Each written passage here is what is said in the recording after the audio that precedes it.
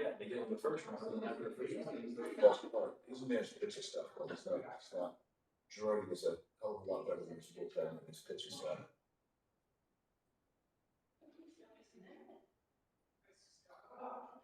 See what the rookie does tonight. We'll see. Last week was a big moment. He pitched against Boston, New York. That's a big one.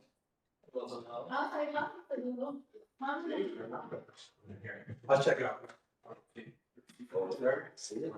As always. You guys been sleeping, guys? Oh. How are you? Good to see you. He was wrong. Shouldn't say. Maybe I'll catch a fire. I'm watching. You need an assistant.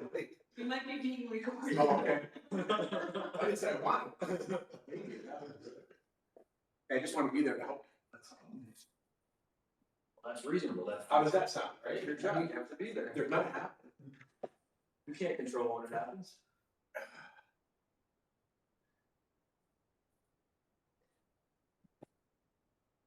I talked to my uncle this morning. I told him I was going to be here. He goes, I missed those. I think he came to every one last year. I feel like it's dark. Does anybody else feel like it's dark? We're just gonna figure out how to get that FS1. FS1 at 7:05 will be fine. You get it on that TV. Listen. Oh, game.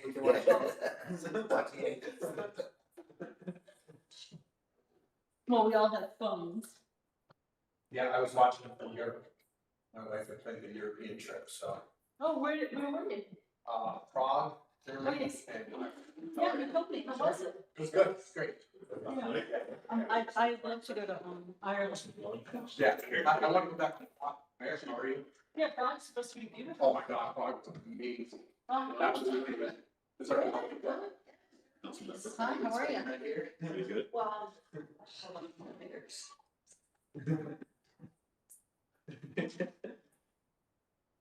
I brought snacks. Midnight. Bye.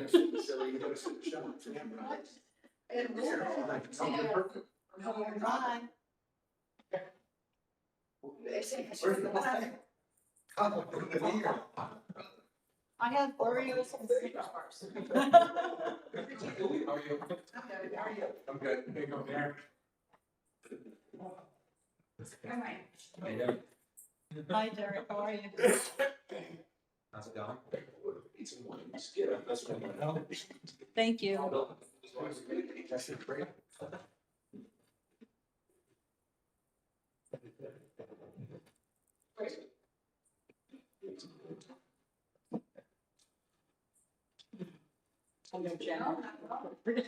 There's no way. You have like. Yeah, I've seen it before. Oh, that's tomorrow.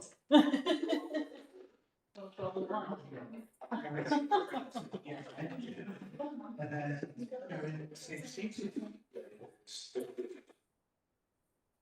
Sort of force it. By 5:30, we can leave.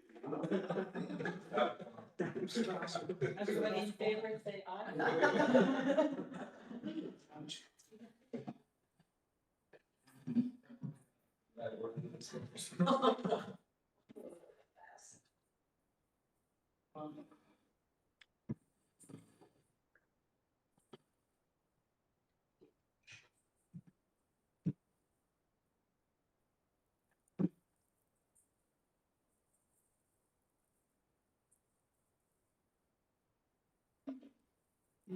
Needs to.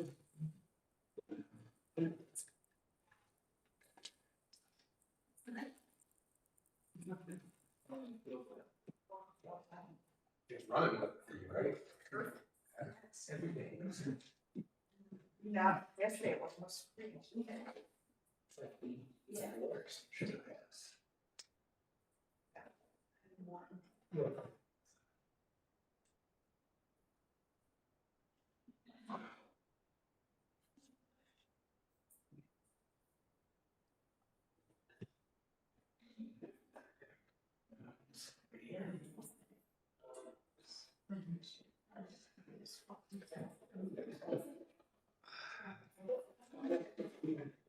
Usually we go there. No, just.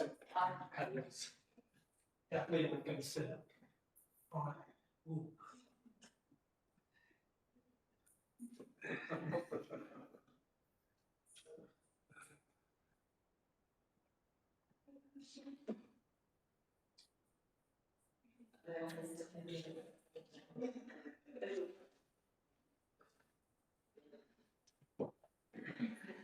Hello, usually is that provides food for these. You stay for a head count first. Things that go good.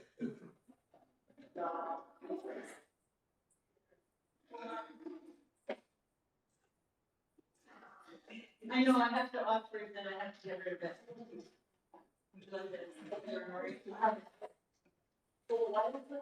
Because they want.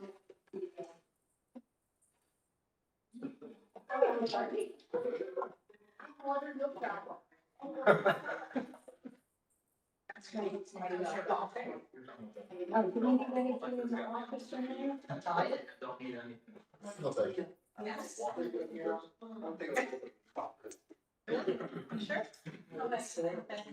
Are you good? Everyone, I'm gonna start recording.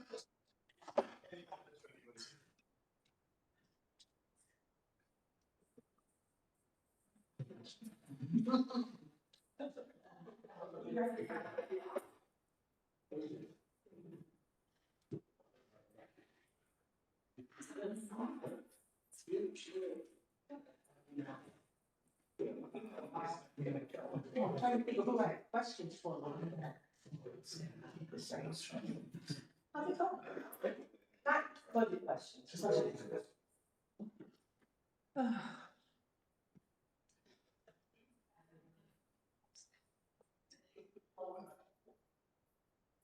Hey, I got a little question for you.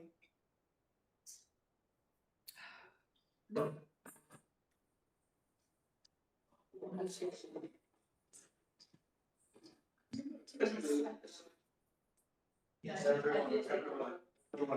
Good evening. I did take it. Good one? That's good. I did bring the phone.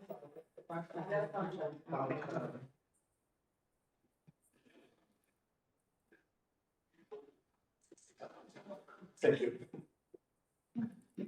Derek, you got a copy for everyone? Yes, yeah, there should be a packet, right? Okay. Here, Chris. That's okay. This is the. We're gonna go up, with published articles. We have it. Well, he wants some more. Okay, well, I bought one too, but I thought it started with. you ready for this? I'm a donkey. I'm doing your bangs and that. Thank you. And then it's like this. Yeah, there's no one hold it. No. There's one here. Published council. Yeah, there's. Wait, hold on, Do you want hold on. to take one back, the copy? Maybe you have one. I do.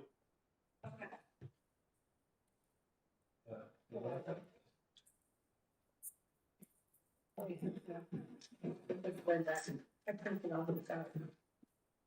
Me too. All the questions you need? Well, yeah.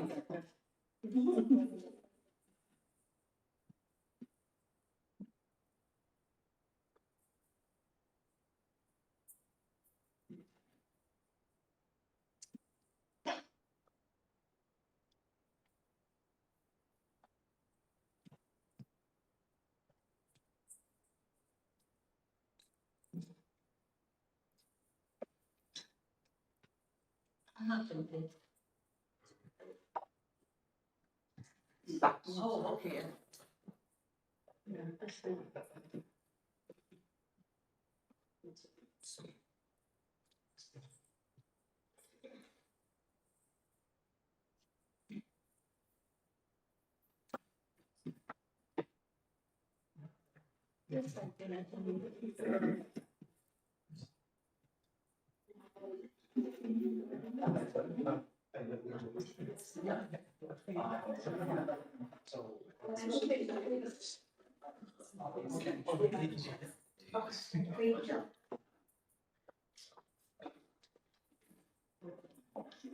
We're gonna go this.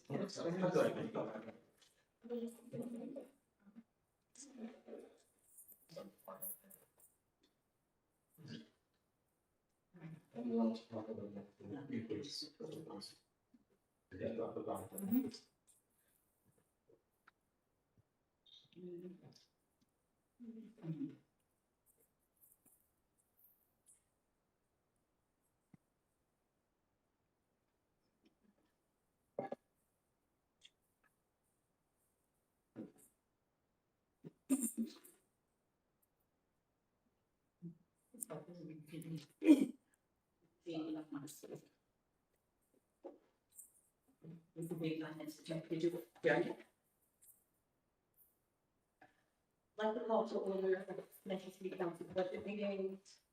Under the finance committee, today is Wednesday, October 8th. Right? I'd like to turn it over to the chair. Thank you, Madam Chair. I would like to call the Finance Committee to order.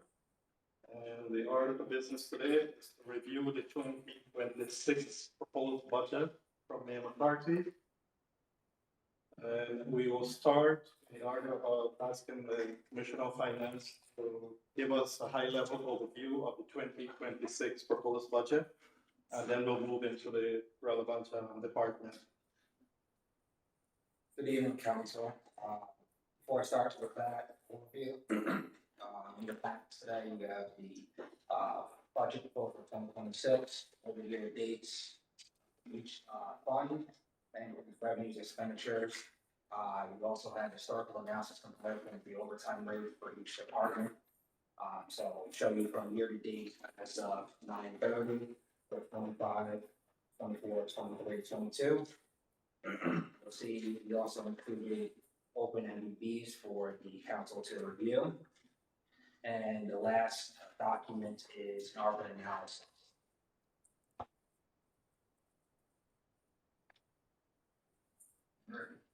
I'll start with the general fund, just a few key items.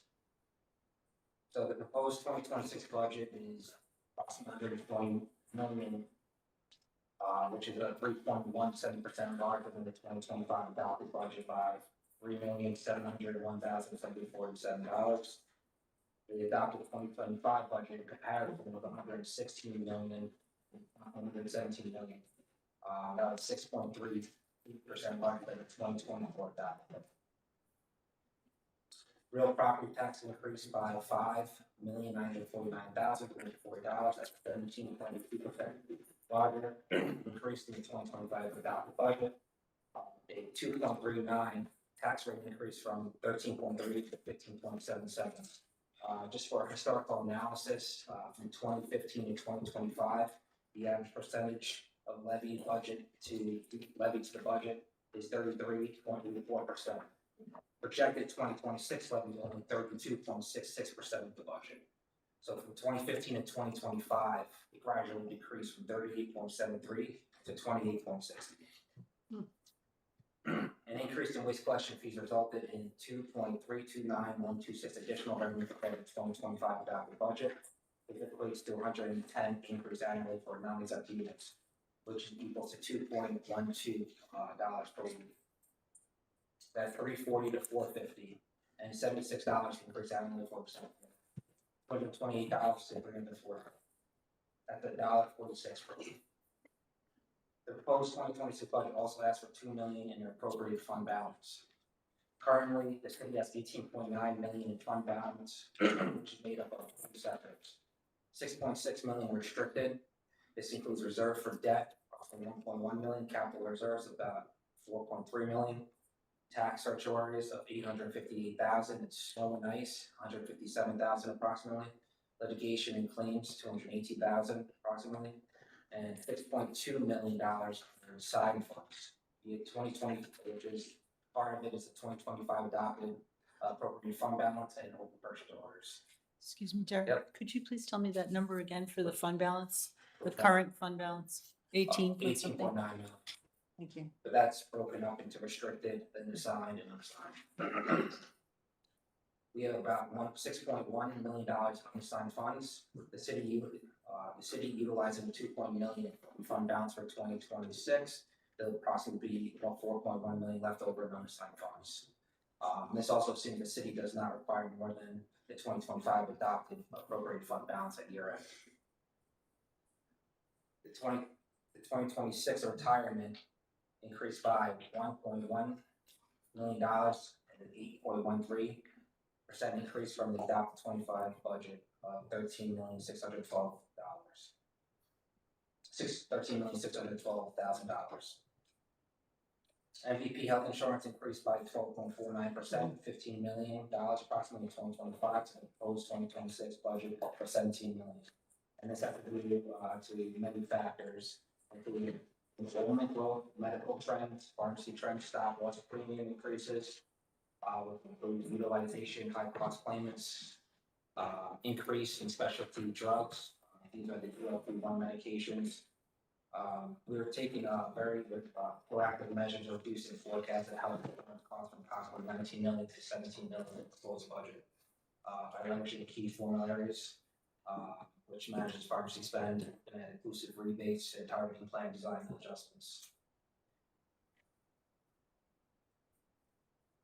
The 2026 proposed budget debt service increased by 6.79%, resulting in 632,000 additional costs. That's 9.3 million to 9.9 million.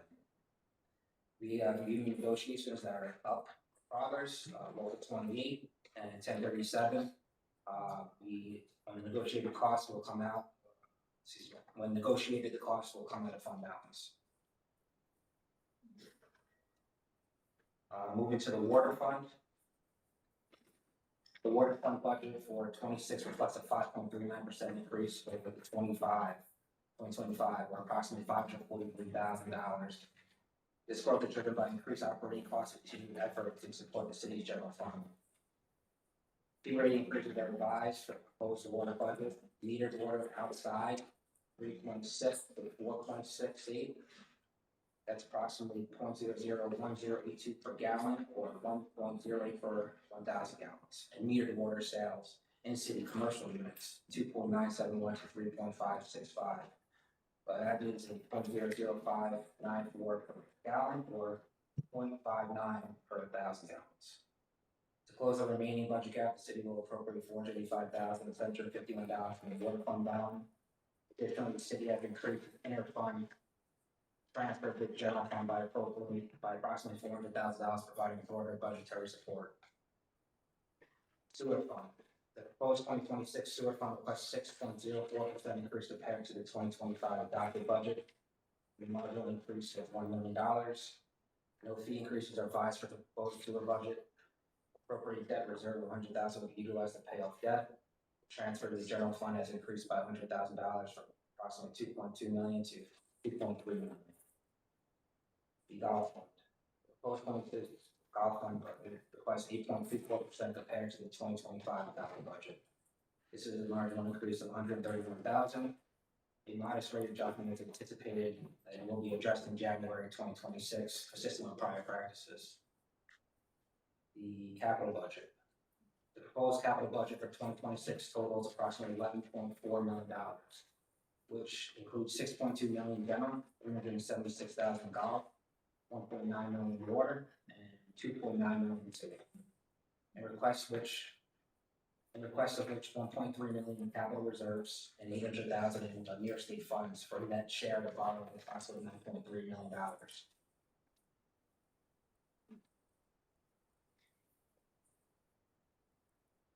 Thank you for that high level overview, Commissioner Clemens. We'll now go into the detail of the revenue. We'll start with revenue and then we'll probably. Yeah. Thank you. Is it possible to be able to get? Oh, sorry. I was gonna. Can you please provide council members with a copy of that overview?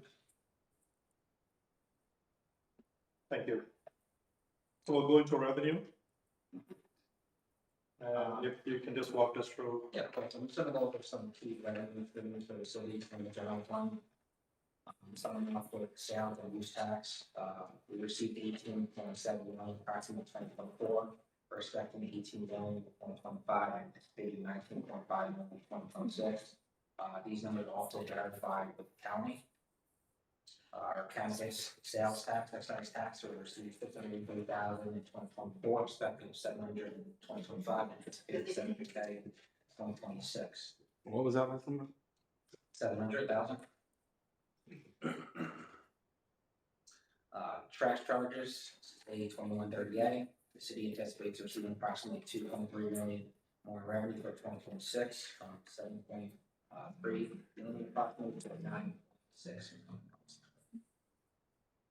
The excess waste fee, this revenue has been removed as no legislation has been passed. Fines, parking, city has received 640K for the budget. 640K budgeted 910,000 for 2025, anticipating the same figure in 2026. We have a new revenue code speed sign cameras for schools. With analysis from the police department, we're estimating approximately 2.3 million for 2026. The bus profiles, we're estimating 400,000 for 2026. Sale of homes, the houses A2660A, we are anticipating $3 million in revenue for 2026. Per capita state aid, A3089K, the DOC, $1,205,994 in 2026. Just for some context, the city has received the same amount in 2015 to current 2025. Anticipates that same figure in 2026. Which one was that again, please? That is the per capita state aid. Oh, A3089K. okay, thank you. We are receiving temporary A30001B, 1.3 million in 2026. There's no guarantee that we'll receive this amount in future years. The casino license fee, A3089H. In 2024, the city received approximately 3.9 million in revenue, anticipates 4 million at the end of 2025. There's budgeting 4.1 million in 2026. And again, this is based off the county funding as well. The appropriated fund balance, A5999, proposed 2026 budget also asks for 2 million appropriated fund balance. Currently, the city has 18.9 million fund balance, which can make up to 6.6 million. I discussed this earlier during the key overview. So again, if the city utilizes 2.2 million in fund balance, approximately 4.1 million left over on the side fund. And this again, this assumes that we don't require more in 2025. Federal COVID assistance, ARPA A499. As everyone is well aware, there's no more funds remaining in 2026. Are there any questions with regards to the revenue? I'm just making sure, my questions got answered in advance, so I just want to make sure I don't have any additional questions before we move on. Go ahead, please. Under A1170 franchises, I know it's like electric, solid waste, what specifically is that, the 720,000? Alright, what was that? Under revenue, yeah, franchises. What's the number? A1170 franchise. So I know we get some utility those receipts, but 850, I was just wondering, is it electric, cable, gas, solid waste, what specifically are those? I would have to do with detail, look and see what we're seeing. Okay, So I think that is some question, we'll get back to you. thank you. Go ahead, please. Well, it doesn't have a code yet, it's just called new. It's on page 12, the strive limit. Could you just give us a little explanation of that, please? So that's through the police department, so I don't know if they're currently in the room. And maybe we'll give you a further detail into that, correct? Thank you. What line is that again, please? It doesn't have a line, it's on page 12, it says new. Oh, no, oh.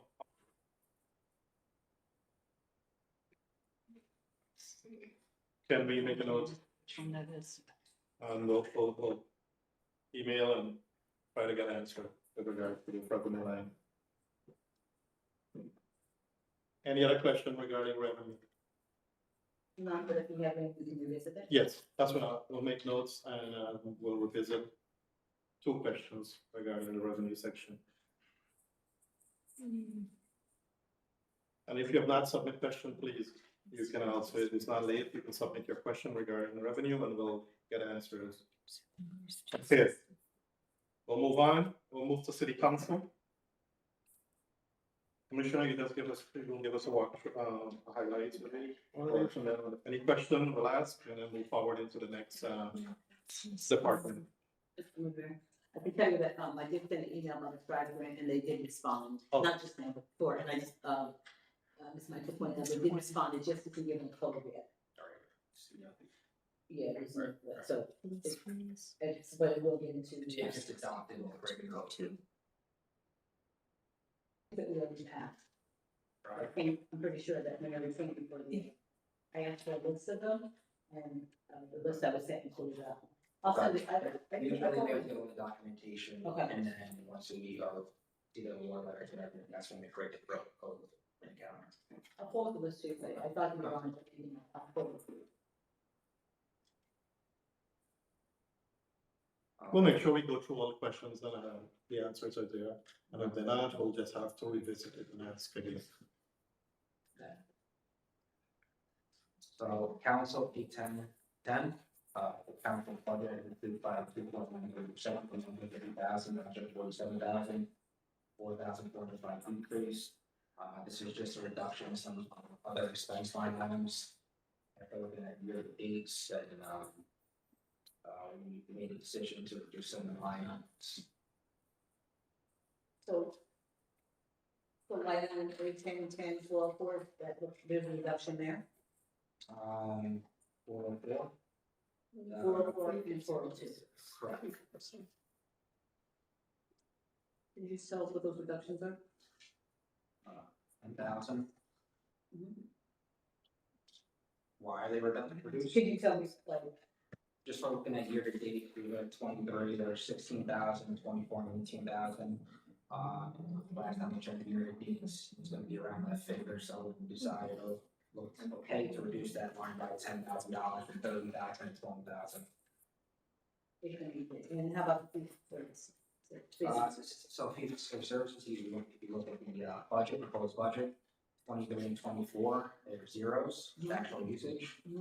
So we felt that we could reduce it by another 2,005. Do we have the year to date on that one?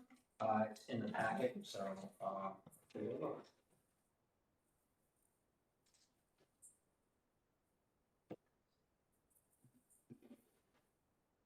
World services, $0. Are there any questions? Well, seeing none, we'll move to the mayor's office, 8, 12, 10. Okay. The total mayor's office increased by 3.29% from 395,000 to 408,000, a $13,000 increase. There's increases due to one to the executive salary for the secretary to keep in line with the chief's executive secretary. And $3,000 stipend for the director of operations for work completed outside normal working hours. Go ahead, please. So you're saying for the executive secretary to keep in line with the police chief's executive secretary, and fire chief's executive secretary? Okay. Are the duties similar? And how about the length of service? Was that taken into consideration as well? No, that was not. We have different duties and services, so it would be hard to gauge that. But I thought the gauging was based on making it similar based on the fact that it both executive sectors. Is that understand?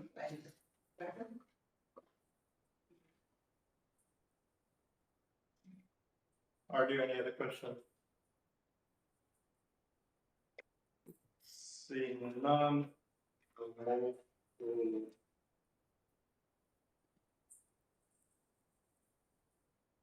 let's hold finance, so let's do the receipts. And then we'll be over here and HR and then over there. Unless you guys want to sit with us, continue through this planning process. So we'll do our receipts, and that is on page 60. Just quick overview for receipts. 1325, the total receipt budget increased by 10.97% from 339,000, approximately to 376,000. All right. Let's- You just want to give us a good view in department. Did you have specific questions? No, just, you can just give us an overview of what's happening, and anything that we know, not know about, we don't need to talk about. Similar to last year. We Yeah, did this. there's really not a lot of, huge changes. I mean, we did try to trim down, some of the expenses, postage, even though it's been going up, we've, bring that back a little bit from what I proposed. I think it'll be, I think with the more foreclosures that we've had, we've been sending out less delinquency notices because where people are paying, but it's still sizable, so we have to take the rates into consideration. My real estate tax specialist salary was, raised by an MOA, that was retroactive to January, so that we see that, we don't there. And then we have longevity increased this year as well, so that did affect a few of us as far as that increase. Overall, it's pretty small, very small. Are there any questions?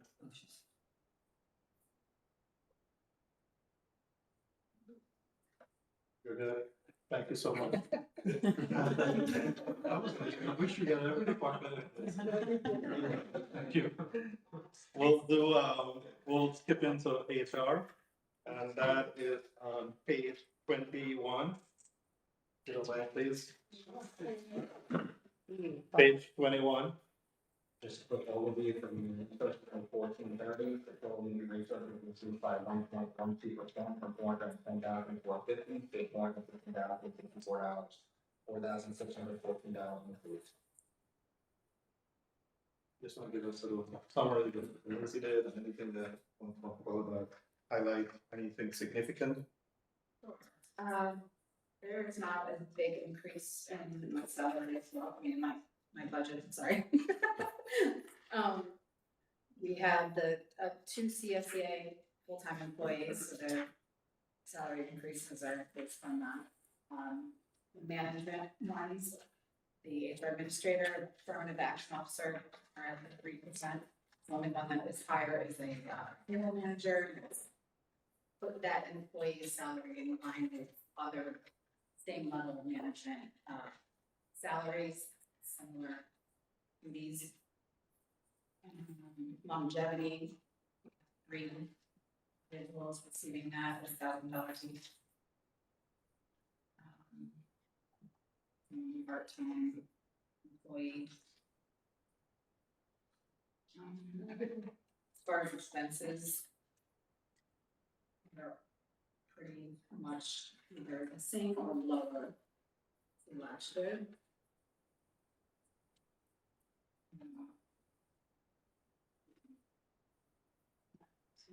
Per diem salary, is that a part-time person? Yes. Are there any questions? I mean, sir, I'm sorry. Go ahead, please. So in terms of the salaries of those, what increases are there, percentage of increase on the salaries? 2% is there? The salaries for yourself specifically don't for the resources. Yes, right. So there's certain positions within there that are CCA that are being contractual. So if you do see a large jump from 25 to 26, these 25 numbers are from the 24 budget. So the increase in 2025, so they have this, it doesn't reflect the increase they received in 2025 plus the increase they're receiving in 2026.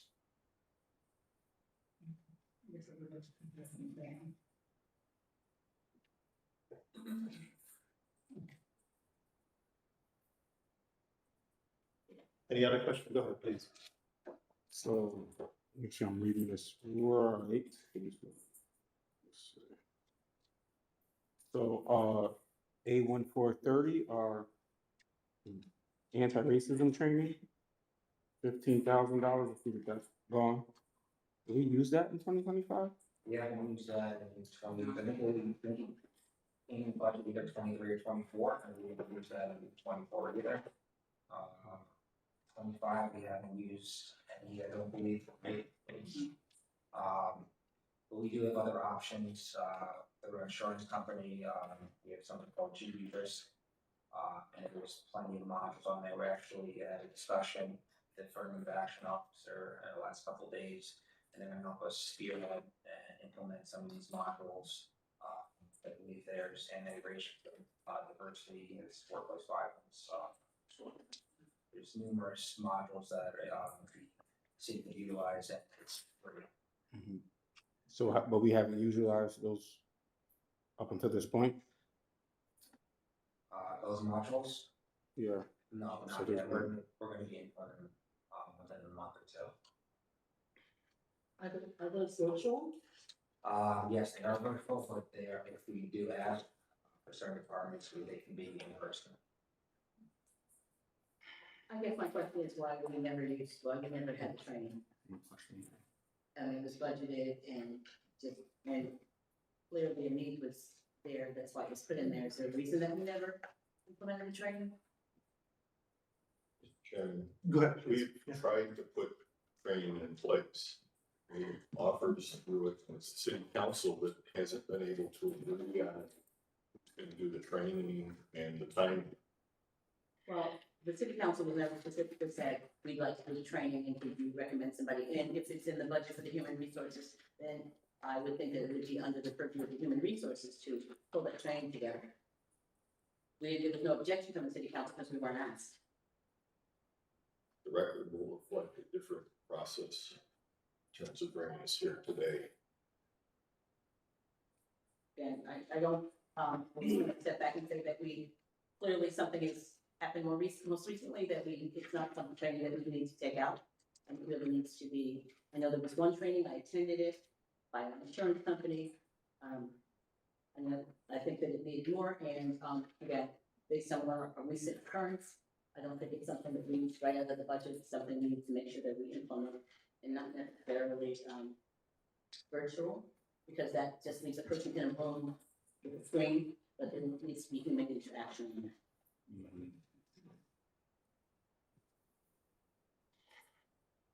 Are there any other questions for HR? Seeing none, thank you so much. For the rest of the evening. We're gonna move into law. Unless our corporate council would like to step it up for the rest of the evening. Okay. Next question. Page 20. Just a quick overview, a 1420 for law. Total office, 5 people, down 30% from 970,000 to 949,500 to 28,710 difference. Good evening, council members, mayor. Budget has reflects, corporation counsel salary, a deputy, full-time deputy corporation counsel, and a full-time assistant corporation counsel, as well as one part-time assistant corporation counsel. So rather than have multiple part-time assistant corporation counsels, we've switched to a model of having 3 full-time attorneys and 1 part-time attorney. In terms of the office staff, the records access officer position remains. The code enforcement specialist line has been replaced with a paralegal 2 line. Confidential secretary received an increase of about 3%. And there's an IPS group would receive an increase per the contract. In terms of the rest of the budget, we have postage. We've budgeted a little more for that this coming year. There's a lot of postage because of the foreclosure mailings that we have to do. Administration expenses, advertising, fees for services. There's no budget for travel or conferences. $85,000 for outside legal counsel. $40,000 for litigation costs and expenses. $4,500 for supplies, maintenance agreements, and then there's a zero for tuition reimbursement. And that is our relatively simple budget.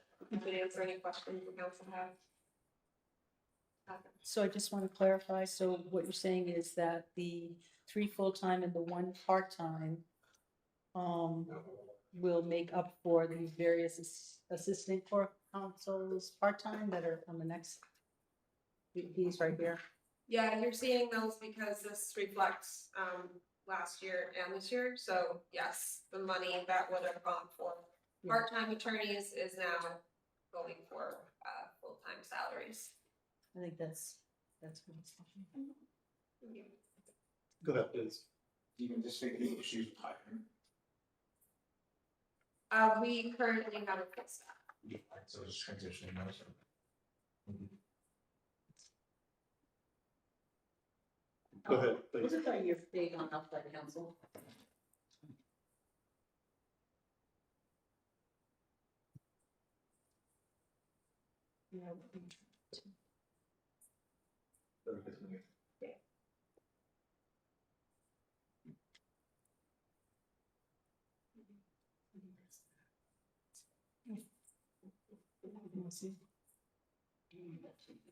You're looking at 440 or 442? I'm looking for 440. like, 440, yes.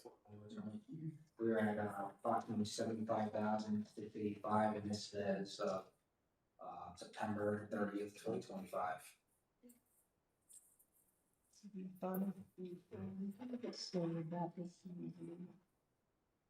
Are there any other questions for Corporation Counsel?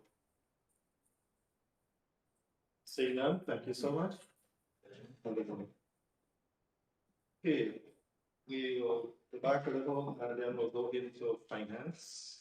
And we'll go through, Commissioner will just go through what. Before, do you want to go through reductions and claims and Oh, questions here? sorry. That's good. So let's do judgment and claims.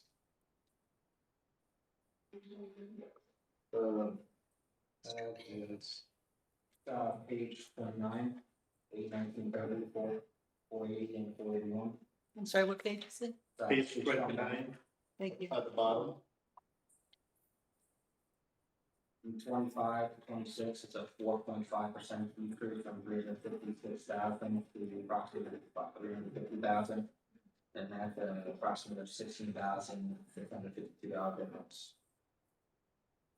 So judgments and claims has been increased to 300,000. Certiorari actions has been decreased to 50,000. Reducing the total budget of judgments and claims 50%. Go ahead, please. yes, could you, based on the tax rate that we get, could we, I'd like to know how we determine that it's going to be reduced? How the determination was made?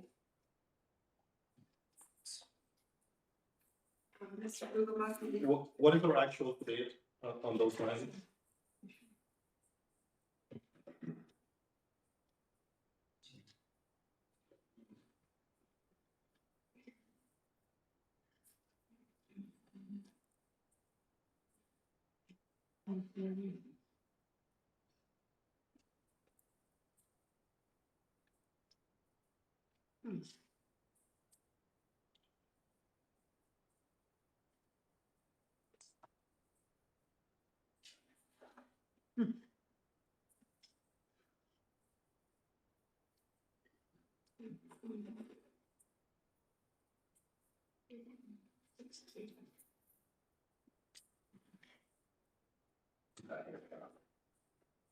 1930, we have currently 0 year to date.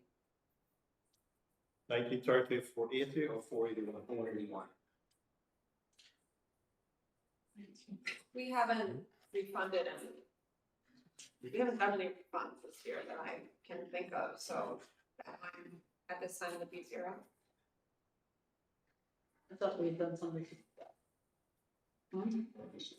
But yeah, at least one, I thought we did at least one, but, One Broadway Tower. no, one, tax refund. Yeah, the only one that I think of is One Broadway Tower, which is currently adjourned. And so nothing has been paid out and nothing has been settled on that case.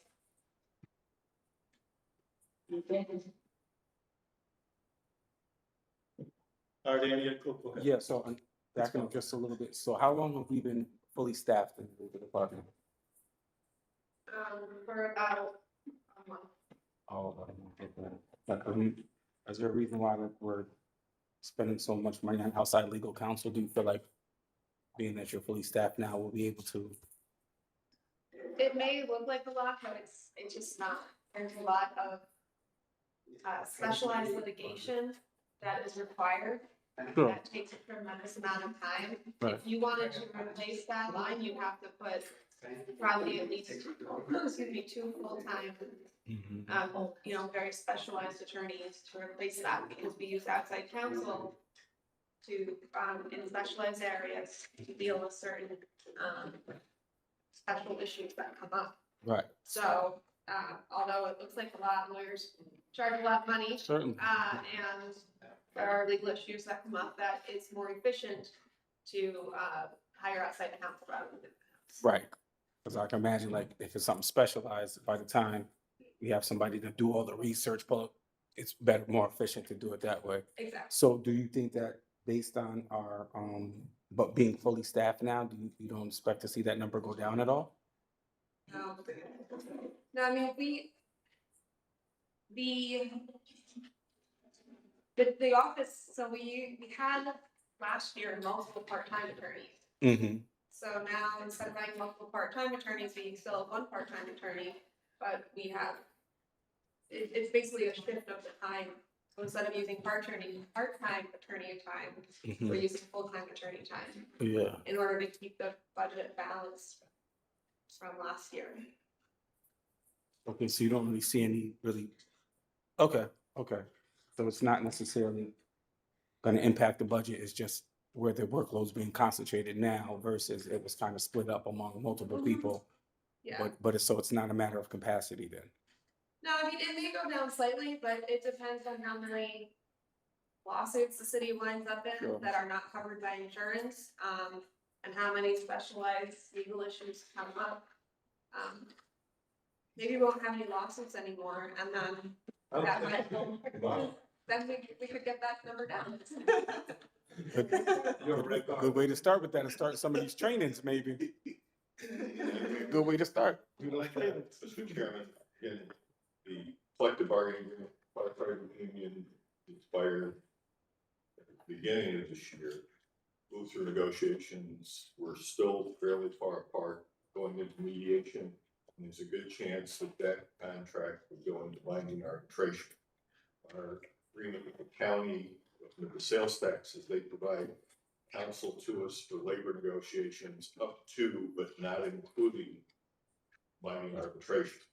That would be expensive, and this budget reflects that, and it's just the reality of what we're dealing with. In terms of outside. Correct. Counsel. Okay. Go ahead, please. Just expanding on your definition of specialized skill sets, does that reflect skill sets not currently captured, or is that a general term addressing like another category all in itself? I mean, it means specialized, counsel, so, like, what I meant by that statement is, like, for example, we are in extended litigation with another municipality over, is it sewer or water, there are things that come up that, like, for example, we needed, an attorney to handle a very specialized assessment issue That was, that we hired a law firm with an attorney that has handled those kinds of cases in the past. Like normally we handle tax certs in-house. This is a tax cert that the city had to bring itself against another municipality. So there are just things that come up. There's the arbitration, there's contract negotiations with unions, trying to think of what else. But there's various issues that come up that are dealt with from day to day, and that's the reality of the day to day. Any other question for Corporation Council? Seeing none, I think this one, thank you. All right. So we'll back up and go back and go into finance. Commissioner of Finance, can you walk us through starting from finance admin, page 14? And we'll work our way through all the finance categories.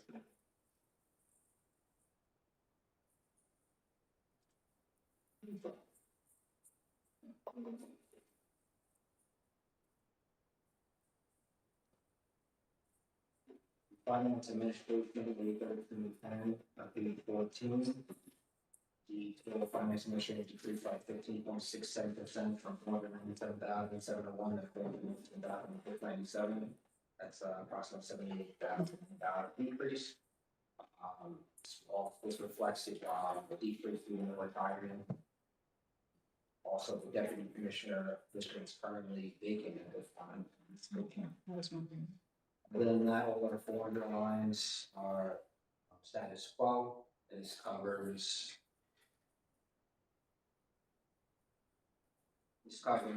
audit or any fees associated.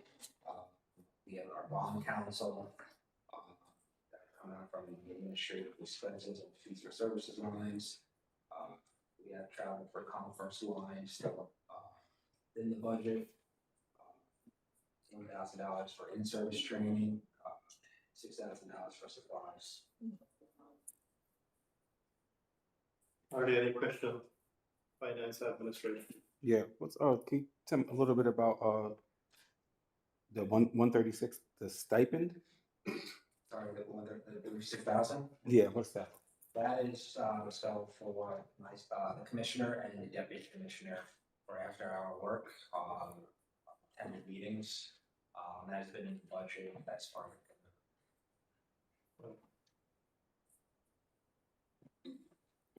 Go ahead, please. Hi, the open position, the deputy commissioner, do you think that you will be, trying to fill that, or? Yes, we went through an extensive process. Unfortunately, we didn't find the correct candidate for the position. We'll probably open it up in 2026. Hopefully we can get that filled. We do need staff. Working on staff and really do the finance department. Thank you. Go ahead, please. You said these service covered. It's multiple things with the majority is the audit services that we have on an annual basis.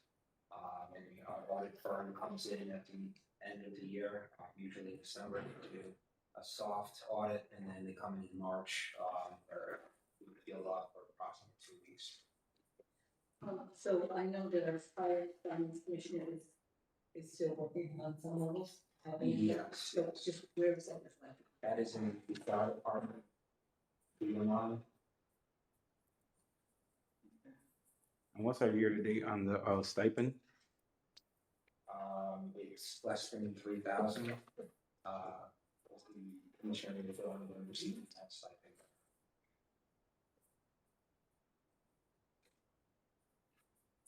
Are there any questions, finance administration?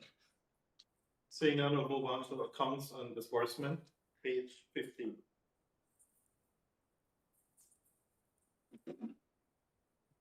The accounts and disbursement, A1315, increased by 11%, 351,114 to 396,40, approximately a 38,000 increase. All positions are filled within this department. The majority of the increase is due to contractual raises, through CC union, as well as a management increase. The 100 lines and the 100 lines are again basically status quo, so we did nitpick some of the lines and reduced accordingly.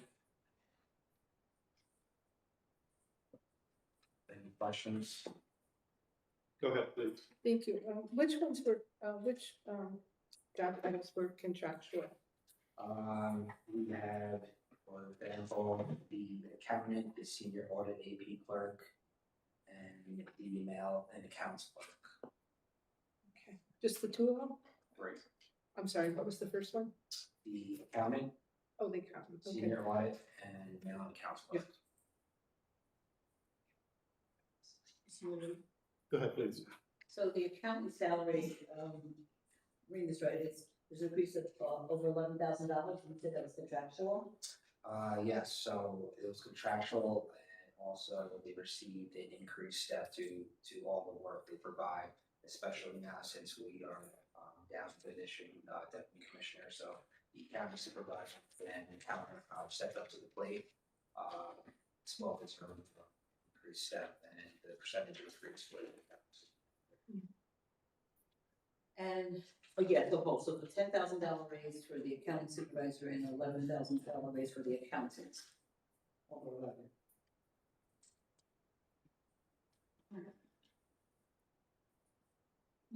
Was the mail and accounts clerk an ARPA position before? I mean, did we pay for it last year out of ARPA?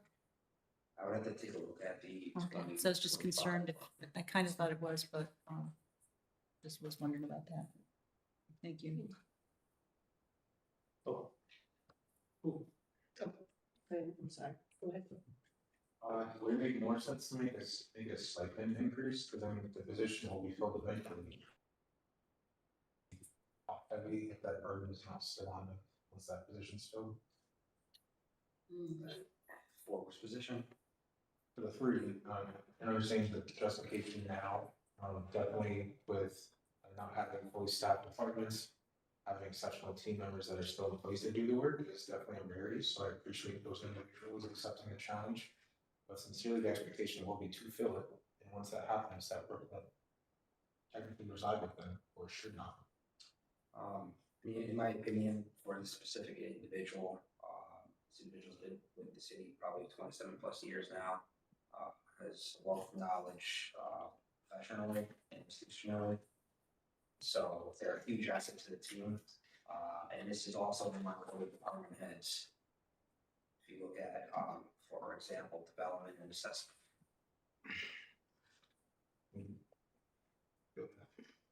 There hasn't been a junior accountant, are we looking to put someone in that position? No, not at this Okay. time.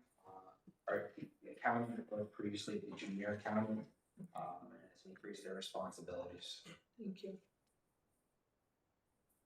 Are there any other questions? So right, yes, so Go ahead, because right now there's a hiring freeze, and so would that impact you trying to hire people for these positions? For the deputy commissioner, currently we're not looking at this point. I'm not intending to do it until we go through the budget process. Any other questions? We'll move to page 29, unallocated insurance.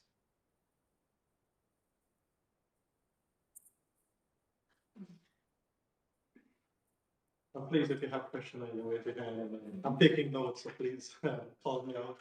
I would appreciate it. Because I'm trying to keep up with the minutes also. That's 9. Unallocated insurance 81910. Which says Schenectady insurance increased by 6% from 1.455323 to $1,542,642. Just in comparison, for 2025, increased by 11% from 1.3 to 1.4. Are there any questions regarding the unallocated insurance? Seeing none, we'll move to the next page. On the top of page 30, undistributed expense, other miscellaneous undistributed expense.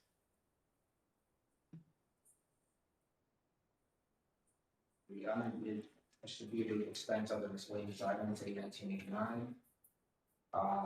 The tight budget, as everyone knows, we removed the senior center, from the budget currently. The total undistributed expenses, increased by 19.15% from 355,000 to 423,000, $68,000 increase. I believe there was a question about contingency that was answered. Mhm. You wanted to walk through that again. The majority, the council from our loans. Sorry. All right. Now, Patrick. Mhm.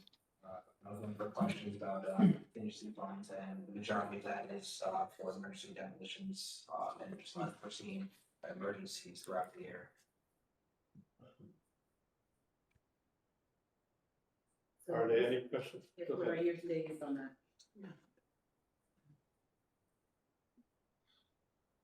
I'm sorry. Yeah, it's with the year to date on that. Oh, yeah, okay. Maybe just tell us the page too on that one.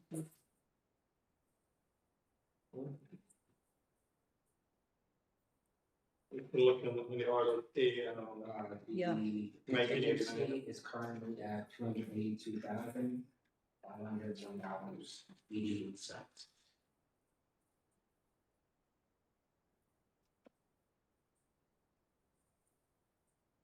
any additional questions? Or I'm missing that.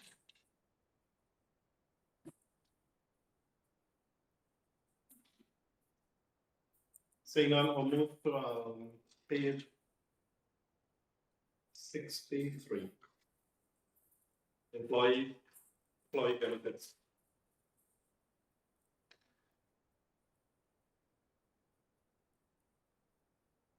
Page 63. Yes. Bottom section.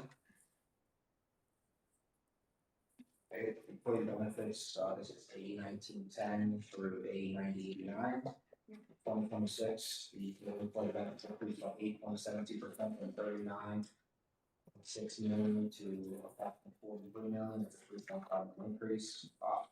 Increase due to retirement figures, which is based off the state's projections and our health insurance variables. The 20 comparison, the 2025 total employee benefits increased by 8.07%. Are there any questions? Yes, under, 840 is an employee drug testing, it went from 10,000 down to 6,000. And is it, well, what is our year days that we haven't been using it? And So if you look at 23 and 24, almost 6,000 for 23, 3,000 for 24. I believe that was in line with those figures for 25. But let me go to the-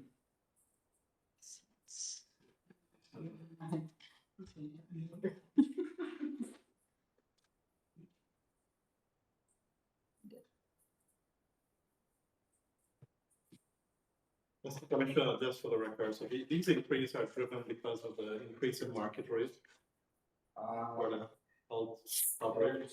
There's multiple factors. There's medical trend with the pharmacy trend, high quality payments. Let me go back. Yeah, that was one of the key. It's in the beginning for the overview.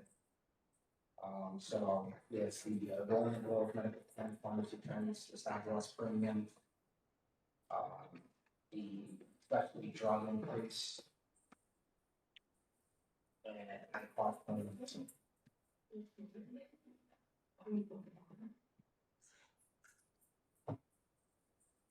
Do you have the performer invoice for these cost increase? Sorry, Do you have the performer invoice for these increase? Or so currently. estimates? Yeah, we do have estimates for these. But currently, I believe we're looking between 18 million, approximately a little over 18 million, for year end for 2025. But we were taking proactive steps to reduce these costs, so we felt pretty confident with nearly a $17 million figure for 2026. Are there any other questions?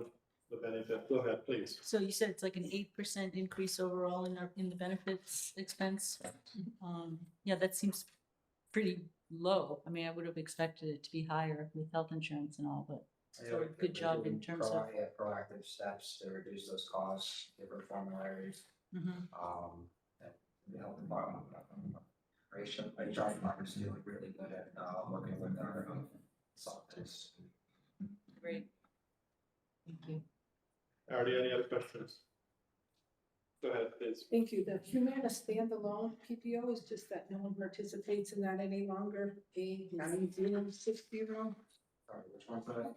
A9060 Humana standalone program. Eight So- 32 so that is, we don't use that anymore, that is now the Medicare Advantage plan. Medicare Advantage, okay. Let me see what, and what line is Medicare Advantage? The one right above, 83280. Or USA Care PPO You- it says. Okay, This so is that, USA PPO. that one up, well, oh no. that's- 400,000. Yeah, okay. Thank you. Are there any other questions for the benefit section? Seeing now we'll move into that service, page 65, bottom section.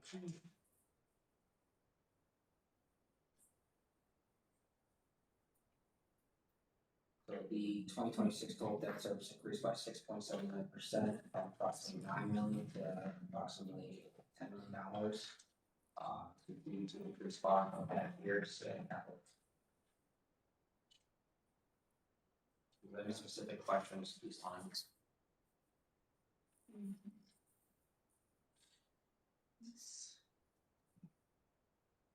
Any question? So, yeah, our interest, yeah, on page 9785, 700, our increase, our interest doubled.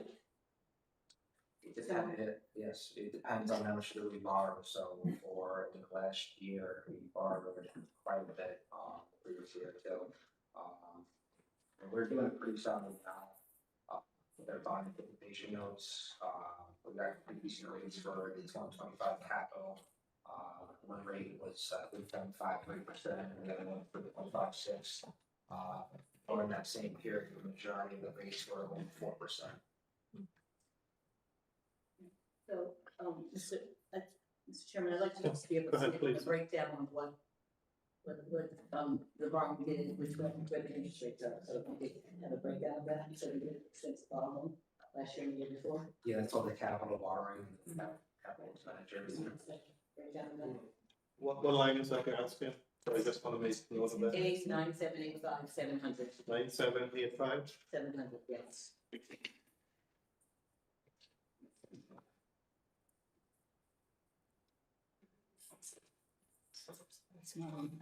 Are there any other questions regarding this? Seeing none, I think we have complete our finance categories. Mr. Chairman, Commissioner, am I missing any? I don't think so. Am I missing any of your categories? I think I captured all.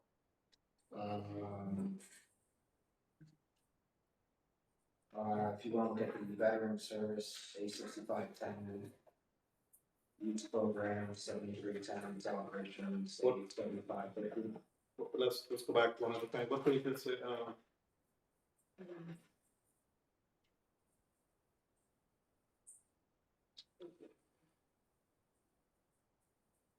Youth program. What page is that? Yeah, can you tell us the pages, please? Page number? Youth programs is on page 55.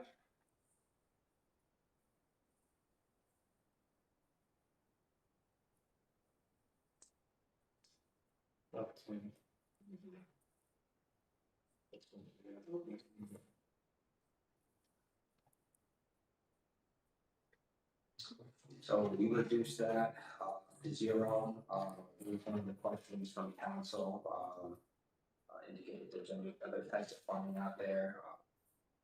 Our director of development indicated there's possible CDBG funding. that could source this. Cover the, not the whole entire amount, like 50,000, but percentage of it. Can the council get a copy of those, documents to show that there is funding available? Under the I CDBG? believe it was sent. She's in the email. working up some of the things so that I don't know if she can give you an exact number now. Go ahead. But essentially designating another funding stream takes away from other efforts that would be better used for. I just feel it's more of a comment in abruptly ending it, without tapering it off. I think send a very negative message, not singularly to our youth, but also to just investment in their continued involvement in the process of the city.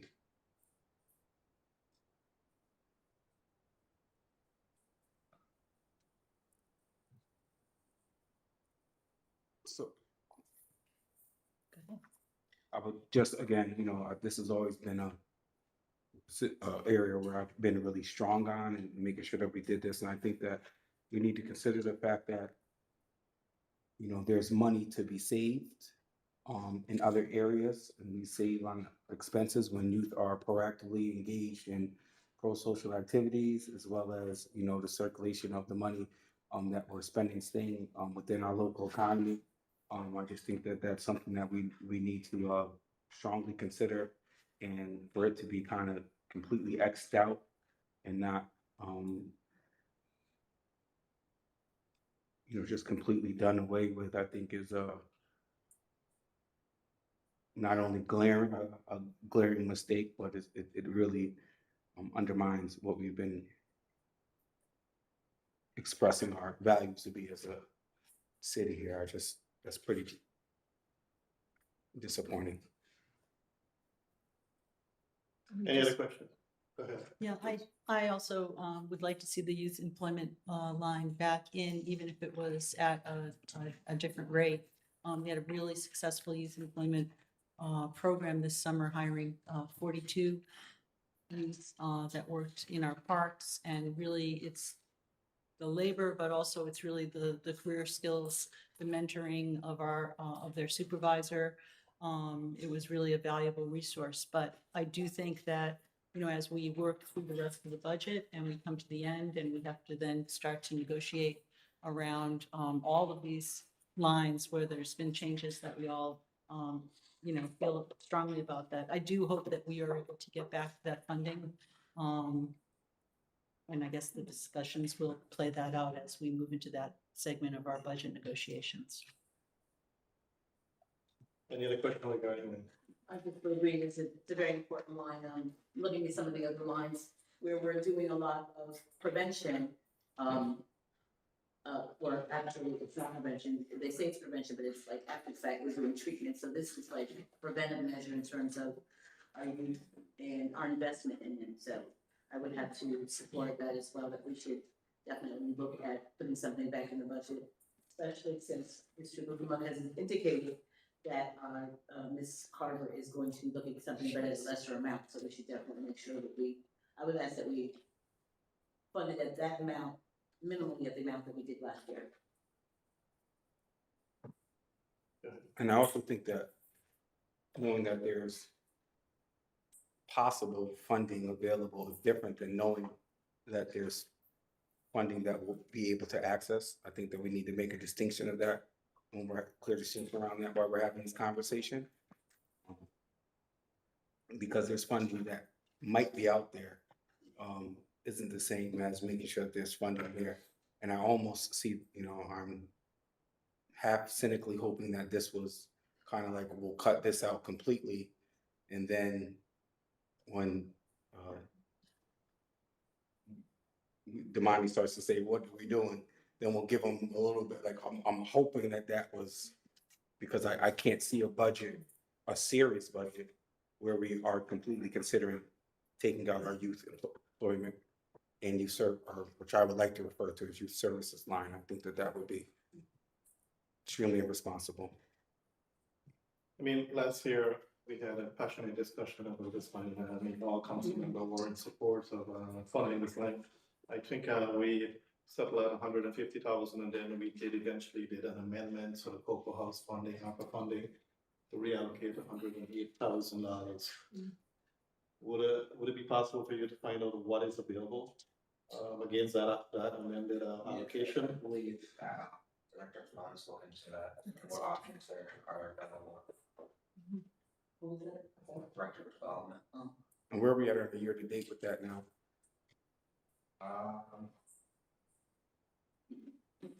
I think this packet is actually all the year to dates, if you wanted to look it up. Yeah, look it up. Actually.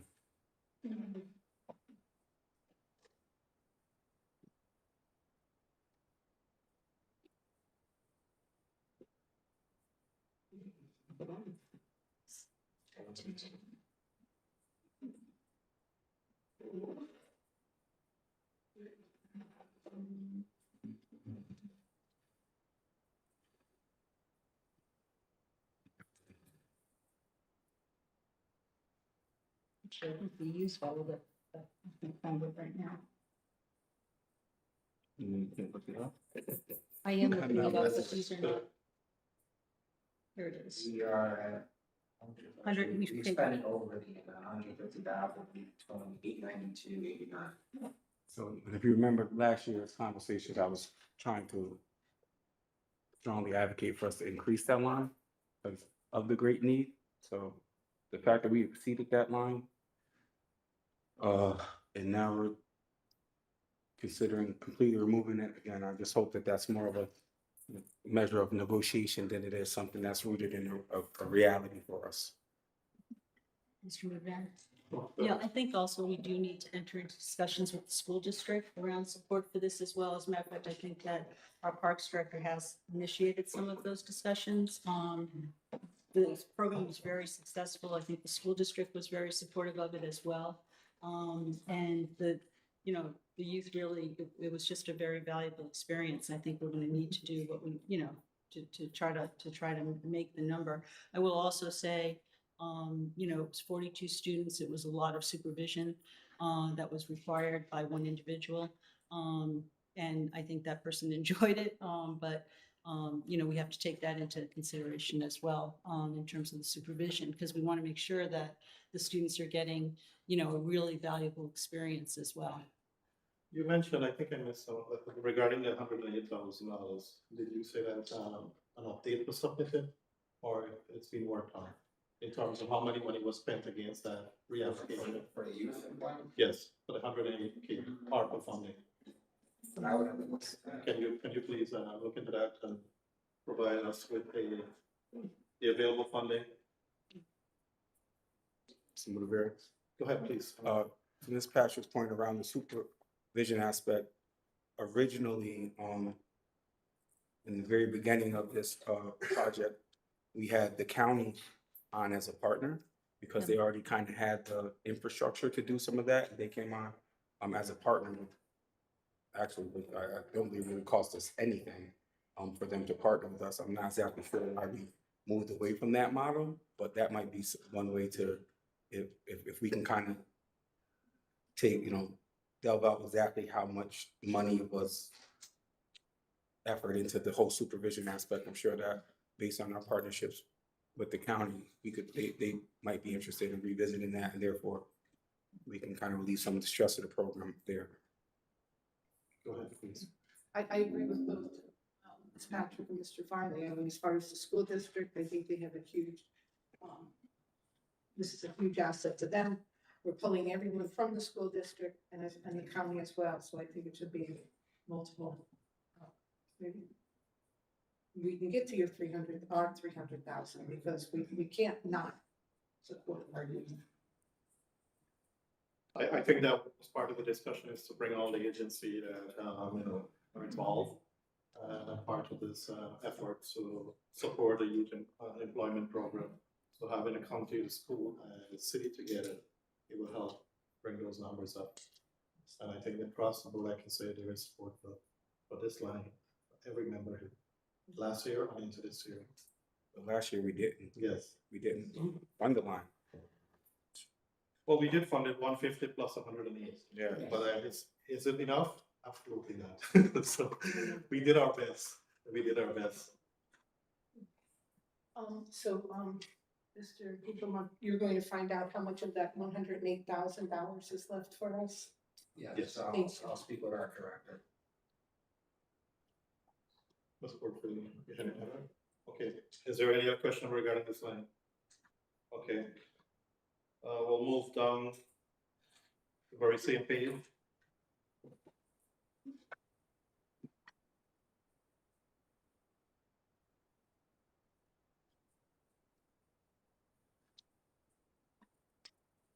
One of the, there's nothing much here to talk about, historical commission.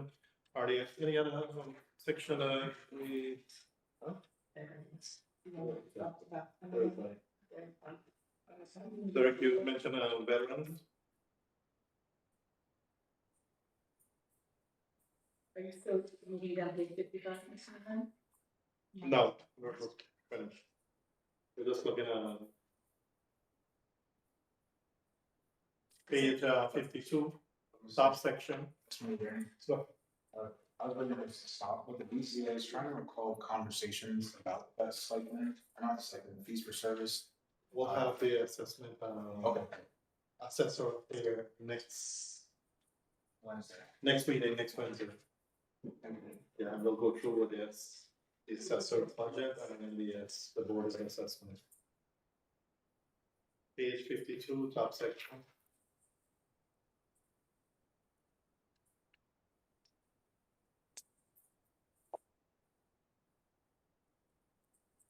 This is straightforward. What portfolio have? Page 52, veterans service. As you can see, there's no change or adjustments, budgeted for 9,000 this year for 2026 and adopted for the same amount. Go ahead, please. Who do we rent those from? So, is that the rental of the post? Who are we renting? I don't know offhand, The but veterans organization, that places in different buildings, and we offset some of their costs.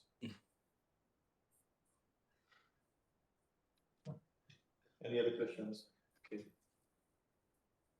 I think this time we complete all the finance. Yeah. We have. So we will go. Police and fire. Services. Oh, this. Damn.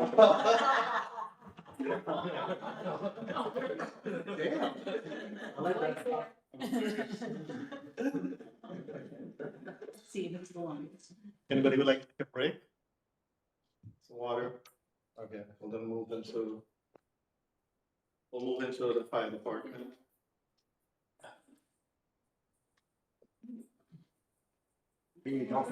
Mayor? a quick overview for the fire department, like 83410. Oh, before, please, page 39. page 39, top section. Ready? Go ahead, please. Yeah, go ahead, give us, you and then we'll have a little bit. The total of the fire department budget decreased by 1.3% from 14 million approximately to 13.9 million. That's 148,000 in approximate decrease. Note, 28 is currently negotiations. Chief, you just want to give us an overview of what's happening there? You're gonna ask me to brag about our department? Yes. So I know one of the questions was, any open positions, so I'll address that real quick here, just to get a better understanding. Right now, we're at 121 firefighters, but that's not realized, that's not boots on the ground, we're at 106 firefighters that are active duty. The 15 are in school, 13 are in Hudson Valley at Paramedic School, and 2 are in Utica Fire Academy. So those 13 we will not see until next December. Okay. Moving forward, we're gonna have 7 known openings by March of 26, and there's potentially 5 or 6 more that may be leaving by the end of 26. So while we just hired 15, we're barely keeping our heads above the water. So there's currently 99 on the line that are answering the call. Other than that, EMS calls are up 3.4%, 10,113 to date right now. We're projected about 13,700 calls. Our readiness, operational readiness has increased. We took delivery of our Lucas automated CPR machines. They will deliver continuous, uninterrupted, efficient CPR. Our new EKG monitors, our last year's capital project, will be in service by next month.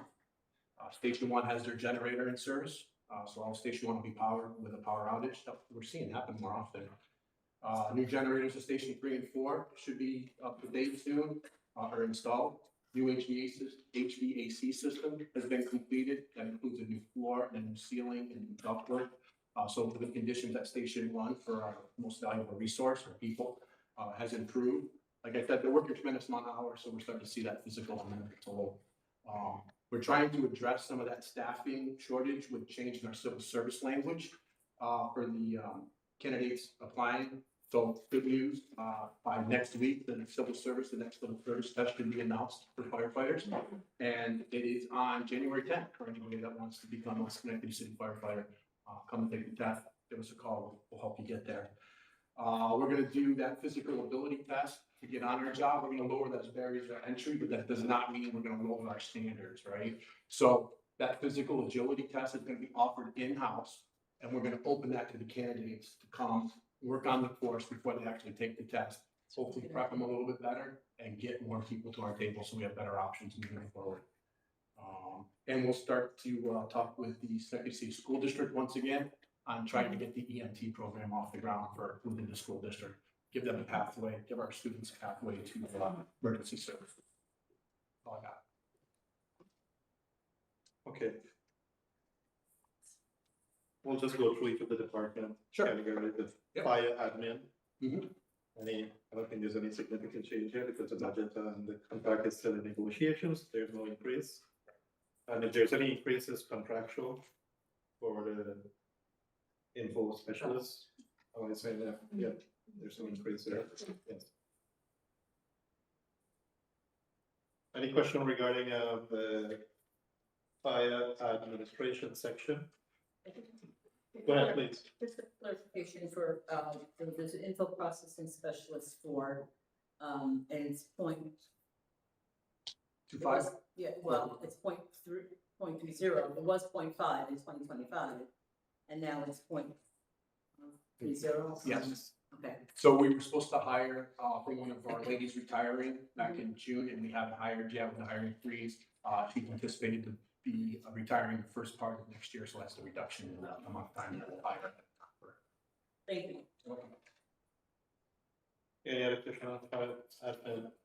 Just, you mentioned that trying to change the language of the civil service. So That's correct. tell me a little bit more about that. So we took away the college credit hours. We'll provide them the college credit hours when they come in between the academy and Hudson Valley. It also opens our options when we hire these big groups, hopefully hire these large groups, that if we have a college requirement, we have, and they wouldn't be able to handle maybe if we say, I'm just gonna pick a number, 20 people, they wouldn't have enough spots for us. So this will allow us to go to a different fire academy, such as the State Fire Academy at Montauk Falls, maybe Binghamton, Westchester County. Yeah, That's the big change, then along with that physical ability test. that sounds so, kind of to your point, you might change the entry threshold, but you're not changing the expectation. Correct. Or the quality. So that's awesome. Thank you. We're gonna invest in our people to get them in the door and invest in them. That's awesome, man. Thank you. Any other questions? We'll move on. I don't know if they could be anywhere in this. Do you know how we compare salary wise to other municipalities? I believe we're low, especially at the starting level. I think the scheme is around 50-some thousand, we're at 49. I don't have the data. Okay, we'll move into emergency medical services, page 40, bottom section.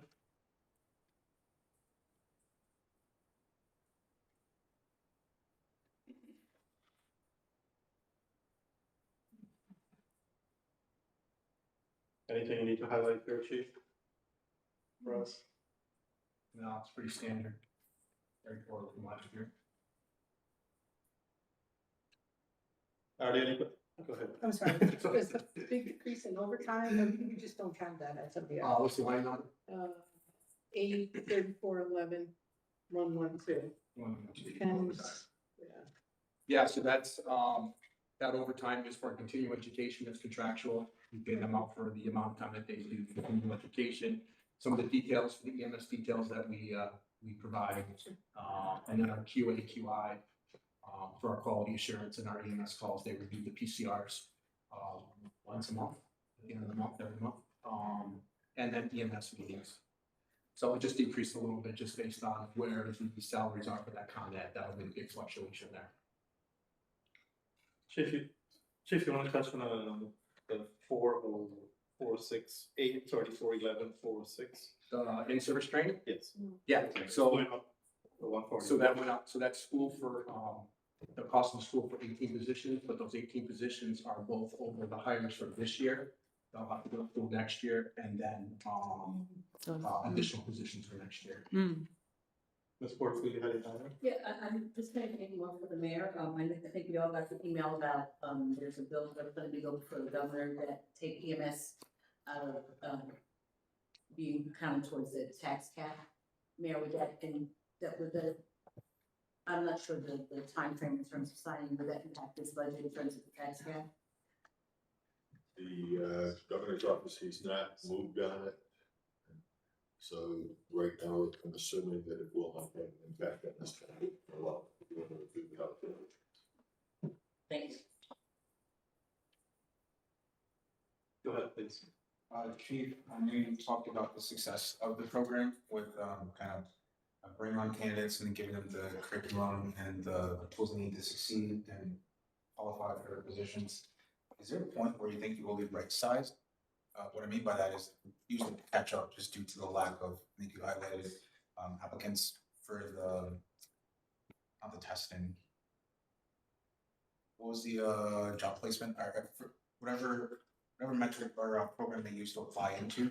I guess my question is there a balance where we'll get to having, like, when we're replacing the outgoing firefighters? Because what will happen similar to the military is you open it to increase your applicant pool, but then as you fill your position, you can become more stringent. So do you see this program as always existing or trying to get us through kind of the lull and hiring? So that's a tough question to answer because I can't predict the future and how many people are retiring. It's definitely becoming a younger job, and we're seeing a lot of that legacy knowledge leave and that experience, and that concerns me because that translates into safety, right? And having that experience to realize, you know, how far am I going into this house fire? Am I getting in too deep? So realistically, maybe yes. You know, we could tighten down some things, but at the same time, maybe we're getting better candidates. Thank you. Any other questions? Seeing none, we'll move to the bottom of page, firefighting, 83412.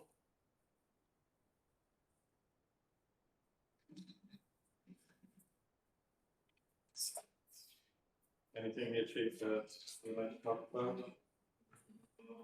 Or highlights, right? The overtime line, the 3412-112. Yep. Yes. So 1.475 million.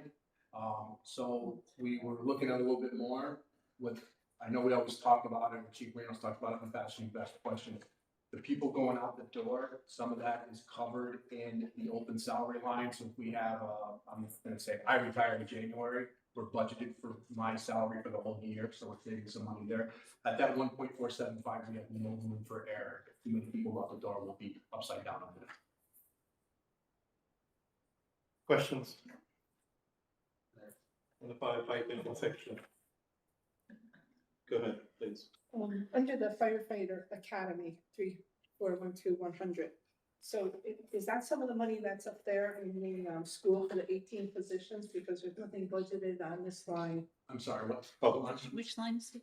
83412-100 firefighter academy. Oh, I Last see. year we budgeted for 147,201. This year you have 0. Yeah, I think she just moved it to a different. Just- Oh, you, okay. Okay. Go ahead, please. Chief, there was always a point of conversation with Chief Marino just talking about the, I don't mean, that was my language, but calls that don't necessarily require, but stipulate you respond to. Is there any way to differentiate those, like, calls where you do have to send a rig or do have to send a staff, but they're for repeat callers, just to identify those who are the, again, for lack of a better word, it's like the users. And is there a way to just identify that community as a way to put other resources to address that ongoing just draining of our system, if that makes sense? Yeah, so there could be a lot of ideas, like one of them would be community paramedicine, but it comes at a huge cost, right? Part of community paramedicine would be to put people on the streets to follow up when you've been discharged from the hospital. Or we came and we see what your problem is and have you taken your medication, right? And just to follow up with that, but that comes with a huge cost to add more people, staffing, you wouldn't send a fire engine, you'd maybe send a fly cars. So there's different ways to address that. I know one of the mayor's things is how can we reduce some of these calls and maybe look at dispatch. There's all kinds of ideas, getting them implemented, and better education is always a hurdle. So we're definitely trying to work on that education component. When to call 911, right? I got a small cut, I don't need to call 911. But if I could just, saying, I don't disagree with you. I think my only just point of concern is, in your budget, there was a cut to the Public Safety Foundation funds. So I think my caution is just where you would place or how you incorporate that education. It's gonna be tough. It's gonna be tough. It's gonna be probably a lot more word of mouth, social media, haven't solved that problem yet. Thank you.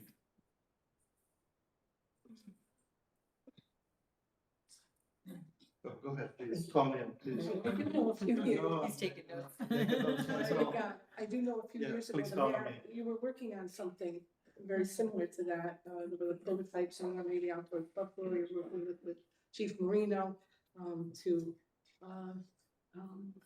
assess the situation and give him an appointment the next day for an urgent care or things like that. Is that something that you're talking about that could be We're too much still money? doing Yes. that, in recent conversations this week with MVP to look at, their whole subscriber base in the city of Schenectady. How do you better manage those? How do you direct people to the appropriate level of service? Most people do not need the full suite of services that are available in an emergency department. Absent trauma, cardiac event, stroke.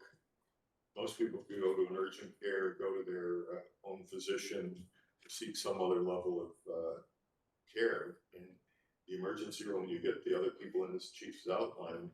It backs up that facility, and sometimes the people who really need the higher level of care get pushed back while they're dealing with people who have lesser medical issues. So Thank you for we continuing are with that. looking at it, Assistant Chief and Chief Whipple actually looked at recently with the company who has the ability, the ability to predict cardiac events from the data that's derived from a normal EKG. Really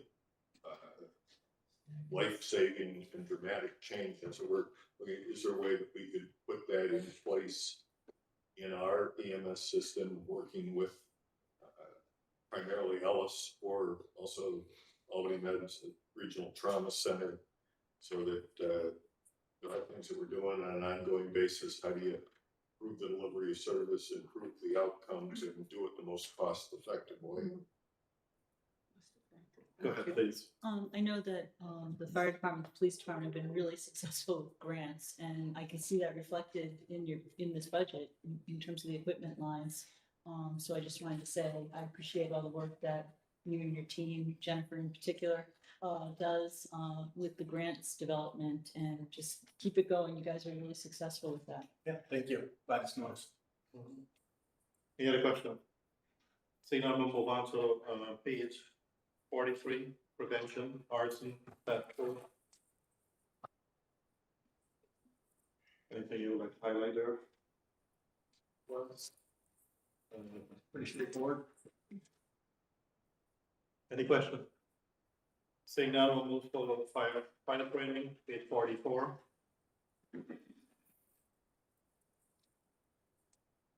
I see a couple of new things there, 34.12, Louis View. That's an overtime line for that firefighter ability test, to have our people come in and proctor that test and train the people, inmates going through that. And the 3414-450, we added in some supplies. We have to build that course. I'm sorry, which one was that? I'm sorry. The supply line, 3414-450 supplies.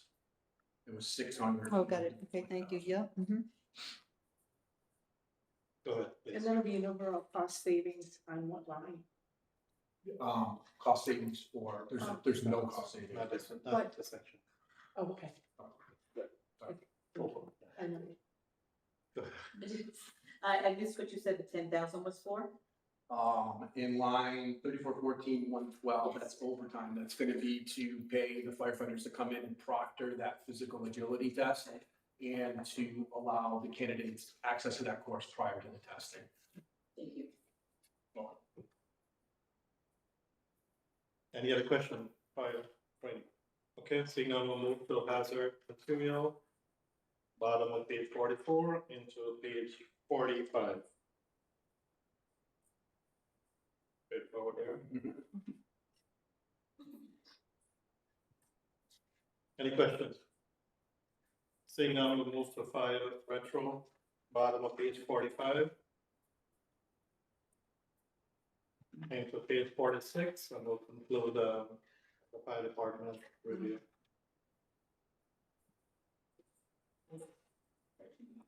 Are there any other questions? Go ahead, please. Yeah, so there's like nothing, the whole section, there's nothing in that. Yeah. I don't know what that, if it's just old lines or. It's all fine. It's all.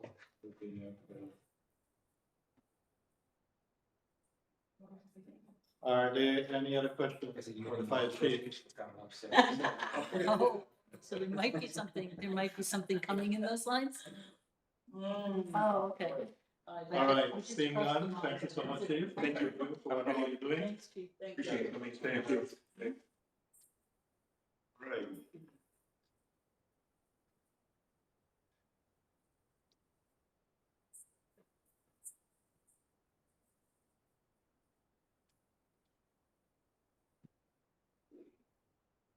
Okay, we'll move into the police department. Sorry, Debbie. Well, how do you guys have, so you guys can keep us, open?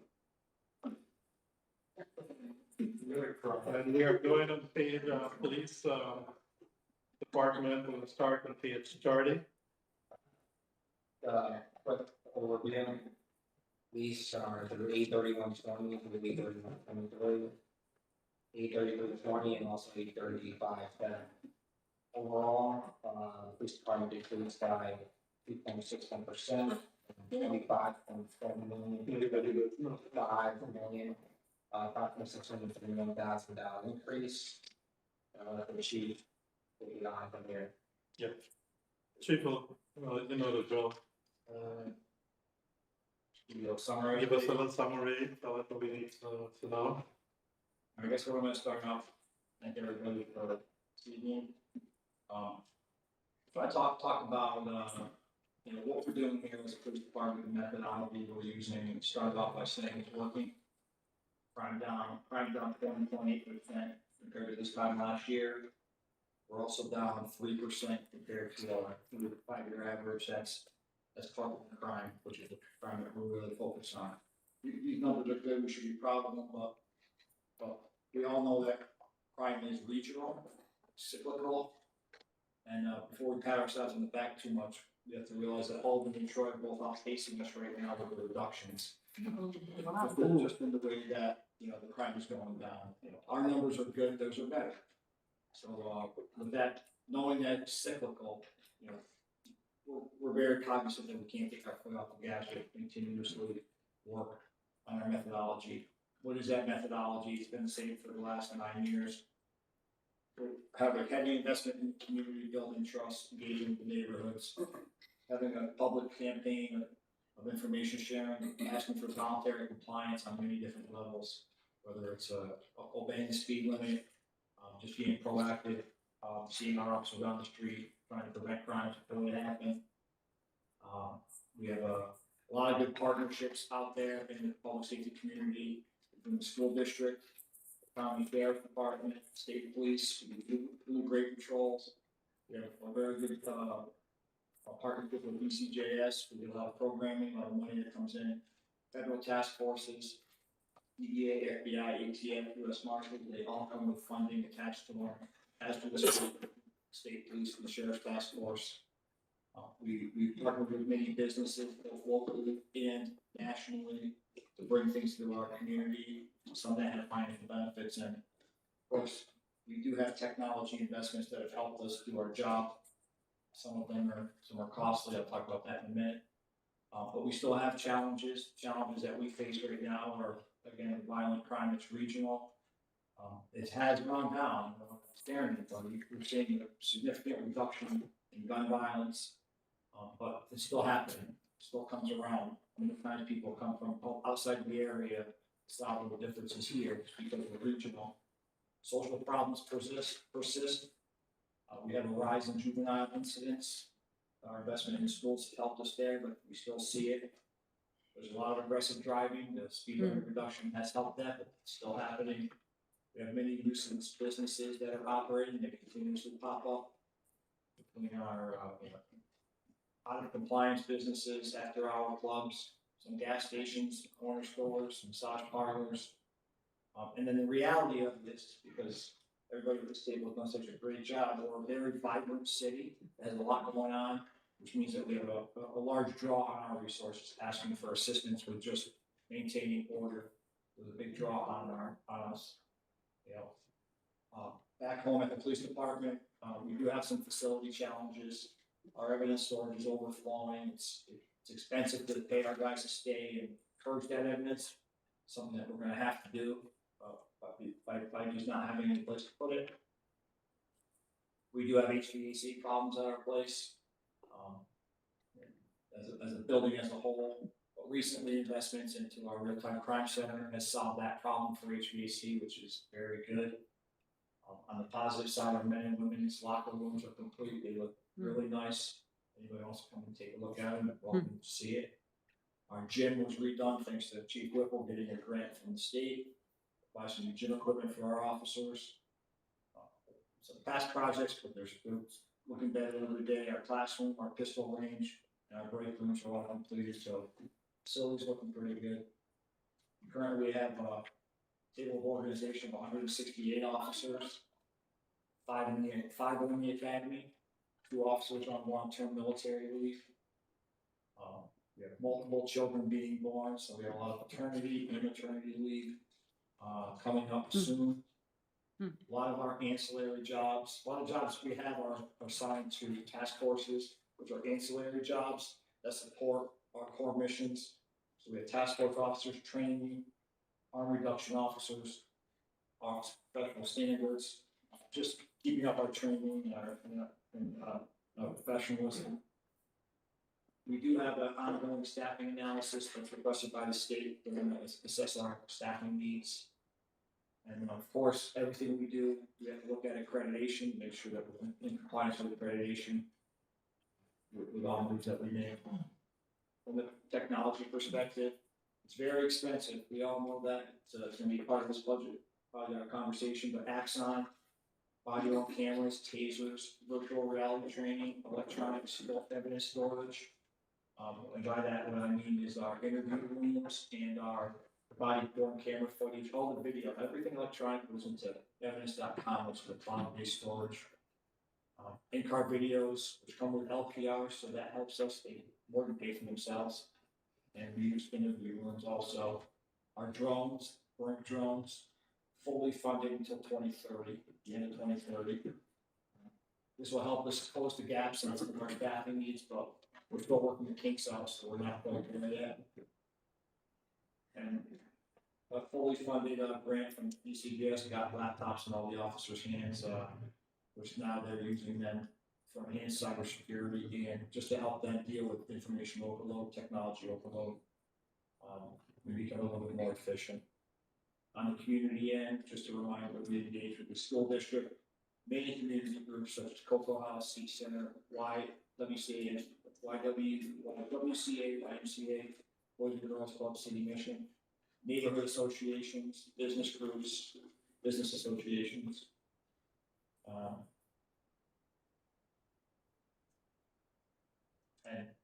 what we've been really aiming to do is be responsive to what our community's been asking us for, specifically in the last 5 years.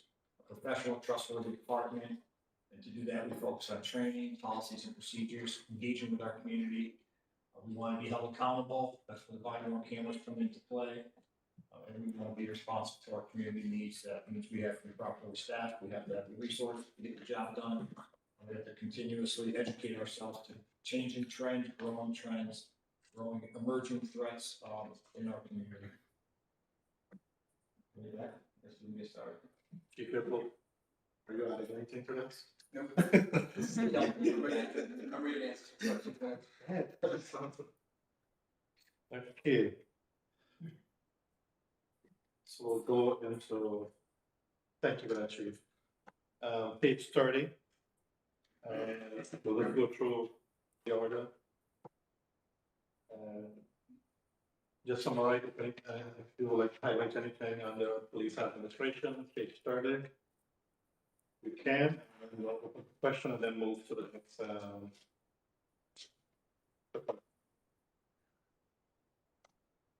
Go ahead, please. So Chief, first of all, thank you for the overview and also thank you very much for reduction in your budget. And I know that was very helpful through some of the grants that you got, and thank you for answering the email regarding that. In terms of this particular, the police administration, and then the question probably goes throughout, are some of the grants that you've identified that will be paid out in 2020 for budget year 2026, are any of them helping to offset any salaries or overtime at all? Strive grant covers two detectives, Half of an analyst, and minimum amount of. The give grant covers 3 detectives. The give analyst position that's listed separately, and a minimum amount of overtime. Go ahead, please. Just earlier, you were talking about, you said LPR, and I just didn't know what that was. License plate readers. Okay. Sorry about that. Nah. I always get that. I know the world of acronyms, man. Yeah. Any other questions of the police administration section? Go ahead, please. I think moving forward, similar to how we identified the ARPA funded positions, would it make sense, or is there a consensus to identify grant funded positions on budgets moving forward? Is that something that Commissioner, can you provide that report? Not for this year, just clarification, already done, but Yeah, I mean, that's a possibility to look into it. thank you. Go ahead, please.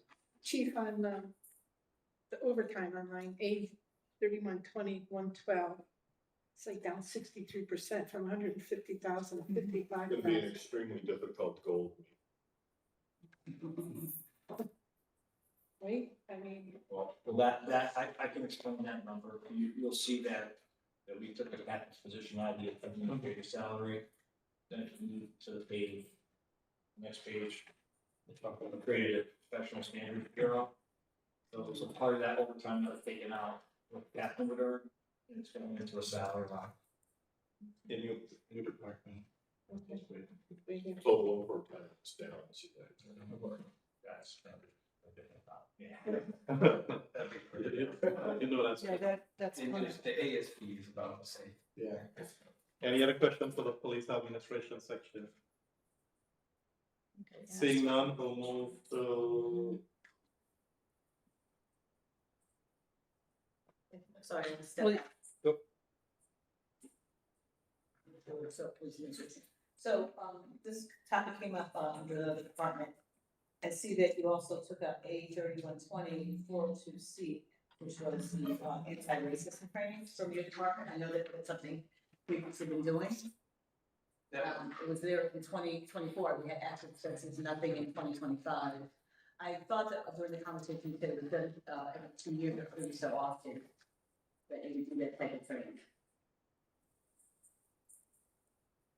No, that was ARPA funded one time through the whole department, and we never had any more funding to complete it for new officers.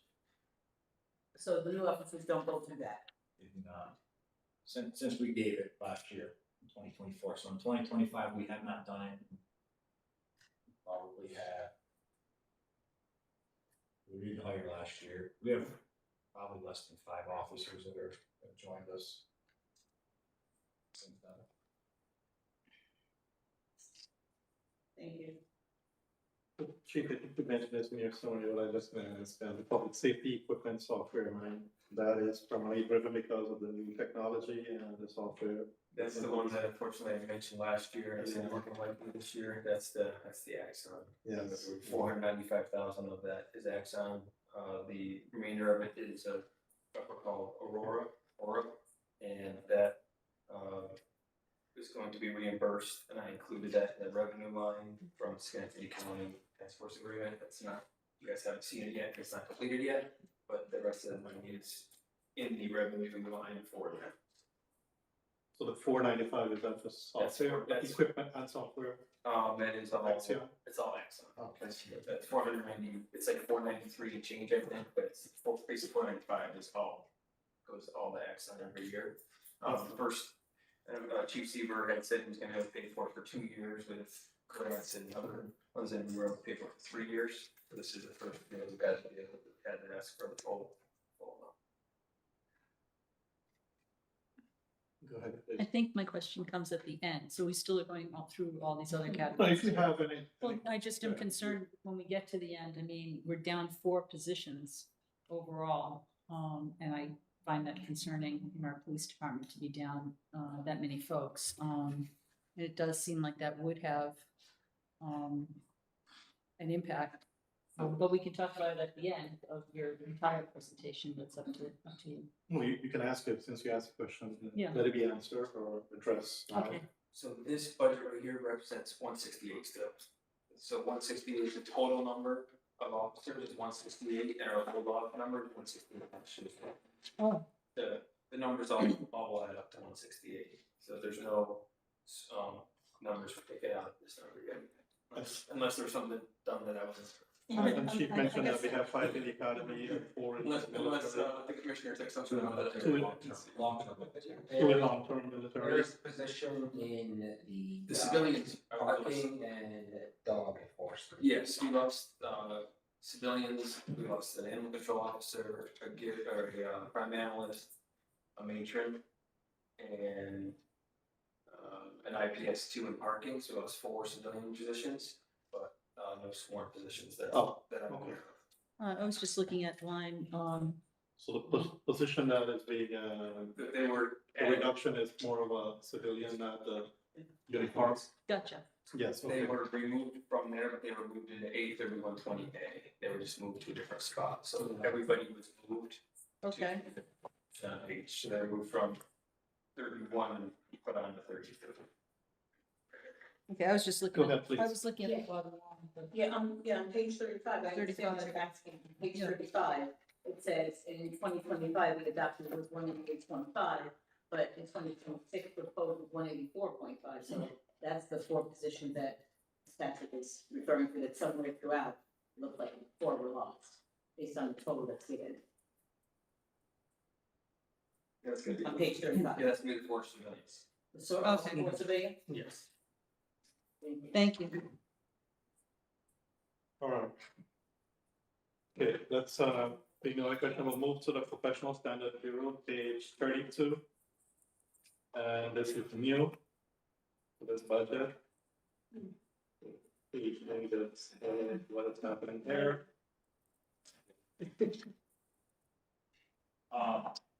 So recognizing that the captain is in the bargaining unit, eligible for overtime, typically would make more than what the salary line is when you add overtime into it. And, you know, in addition to that, the commander of the Professional Standard Bureau conducts investigations, some on other bargaining unit members.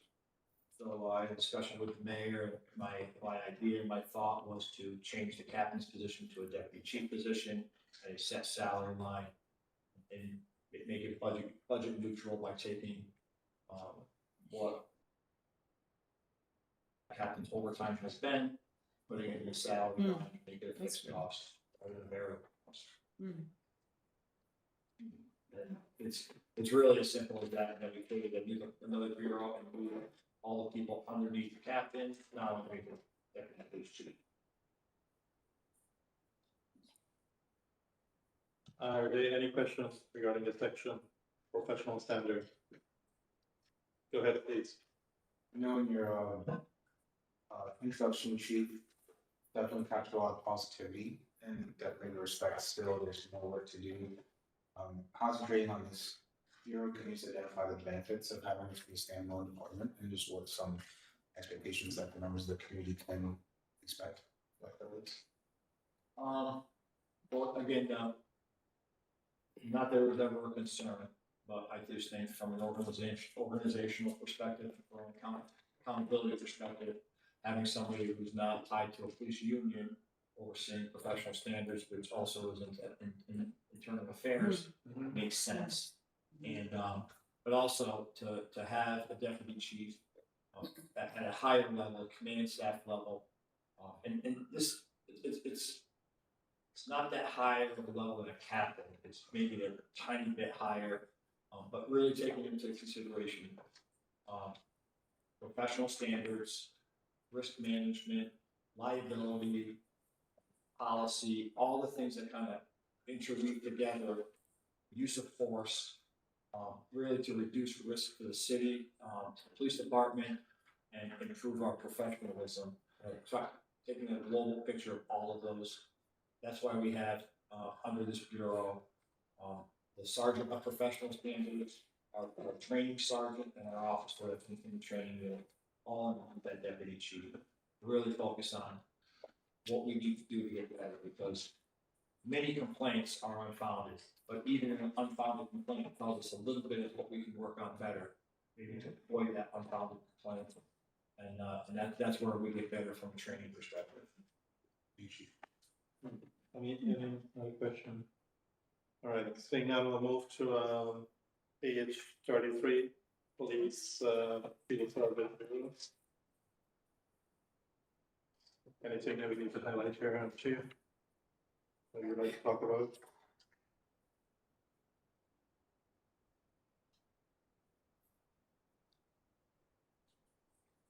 Just the overtime line.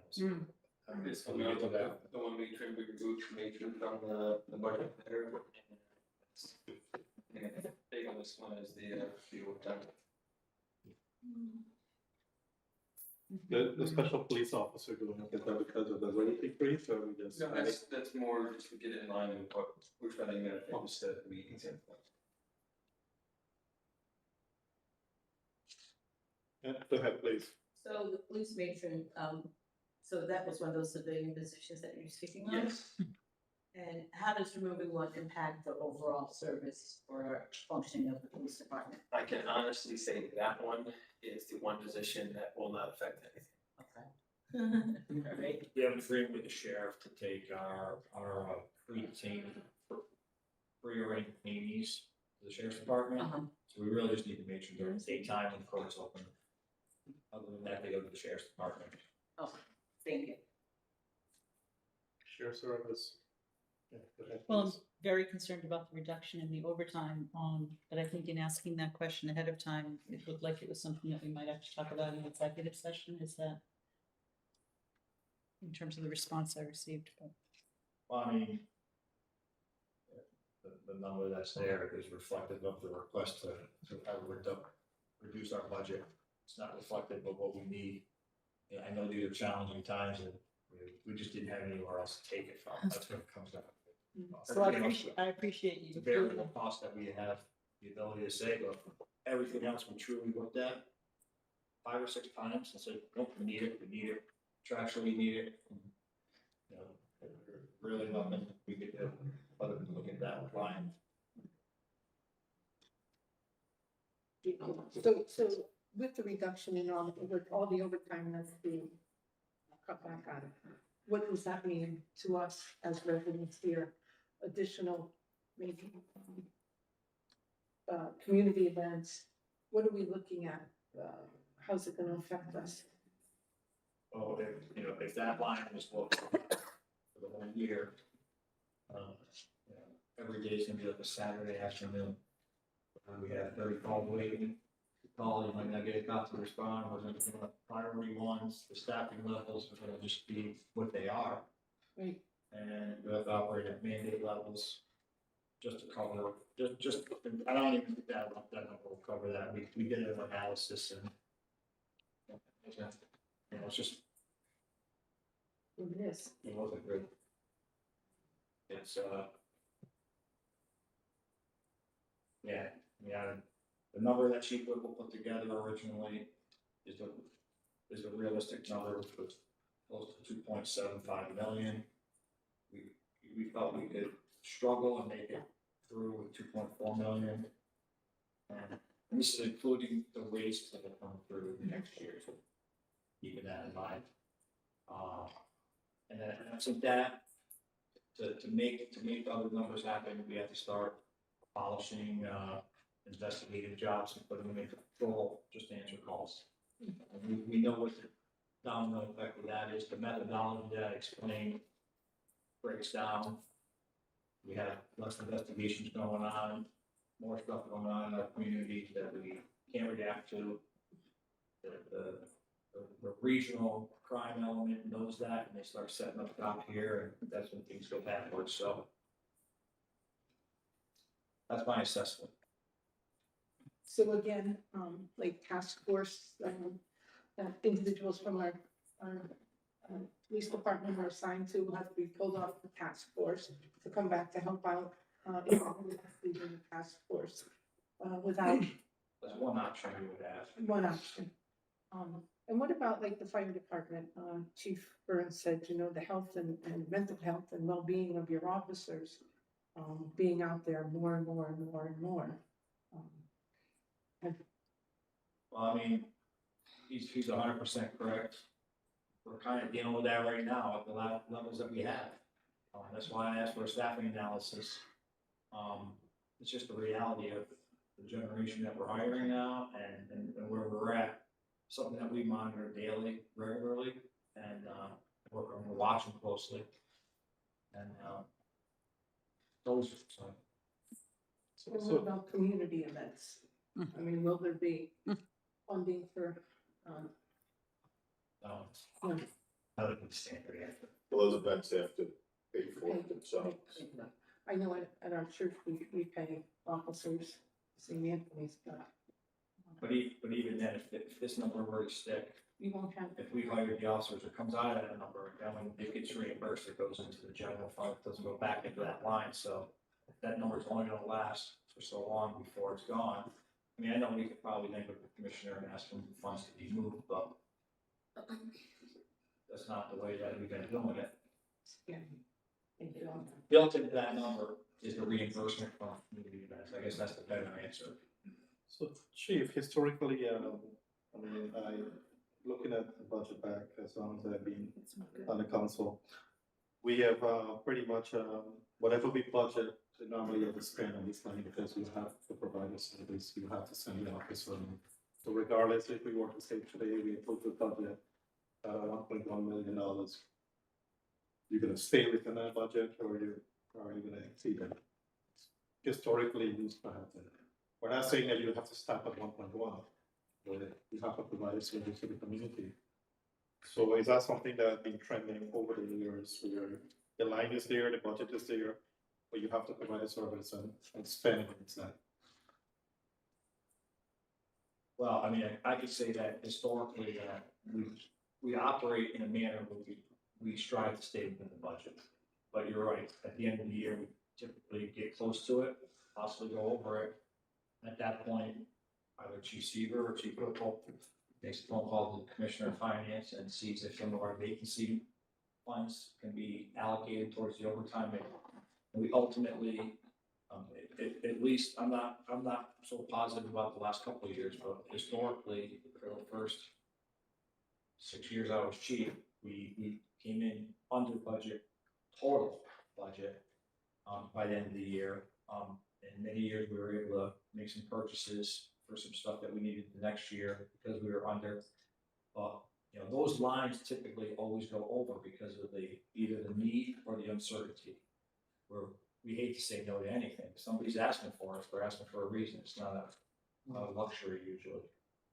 So there's an opportunity to move funding around, as we just mentioned, from one department to help cover additional costs in terms of not really savings, but it's like money that is in a department that is unused that can help offset some of the overtime. So at the end of the year, if there's vacancies left and there's money left over, the finance department moved over, they do move it. And I think we discussed this last year in terms of the staffing, in terms of you have people retiring or not hired, and within a given time, 6 months, 4 months of that unused funding. So that will then transfer to help with the overruns. Yes. And across all departments. I just want to point out that right now, it looks like we're at 1.746395 in overtime, which is actually larger here now. You said these figures, the budget to date, was that, I forget what date this was. Yeah, the year to date, is that up September to 30th. September 30th? So as of 9:30, we were already at 1.746395.88, which is like 600,000 over the overall proposed budget for that line for 2026. So, I mean, I just think about even some of the community events, the large scale events in the park, those types of things. I mean, I guess we'd either have to scale back on those events, maybe not give permission for those events to be held. I don't know, I'm just saying, but I think it's something we all are really gonna have to talk about as we progress through these discussions over the next couple of days. I will note that when you're looking at, what we've spent year to date, through September, I should say, in 2025 compared to 2024, I didn't look at that. we're about $250,000 less intentionally. Okay, Spoke to the mayor oh, I didn't see that. early summer, and he stressed the challenges that we'd be facing, so we changed our staffing levels probably mid-August. Mm. And we've been saving money, but we certainly have been paying the price for multiple calls for officers not showing up for a while. It's to the point where we have a daily discussion about whether we put them back up or we keep them down, knowing what we're going into next year. It's something that we're monitoring very closely, Buff. And we've been fortunate to not have the calls that come in where we have to just send people, but it's something that we're monitoring closely, but we have reduced our staffing levels to a very low number for the last 8 weeks. I think it's 12 weeks, yeah. Chief, with those cost fluctuations, does it exceed your budget, overall budget within the department? Or do you stay within your So budget? the last 2 years we stayed there. So even though we went last year, we went over about $700,000 over between all overtime, or actually 600,000 over. We were within. We were under our entire budget. And that because I mentioned just you're moving unused funding across to help offset the increase in other departments. Yeah, our revenues and our expenses, we were under. So question, so more clarity on that. So could we like kind of get kind of a breakdown of what that looks like, maybe over the last 2 to 3 years, like when things have to be shifted over? So it seems like you guys call finances, when you guys put that up. Yeah, that would be shown by the transfers. I think you're asking, you would like to see those transfers? Yeah, just, maybe extrapolate it out, if you could. I don't know how labor intensive that would be for you, but. Mr. Goodman. Go ahead, please. So I just want to get some clarity on what you said about overtime and reimbursement from community events. So the community events have to pay, the organizers have to pay the police officers to be there, whatever their overtime rate is, everything included, their standard rate. There's no, they don't get a break on that. Is that correct? We have a set rate, depends on what number you're talking about. But they at a minimum, they pay the officer's salary that's going to them in the paycheck. The fringe is something else on top of that. And then when the reimbursement comes to the city, you're saying it goes to the general fund, it just doesn't go into your budget line. That's my understanding, Mr. Commissioner. It goes into our revenue line, It goes into 15, the 20. general fund revenue, one of their police revenue lines, if you look at. Oh, first police indicators. revenue line. So that is, Police revenue line. Police revenue line? yeah, police fees. Okay.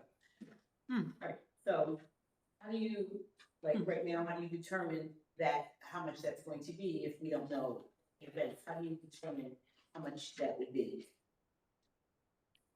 Well, we can only forecast what we anticipate that we know. Something like the stockade fund, we know we do that every year, we're gonna get it reimbursed, it's built into our budget. Mhm. But if something comes up out of nowhere, and they ask us for it, and we say, yeah, okay, and we get reimbursed for it, and we spend $10,000 for that, that's $10,000 less we can spend out in the community fighting crime. Mhm. And now we just spend it at a community event, and we don't get that put back into fighting crime. Right. So it's one of those, if it's unanticipated, that we do it. That's why we like to properly plan, and we like to, if we get given commitments to reimburse us, we like to actually have those organizations pay us. So the standards, like you said, the stockade fund, like the Caribbean Fest and, you know, the Greek Fest and all of the ones that are every single year happen. You've budgeted that in for the amount of overtime that this would be there. Yeah, the ones that we don't anticipate maybe is somebody comes to Proctor's and they need details there, we didn't anticipate it. So they say that they'll pay for it. We have to send officers there, knowing that the performer's gonna reimburse us. Thank you. So in terms of these community events, are all the officers on overtime for these events? Or do we have a mix They're typically overtime. all of the time? Yeah, very rarely would we have the staffing available to put them there. That doesn't mean that we don't have events that we won't send officers on patrol just to go in and out, but they wouldn't be posted there. If they're posted there, they're getting paid to be there. It's during the day in the summertime, sometimes the school, CEOs are there regular time. So if you were to put an estimate in terms of like, let's say all the event that we had this year and do a comparison, would you be able to attach an estimate dollar amount to that? What it will cost?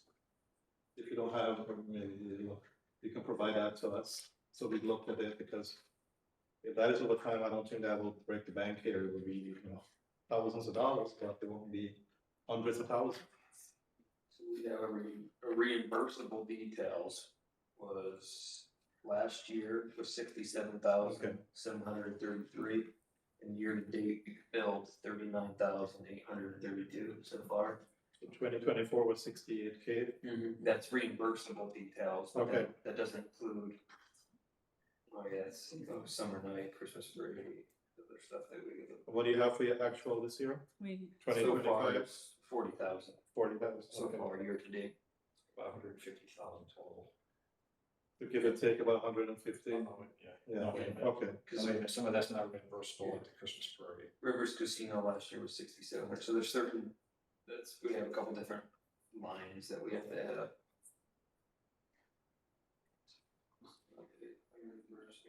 Isn't Rivers Casino part of an agreement? Is that? It's reimbursable. Reimbursable for that over time. It's overtime, yeah, it's like a separate billing line, so that's 70. I can get you the number, it's at. Okay, yeah. So you want the total? Yeah, just an estimate of what it would cost us if we were to provide service to all these events. And go ahead, please. I think it's just important to highlight that the only difference in how this overtime conversation is being discussed, that this has been included in the proposed budget.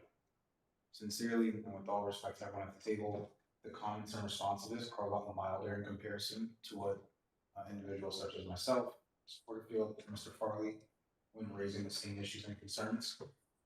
Although it is slightly worrisome that a number of this would be included in the proposed budget, I'm in agreement with the fact that we have to be more strategic in how we operate with respect to policing in the city. I think the worry is just how realistic, and then sincerely not wanting to put you and your officers, Chief Clifford, in harm's way when needing kind of delayed responses to the community.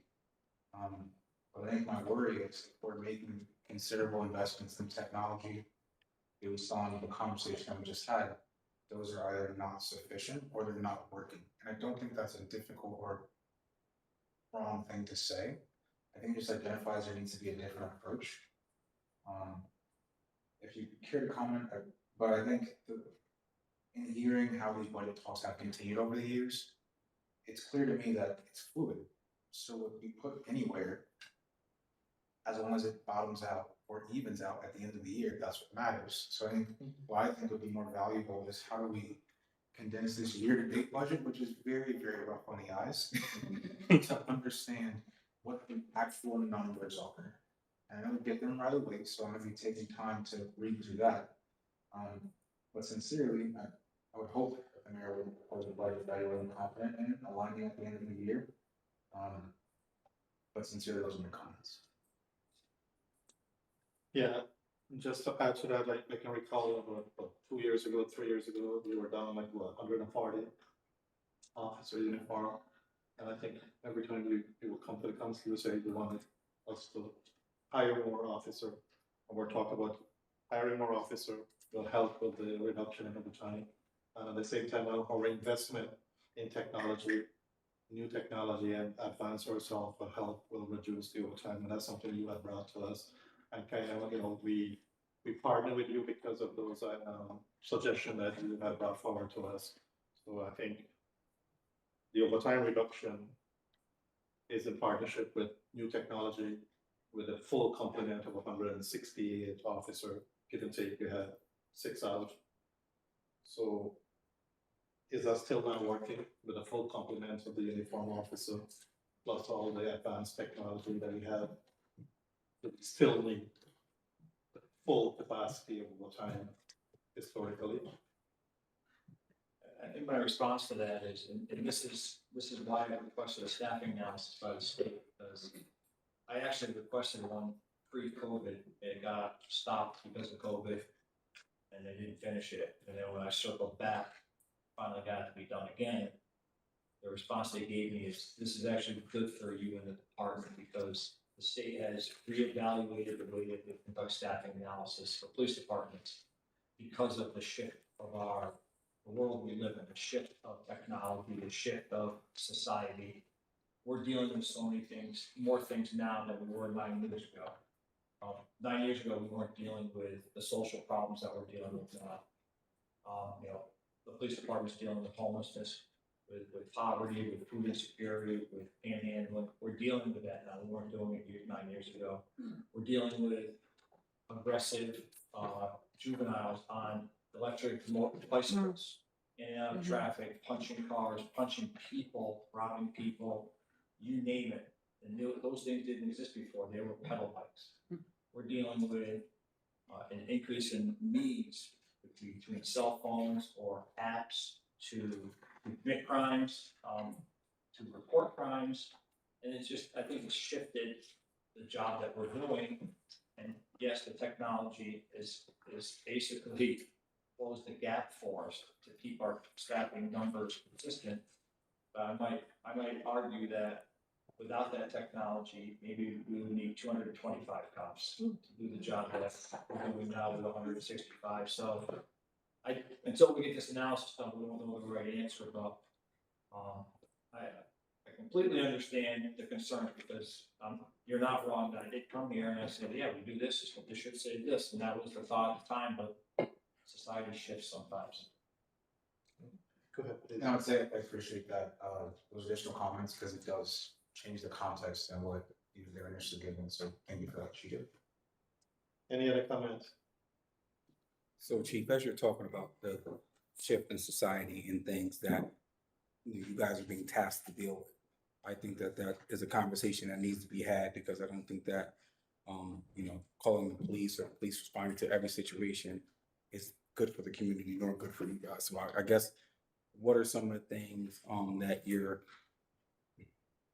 responding to that maybe you think there'd be a better response you know, or maybe a different level of intervention that doesn't involve the police or involve the police so significantly? If you have anything come to mind?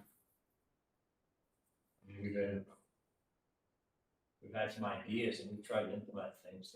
The reality of it is part of the biggest problem as a society we have is not finding people that want jobs. They don't want to work. So we're doing things that in a perfect society we have mental health workers responding to, but they're overwhelmed themselves. So who do you call when nobody else responds? Call the police. We're the last resort. So we're going there, and because we weren't properly trained to do the job, we were forced to be properly trained and build out a whole unit, which we've done, and with an expense, with an additional cost.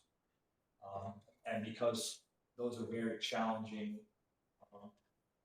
situations, specifically those with mental illness, we need to have accountability. We need to have that technology to deal with them, like the body cameras, so we can get a better idea to see how we're doing with it.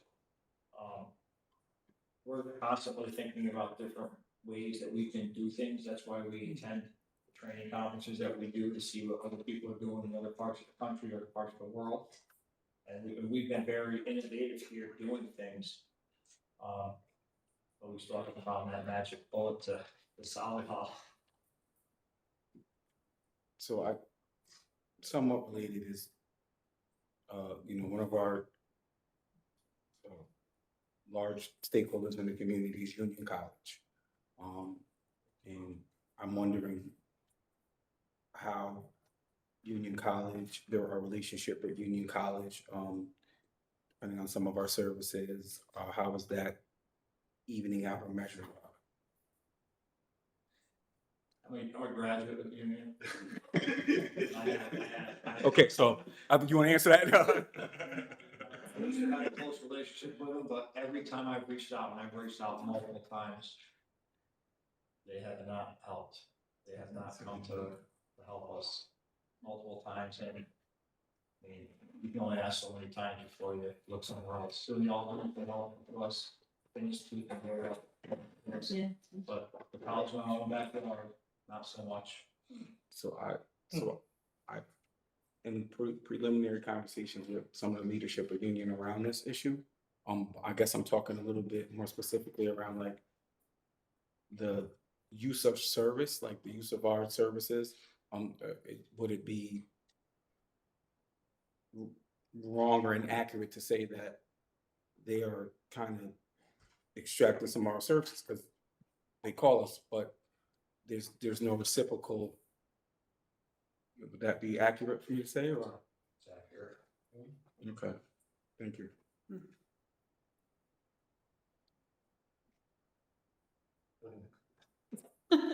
I'm just wondering, and maybe it's someplace else and I just am not remembering it correctly, but in terms of like the mental health counselor that we did have employed, for you guys, for first responders, is that person still with us? And where is that? She goes under fees for services. Oh, okay, thank you. Actually, I hope that. Thank you. She did great. Okay, great. Oh, there we go. We did approve that, we had agreement, yes, 3 years. Yeah. Thank you. Yeah. She is very wonderful. She's helping her. That's great. And she's also the same individual that supports the fire department. Yes, we definitely appreciate your support on it. Yes, always, yeah. All right, we'll move to the next page, police investigation, page 34. Chief, anything you would like to highlight here for us? Any movement, any increase here? Last year 52 filled, so 53. Is there movement from one department to the next? On this one, we removed one crime analyst in general, just is no longer in the budget. And the give analyst was one of the crime analyst assistants. Now they're working with some service. They have a new title of give analyst, and that is grant funded.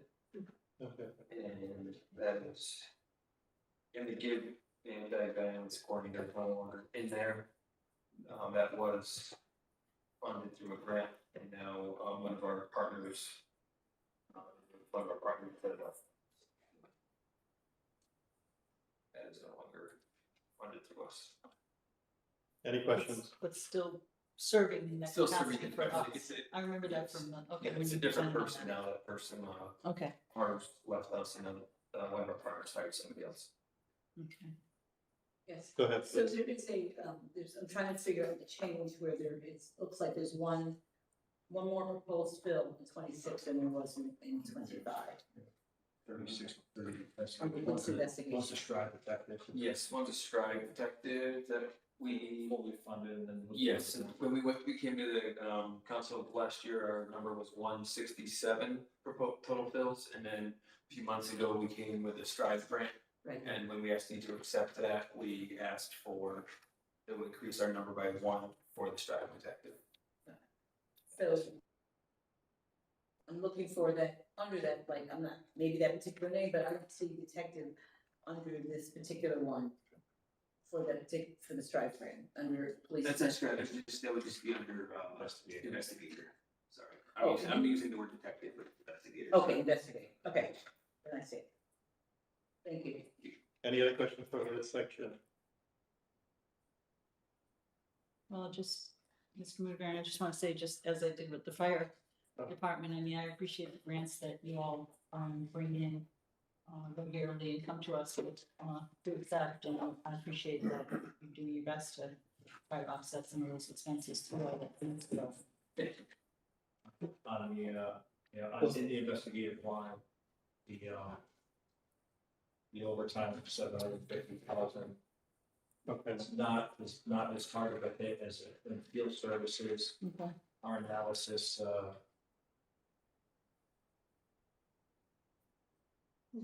What was your initial, estimates? 1.1 million.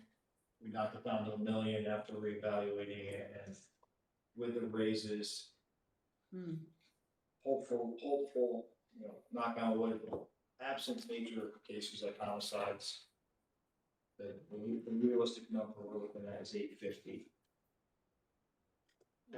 But, again, investigation gives you a little bit more discretion. Our chief has assured us he'll do his best to stay within it.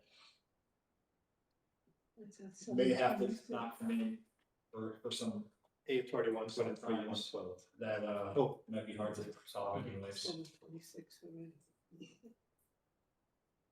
I'm sorry, what was that last part? If we had to go with a reduced budget line there for overtime, we might have to pick and choose what we send detectives in to investigate. Maybe some burglaries, if there's nothing flaring out, we wouldn't come in and process those scenes. You just have to make decisions on what we're calling detectives in for. That can't wait till the next day, straight time to answer, but, we prefer to exercise an overabundance of caution on anything that's a part of a crime, or felony level, but we might have to make those hard decisions sometimes. Thank you. I think there was a question on the confidential fund. Was that answer or is it being? Down by 2,000. That wasn't me, I don't think. Okay. Is that- Hopefully we'll follow up and make sure that an answer is provided. Are there any questions for this section? Okay, seeing none, we'll move to page 38, parking.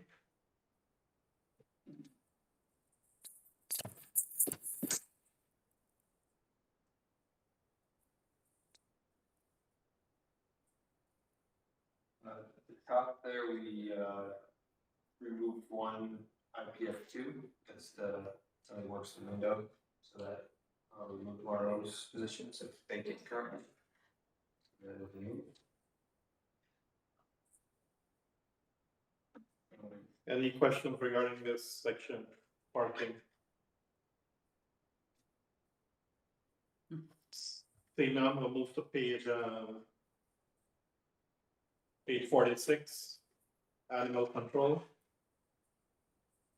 This is the fun part. You said 46? Yes.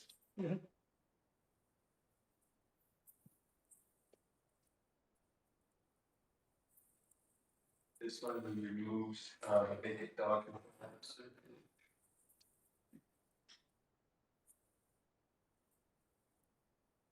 Are we gonna have that position, or is the supervisor gonna be taking control We would love to have the dog control officer position, but, it was vacant, so, going through the budget, all vacant positions were cut out, so that was. I figured out if there was any funding that could be found, we would absolutely love to have that. of, was it vacant for the entire year? No, I think it was 6 months this year. We had somebody went to move to Florida. Hmm. We did try to hire her for a little while. We could manage that, and Yeah. we did not get any candidates. So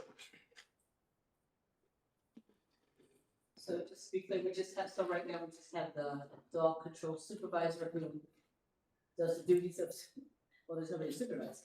So the duties of the dog control officer essentially. she's doing the duties of everything. She's absolutely amazing. She's awesome. So she's doing everything she possibly can. But we would love to have another one. Yeah. Go ahead, please. Thank you. Is there any, I know we kind of works close with the human society, any grants that he can look into as far as filling that position? Or is that, I don't know. We can certainly look into it. We have. Lieutenant Dalton's usually all over anything. I know. It's been out there, he'll know about it, it doesn't be there has been. Okay. He's helped us get 3 different grants involving animals, so Right. we have found one for that yet. So I want to say, just the other, was it last week, there was a loose dog in my neighborhood. There was a call made. It's a really cute dog. I saw that. Yeah. Yeah. Long story. However, animal control officer, she was there right away, and really gave a lot of good information to me and some of my neighbors on how to proceed, and what the options would be, and really what would happen if they had to kind of take the dog, which was a little scary in a whole nother situation. But I guess I remember us talking about, and maybe I'm conflating 2 things. So forgive me if I am, but we talked about there were some funds that we were, for maybe lack of a better term, maybe like reallocating for another animal shelter, if you will. There was like some cost efficiency things that were happening there, and that wasn't related to to staffing, or was that just for?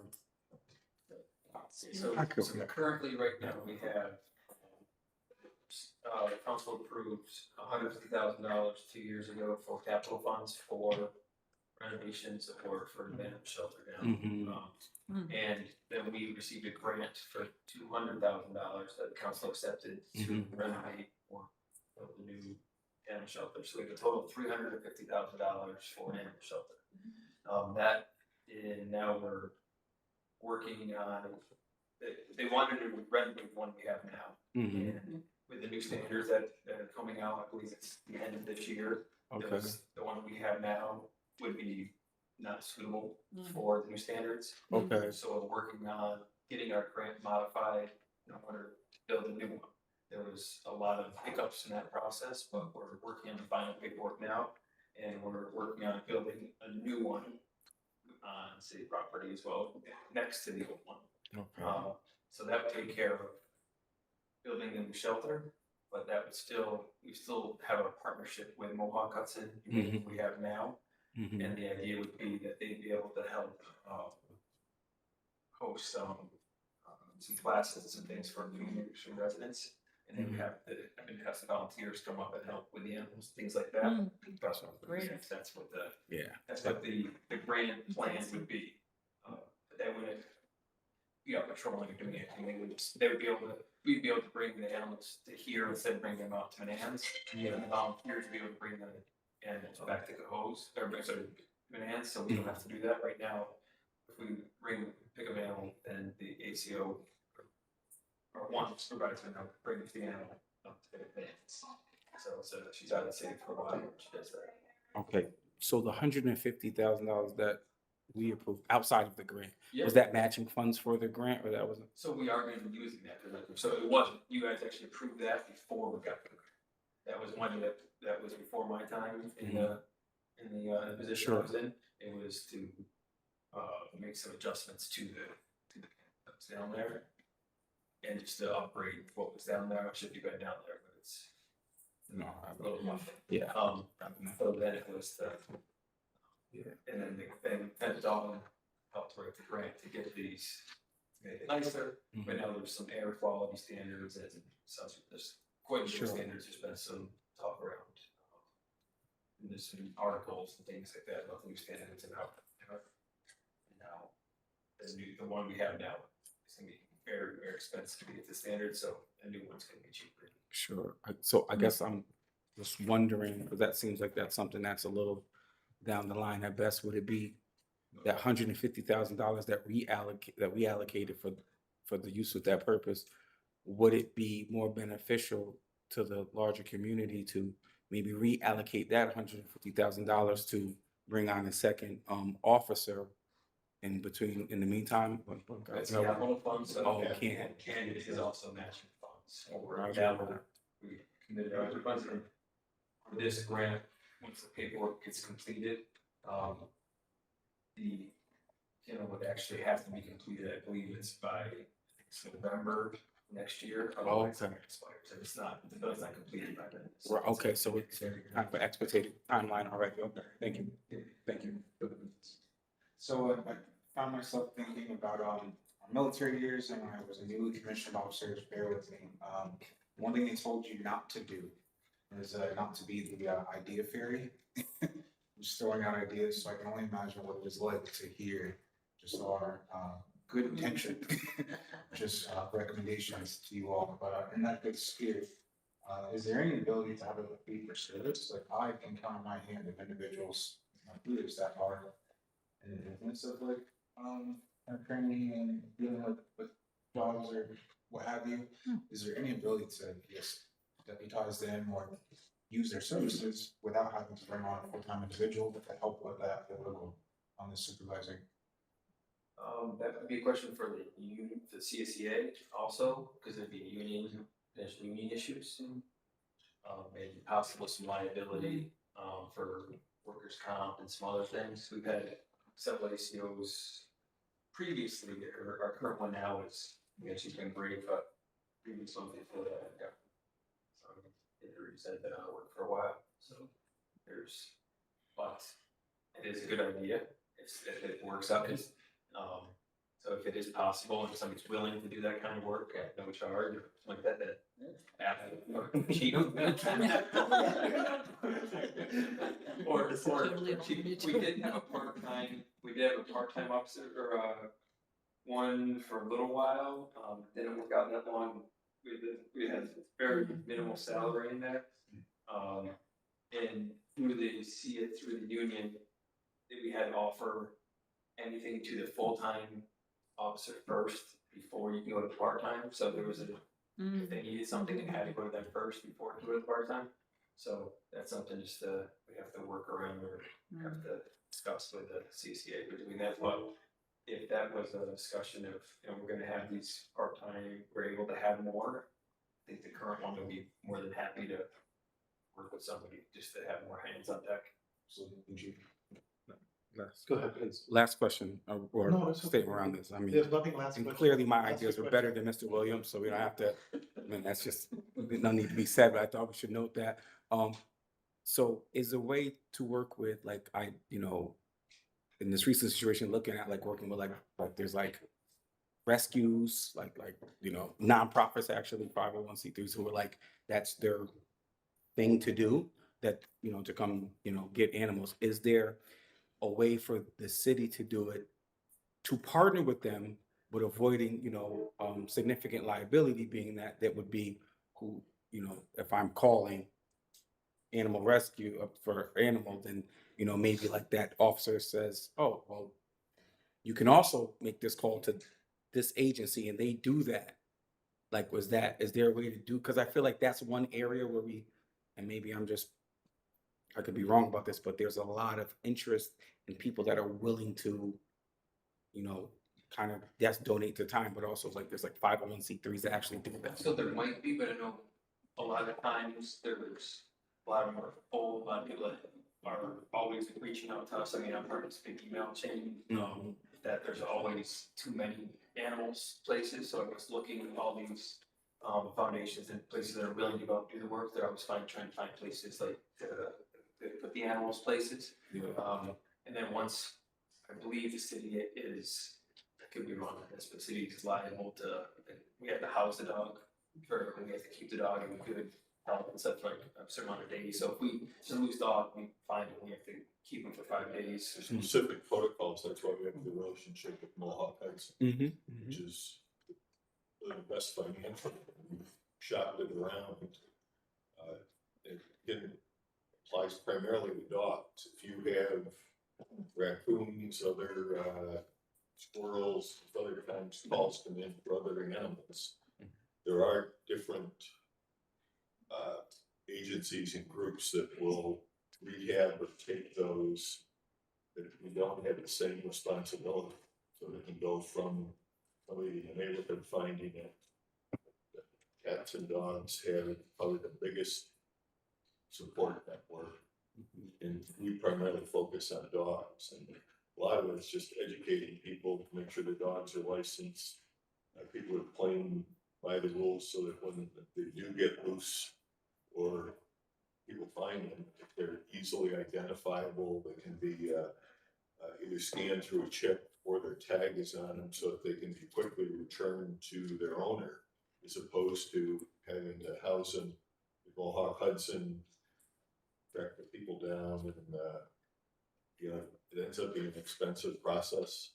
And there are some people who, like landlords and property owners, probably shouldn't own pets.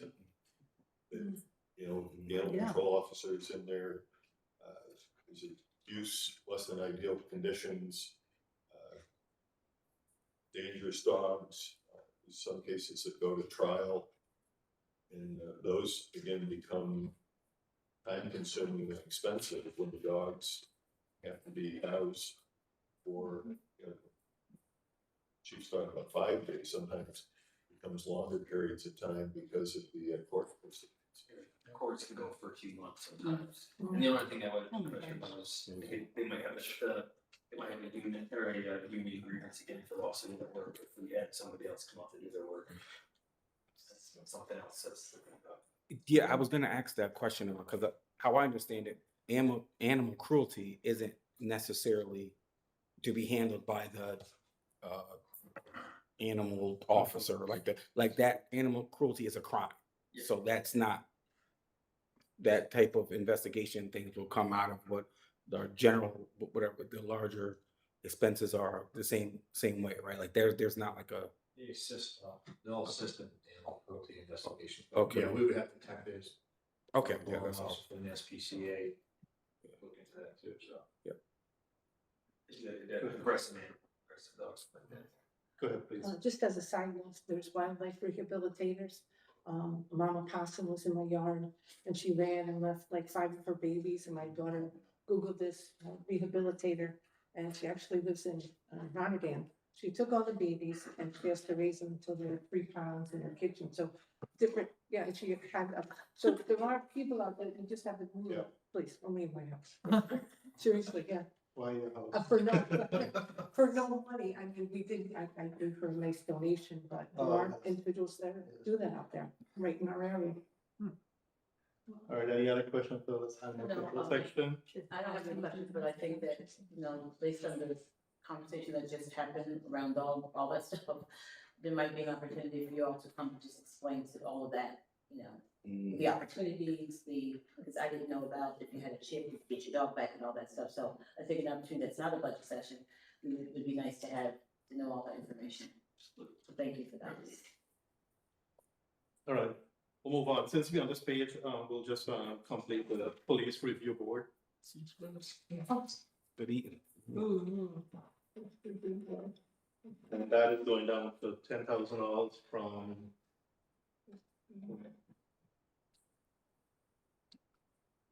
Any question regarding that? And then we'll move into, since we have, Chief here, we'll go into the capital, project budget, we do that so that we complete the police department. So I do have a question about the 10,000. Go ahead, please. So that is to send the people in training, is that correct? So we actually are completely independent of that, so actually I have no idea. That's every year I say that. So unfortunately, Let's ask for a commissioner. Commissioner? Yes. Page That's, 37.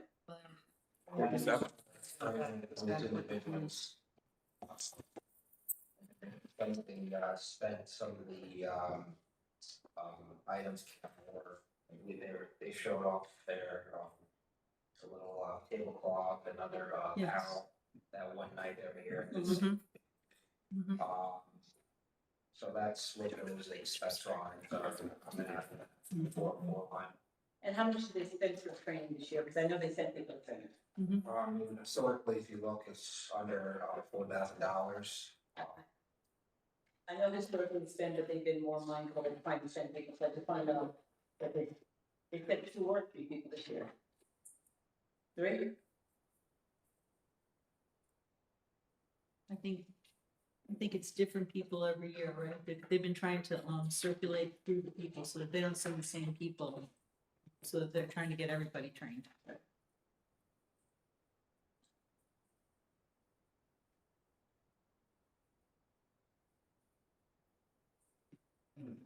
See.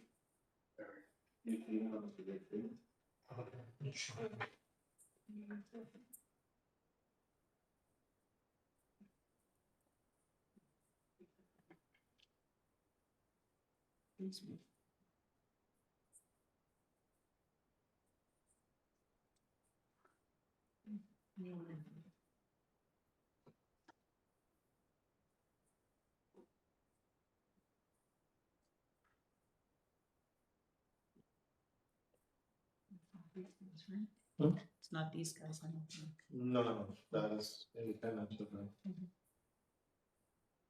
Doesn't want to leave open for. Oh, here. Because. Well, I'm not talking about. Carmel has it there.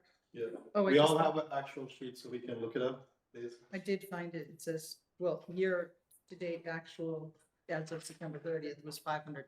That was. Oh, Maybe they haven't, maybe those bills haven't come in yet or I something. would say, Possibility. because I know you can get to go in a hotel and all that stuff for 500 and 3 people. So I know that people went to training, so that amount can't be right. All right, so can we follow up with that and make sure that we have the actual? absolutely. So let's take,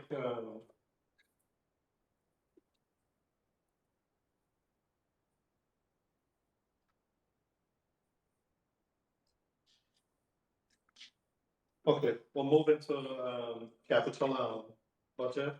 And we'll go to the police department section. If you want to walk us through this, please. 2 items. You have 2 items. The first one is vehicles, 3 SUVs, which would be regular frontline patrol vehicles, 4 unmarked cars, which are a protected vehicle, 1 parking, 1 evidence. This is for our evidence collection vehicles. What type of SUV? We do Ford hybrid SUVs with the Ford Explorer or Ford Interceptor. Okay, The unmarked cars, and then what's there currently we're using the Chevy Boxes. okay. And then the parking be next year is supposed to be the Chevy Bolt is supposed to be back again, which right now we have 2 of those in 2026. We're making that again, and that's a nice car for parking. It's a very small and inexpensive electric vehicle, so we're looking for that. Yeah. And then the evidence is also a hybrid Explorer for Interceptor. Any question regarding these capital project items? Evidence source stuff. Do we do any kind of rebate or refund or trade-in for the older cars or what? Currently, we do not recommend them into Okay. the, Into the ground. we do auction them off, I'm not sure, if we did have a bunch down, on Foster Avenue, if they're still there, not if they auction them off, then they end up in the budget, and there's a budget line, for vehicles traded, so not our budget, but. So, there are several down. And if you could explain about evidence storage solution, 2050. Sure, as I mentioned earlier, we have evidence storage, prices going on, so this would be, those shipping containers, fancy one that has temperature control, and we can put evidence in it, our highest priority is frozen evidence, you know, DNA, rape kits that right now, we run 9 industrial freezers in our basement. 10 of them, that's about $9,000 each. But the idea would be to get a box truck that's refrigerated, that we can put all that evidence in, get those 9 refrigerators that use a lot of energy out of our basement. They also create a lot of heat.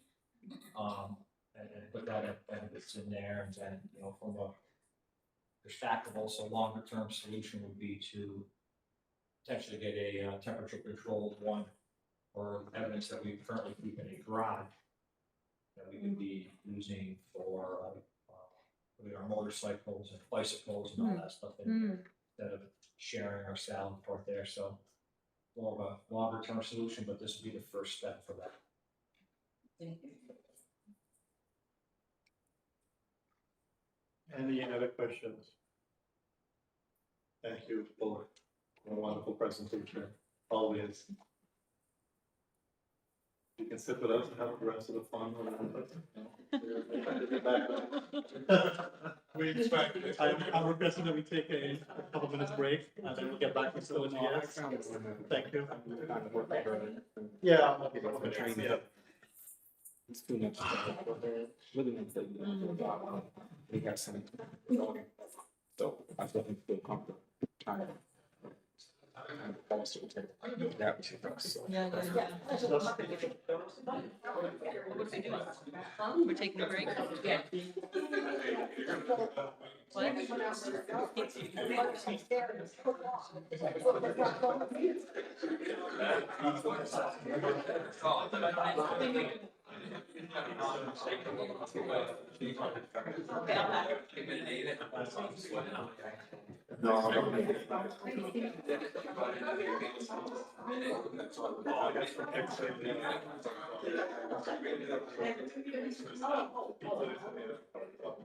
No.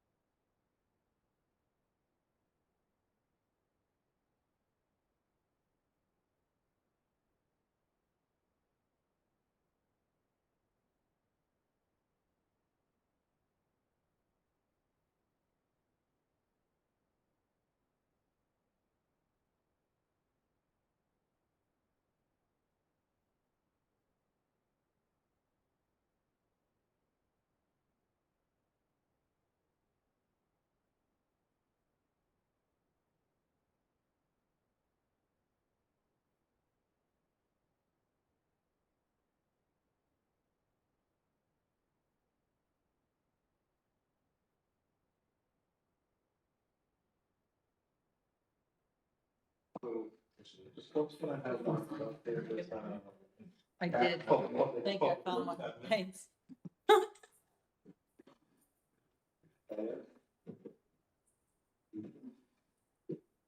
Public works admin.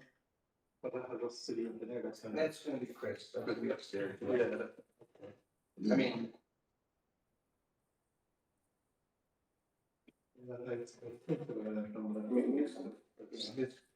there's no. Yeah.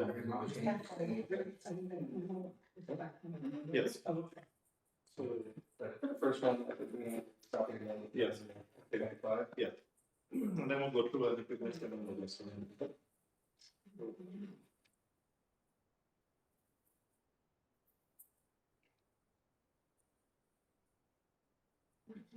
Where is starting, Mr. Bernard? Um, Oh, it's Michael should be. Yeah. Okay, start with the issue. Anything else? She's just taking. Yes. So we'll leave her. We're gonna start on page 25. Property management, staff, building and grounds.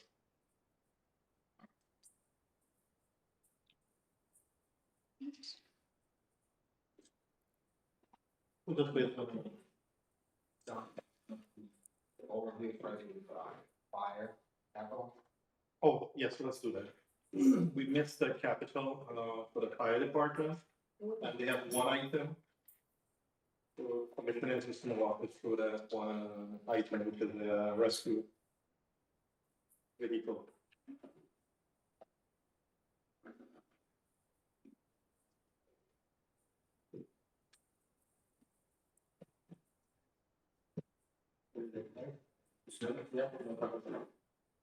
Thank you.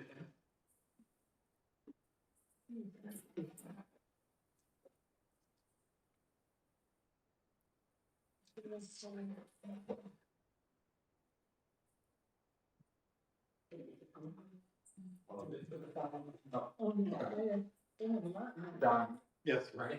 yes, go ahead, please.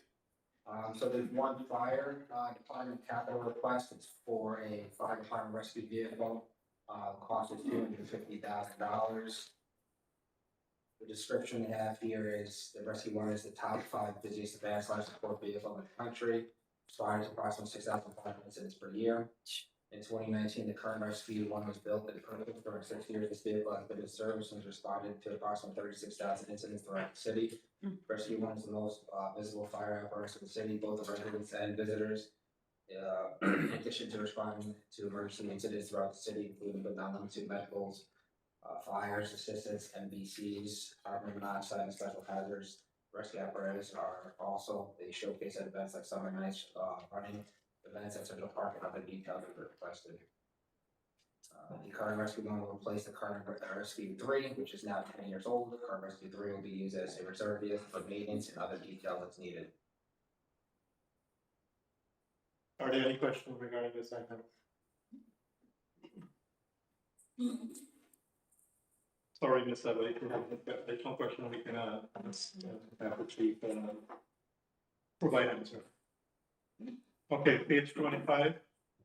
Property management, staff, buildings and grounds. Derek, you just want to give us,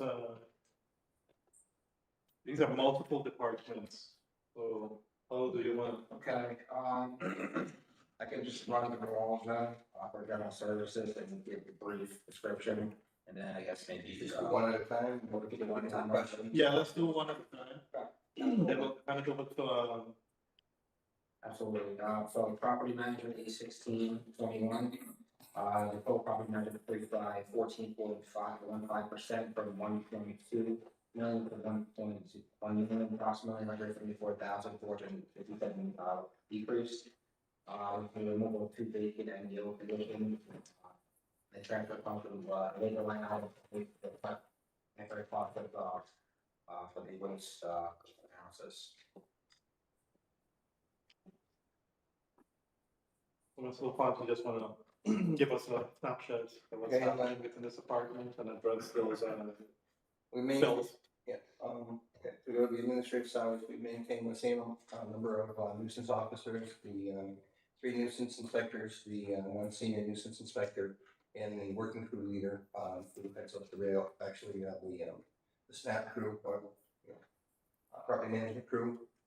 Under the per diem employees, we did have one person, leave, and we're holding ourselves with 2 carpenters now from, last year's 3, or we feel we're, you know, there'll be very minimal impact with the carpenter, with 1 carpenter down. The seasonal labor loaders, seasonal labor, $175,000 was reduced to $156,240 to more reflect the need of the staff. In the past, we had various under the 121 line, and we had labor temporary for $70,000. And if you recall, when I was here, the waste, you know, some of the seasonals were being paid out of the snap line, because they just happened to bunch the seasonals there, so we could move those to waste to reflect actual costs and waste, because we do run 14 seasonals in waste. So those, some of the money was transferred over to waste. Motor equipment operators, we did go from a 6 to 5. That was a permanent position, but it is vacant now, so it, you know, I don't feel there'll be any impact. We do have seasonal, but if that's a decision of, because I think that was one of the questions, decision of finance, and you want to put that back. I have a question regarding that, we're talking about that particular one. So you said it was vacant, and was it, because someone left, or was it just been vacant for a long time? How long has that vacancy been? That vacancy's been there a while. We do try to keep a vacancy within some departments, because we do have a program where people are seasonal, if they do want to do the union, obtain their permit for CDL. And we do provide education, for the EDU, to get their license or get their test. We give them the vehicle to take their test. And we have, you know, openings, various openings, and still ways for MEOs. So it does give them an opportunity, to move up. We've had a couple of people go through the program. And we have people who they're content with what they do. They don't want to, for whatever reason, they don't want to move up to get that license. So it's been vacant for a while, and there was no anticipation that, you said that some people do take it and then move up, but that has not happened in this particular department? There is a person who took his license in that department. He can get his license, and Chris and I are evaluating, because some employees, when we move them up, we don't know if they're quite ready. They still don't show up for work. So if you want to be more specific about certain things, then we would do an executive session, because just getting your license doesn't qualify you to become a permanent full-time employee. There's more to that. There's work ethics, and there's attendance. Okay. And there are other openings in other departments. So an MEO is an MEO throughout the city. MEO in staff, MEO in parks, MEO in waste, MEO in streets. So if there is an opening, there is an offer, but it's not always to the same department. Okay. So we can move people laterally across the board to different departments. Because the rate is the same, the job description, the title is all the same. That's what I'm, so the job description regardless of which department, it's still the same. Thank you. Longevity, slightly, you know,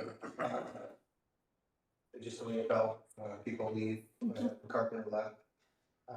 Overtime, is slightly higher, but again, you do have to realize that, the 1037 contract will come up, and somehow this has to be adjusted, once the, you know, contract is on with them. So if there's a rate increase, we put a little bit of money in there to cover some overtime costs, because if salaries go up, overtime will go up. So this is in anticipation of their negotiation. Yeah, there's a little bit more overtime in there. And then we do look at where we are year to date. So there's a little bit more overtime. Salaries go up. And overtime stays the same based on hours. Ultimately, the cost of the overtime goes up. No, I understand that. So this is in anticipation of what's going to happen. And should it not happen, then nothing will change. It's not a significant number, No. frankly. We don't use a lot of overtime in the staff. You know, we do some Saturday alleyway cleanups and bring some guys in. Certain areas where there's traffic, we are doing on weekend, there's less traffic. There are some things that we do, but we pretty much keep a good eye on that and, you know, stay. And just going back on the staffing, we did receive an email, the union and our president against this reduction in staffing. I'm not sure if you're aware of that email. Yeah. You are, okay. Any other question regarding this section? Seeing none, we'll move to page 26, section facility buildings maintenance. The Finance Commissioner, total facilities increased by 4.29%, and approximately 853,000 to 817,000, approximately 36K increase. will give us a brief summary and anything that needs to be. There's not a lot in this. I mean, obviously, you know what facilities does are maintaining here, the ground spirit, city hall. You know, all facilities that, you know, parks, buildings, administrative building, up in Central Park. Assignments, bathrooms. They also we have 2 people assigned to PD that are the cleaners that work on facilities. There's 2 gentlemen over there that work and clean. They go over assignments, community room on a weekly basis, if everything's clean and tidy there, every lawns. There's currently 1 vacancy here, and that's anticipated to be filled. We just had somebody, move internally, that's all. But that just came up fairly recent. Are there any questions for this? I think you had a question that came out about stagnant pay. There was no stagnant pay. If you look at the budget, their pay was increased from 23 to 24, it was increased from 24 to 25. It doesn't show an increase from 25 to 26 because the union contract has not been settled yet. So, and that stagnant pay would go across the board to all 1037 members, even in streets, parks, water, sewer. So, that's why you see that where it didn't move from the previous year, because their contract expires this year, and so they need to. Sorry, go ahead, please. But I would say that stagnant kind of reflected, we don't see the adopted bills from 23, 24, but splitting that across a number of individuals, not contending that that is a margin. In the cleaners? Yes. Cleaner on page 27 shows 25 6 bills and proposed 26 or 6 bills. Top A1622 121 cleaners. The bills. My question was, or not, my comment was, in 23 and 24, it doesn't allocate, it doesn't adopt or identify how many fills. So that divided across like a number would be a marginal increase. I don't put the spreadsheet together, but I can tell you that the same fills were there in 22, 23, 24, 25, and they'll be there in 26. The number of cleaners hasn't changed. Right, so again, my comment was from 23 to 24, do the math, $15,000 divided across 6 people, and we identified how integral they play in the city. Well, they're there, but sometimes they leave, we have to refill, so there's gonna be periods where there's no salary to them. Those are just actual amounts for the 23, 24, but if you look at previous budgets, you might see that social hours, films, the amount of whatever was budgeted for 24 and 23. So that could be someone moving in, like Paul has insinuated, someone moving in and out. If somebody vacated the position, we could fill it for a few months, the annual salary, the expenditure would be different. If somebody was stayed in that position for the full year, it would be the same, because all those positions are the exact same. There's no steps there, it's a flat rate, for the cleaner. Go ahead, please. Excuse me, under A1622-100, for the supervisor of buildings, there's a significant raise there. from the 75. Yeah, he responds to a lot of calls around the clock at night. TV, golf course, the alarms, bureau service. So then who does the stipend go to? That same person, or is that for somebody else? The stipend and then. He also receives that. He You receives. see the stipend and then we're, you're, proposing about a $66,000 raise. 66,000. No, 6600. That would be good job. Yeah, $6600 raise on top of the stipend. Next on the work. any other question for this department? Okay, seeing none, we'll move to, page 47. Bottom section. Service administration, I'm sorry, you said 47? 47. Thank you.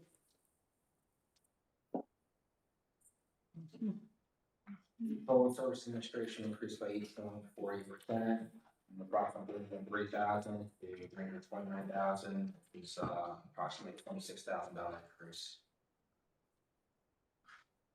Staffing level for street administration,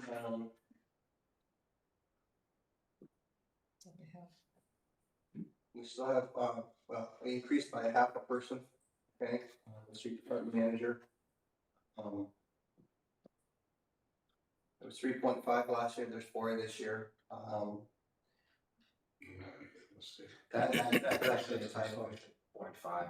That should stay the same. The street department manager, 3.5, just did round it, okay, rounded it up. so it's still 3.5. Right. So street department manager is 0.5. The IPS 3. Oh, I see. That Okay. increase plus Thank the you. CSA increase. So Gotcha, there's that dual increase for the civil service employees. gotcha. I'm also, So going back to the street maintenance crew leader, the increase is based on. And those, their crew leaders are also CSEA. So those are, other than the street department manager, that is, that's management, obviously. So the crew leaders are contractual, and so is the IPS. Okay, yeah. That's right. Any other questions? Go ahead. So the crew leader, 585010 those, you're saying that the, like, it's like $8,000. They're CSEA, yes, yes. And those raises are because of their steps and all that? Those are contractual, those are the CSEA raises. There are also steps involved, I don't know what step they're on, but that's a great from contractual salaries that we take. Again, that's like a bigger jump because the $25 number was really the 24 for the adopted budget. I think it was explained too when we were doing the fire or somebody, Yeah. same thing, that it's contractual. Any other questions? Yeah, so they received in 25, they received retro and their new salaries. So that doesn't reflect what was adopted for 2025. Thank you. Okay, we move to page 48. And that is please maintain.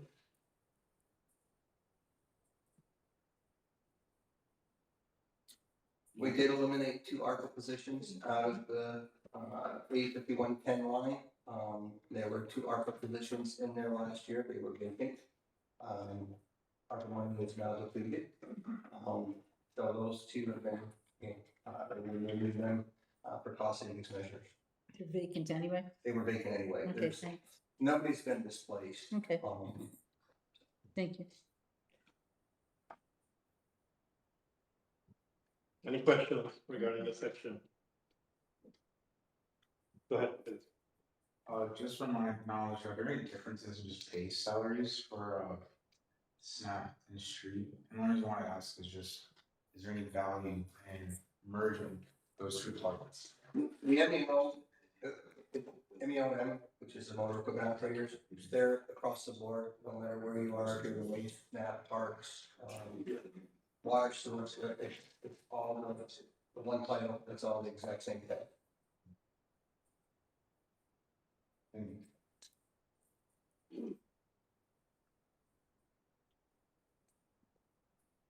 overall, the total street maintenance budget did come down.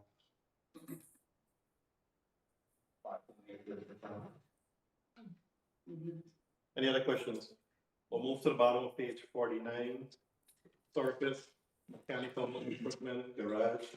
Section for the garage bay 5132 increased by 5.72%. Just some direction of it. Mechanical equipment, there's fleet manager, we put in an assistant fleet manager. We have a lot of equipment down there, we have a lot of vehicles that we take care of. And we need, a couple more, another management position down there to maintain. We are doing, we worked most of this year with 2 men short, we're on workers' comp. One is still out, one just came back in September last month. So, one will be out almost a year at the end of November. It's very difficult to maintain and keep up with our fleet. Having so many people out. Our current fleet manager is in there turning wrenches. It's hard to keep up with the daily reports and stuff when you're actually in a bay turning wrenches. So the assistant fleet manager. So we are looking to put the fleet manager back in, keep an assistant fleet manager. Overall, again, the budget came up also because of that extra position, but it's well needed. It's critical down there. You know, I have to tell you how many waste trucks we have, how many dump trucks, and then we already started now getting the trucks ready for winter. We have to start, a couple months in advance, getting the plows ready, getting the spreaders ready. For this department, do we have any intergovernmental cooperation with the county? Yes, we can send stuff to the county. It's, we've talked about this before, but we are saving money by doing a little bit more in-house. Other departments, PD uses the county a little bit more frequently than we do. There's a lot of things that we'll send to the county that, they couldn't perform, and then it goes out to a third party. So, we just lose that piece of equipment for a longer period of time because it goes from us to them, we evaluate it, it's, over their skills, and then it goes to somebody else. So we evaluate it now. If we can't do it, we're gonna send it to the third party also. I'm trying to recall last year when we were doing this budget review, I did mention about keeping a lot in-house. That's why you were trying to build back this department. And we put an extra mechanic on last year, off shift. He's not been able to go on off shift because for almost a whole year, we've been down to mechanics on the day shift. So I have not been able to move somebody to do some of the, what I would call, when you approved it last year, the basic stuff like your oil changes, tire changes and things like that. And if we had a full staff, and they also know that when I can get back to full staff, somebody will go to that evening shift. Right now, in all last year, this past year, having 2 people off for almost a year, it would, it would devastate us on daytimes. We wouldn't get things done, so it wasn't feasible yet. Still looking forward to it, but until we get a full staff and everybody back on, one individual stays on days. How much of that is the 2 staff of workers' comp? How much of that is still going to the county in terms of like percentage? We could either send the third party or him. The county, we still get it, if we send something there and they can fix it, but we've been doing almost most of it in-house. So in terms of the police, can we take those? I mean, some, or is that? The goal was working is too much? No, the goal last year was if the one mechanic could go on the night shift, that we could do some of the basic stuff for some of the police vehicles. Right.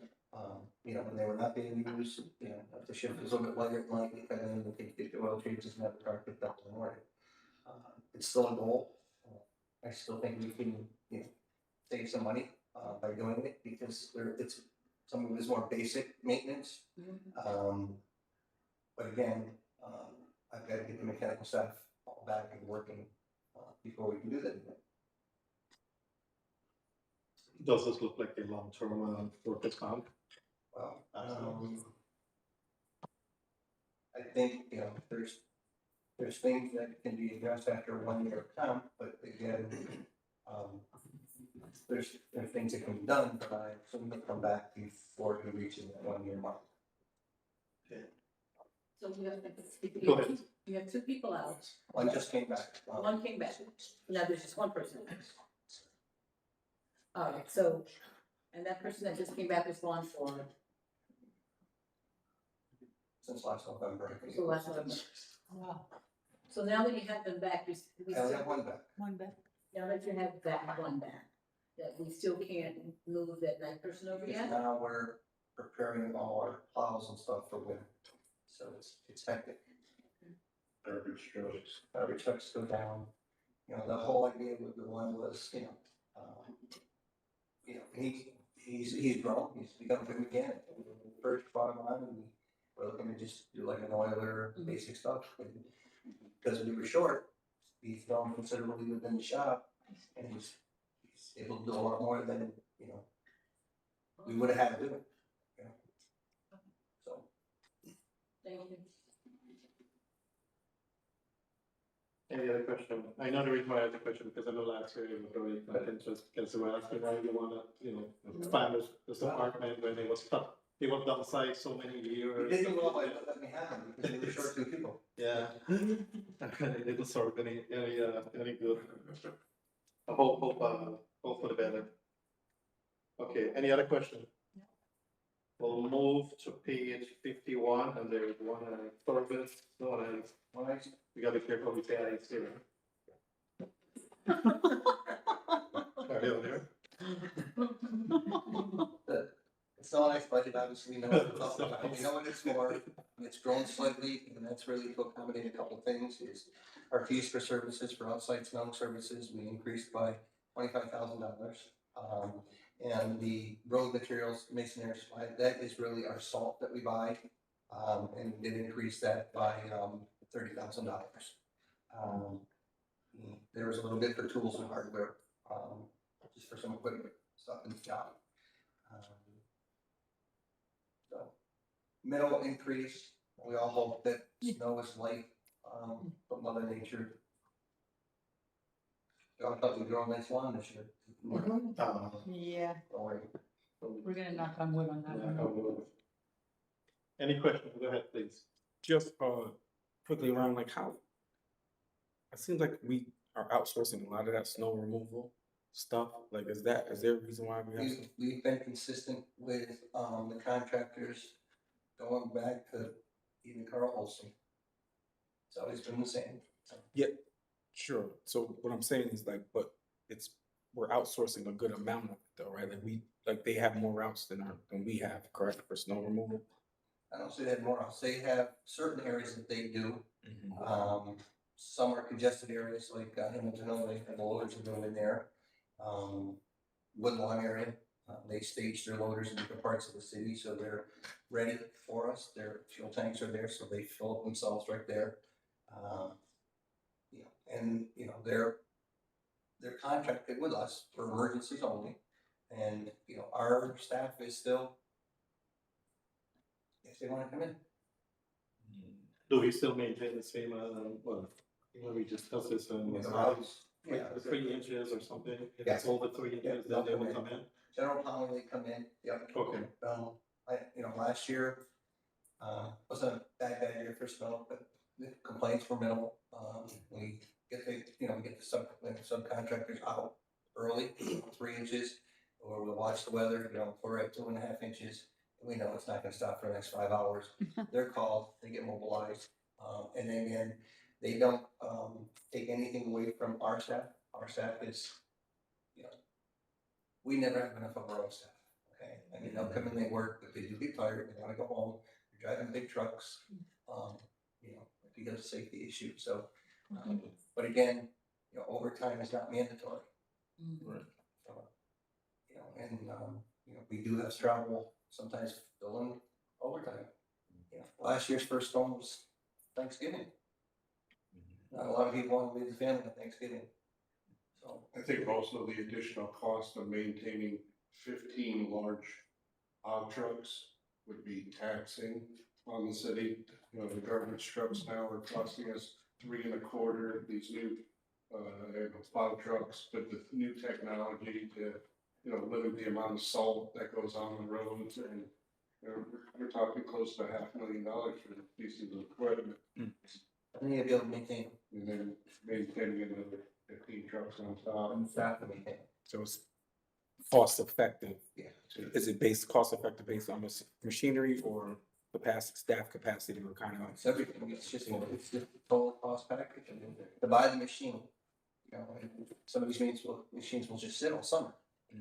We're still gonna pay the debt service till it's paid off, and then if they do run, when they break down, they do come in and get repaired. So yes, if you look at, you know, the 275,000 we budget for the storm for the whole year for, you know, a private contractor, that's like a 5 1. I have to say, when we discussed this a couple of years ago, to add this service to help, because there were so many companies crossing that city. Streets are not getting plowed, weeds, and that's the service added. It really helped, and I have to come in here and repeat. Because our complaint has dropped significantly of people not getting their street plowed. So thank you. And it's good that we have this there and it's available at your disposal to make sure that our streets are clean. Any other questions regarding this? No. Okay, we will move to page 52. Parks maintenance. You're gonna do it up there? Well, you can say, you can do it. Right, right here. It's bringing it, Take it right. Come on. He's back at the table. Budget, huh? When last you were here at the budget. Yeah, welcome back. Okay. Go ahead. The parks maintenance A7110, increased by 9.0%, that's only an increase of $109,511. Excuse me. Mr. Masika, you want to give us an overview? Tell us what's happening, tell us the good things that are happening over there, and the things that we need to know to improve it. One of the things, that major change we made was in A71, 110, 100. We have a senior treatment / arborist now. That was one of the questions that came up. Yeah. That was, we had a senior tree trimmer, he was out on comp over the winter time, he went out in January, he's been out for 6 months, he actually went to school, got himself certified, and came back, which serves a great asset for the city of Schenectady. He's able to go out and identify trees now are dead end disease, he's fully certified by New York State, it's fantastic. There's no question about it anymore, if we've made the right call on a tree. And we were paying an outside consultant through development up to $80,000 a year just to be our arborist. Now we have a senior tree trimmer who is an arborist, and it goes back to retaining good people. So do we have the equipment to help them along? Arborists have the knowledge of trees, and it lets us know what type of tree, you know, plant. When a tree comes down on the edge of the road, sometimes people plant trees that really are too big to put on the edge of the road. He makes recommendations to Billy, myself, what trees should be planted there. He's evaluating the trees. In the past, we would have the arborist come in that we were sort of subcontracting with. They would look at the tree and tell him if it was dead, we would get the bill for his call. We were getting billed for, you know, and almost like a lawyer, in 15-minute intervals, if he was reading an email or anything. So what we did is this gentleman went to school, took the state exam, got certified, and we really want to retain him because he is an asset now. That's awesome. We're not paying somebody else to come in and do this job on top of paying him as a treatment. So whatever recommendation is made to the board of we have the equipment to go and take down the tree. Oh, yes, absolutely. Yes. He's also a climber, so he's very experienced in the bucket truck. He's a climber. He's He's welcome, Stacy. He's Okay. really good at it. Actually, he's been helping, Jackson with the development. He'll come out and he can tell you what trees are proper species to be planted along the streets so it's safe and stuff. So, We are seeing the savings down, that we're not using somebody that was being subcontracted to do that. Questions? Go ahead, please. Definitely, if someone that does not grow or have that understanding of trees, I didn't know how much science goes into it. But in walking the streets, there is a very direct need and wanting to have like evaluations of neighborhoods. Is that something this individual would be able to, like, is it a tree study or? There was a tree study a while back ago, and he does on people who call with, problems with a tree or, tops of them dead. I mean, we have a lot of the large silver oak trees that they've just gotten to the Yeah. end of their life. They've gotten to the end of their life, and he goes out and evaluates, he tells us if the tree should come down, and if he handles the tree and takes it down, there are some trees that we can't, whether they're too big, we need a crane. And then, we establish a list, goes out to bid, we may put 4 or 5 trees on it and do a bid. And we have an agreement with National Grid. If there's a tree that's involved with wires, National Grid comes, evaluates it, they'll take it down, because we're on the wires, and we do the cleanup. So, that program is come a long way with helping the city and savings. Thank you. When I came back on board last fall, I met with this gentleman that's doing our trees, and we set a program to start in the wintertime, and he fell through the ice fishing in January, so the whole program went backwards by about 6 months. So he just came back in June, and what was it, May, when we hired the other tree trimmer? Not the senior, the other one. Yeah, so we hired the other tree trimmer, so we just got the kid fully trained, we got him ready to go, so we're about to come back up again with a full program of evaluating street by street by street. We're going neighborhood by neighborhood, determining where our complaints were, what was coming in on, see quick fix, looking, evaluating, setting them up, and then going into the neighborhoods and removing trees. I'd just like to add that we have 2 tree guys in the entire city.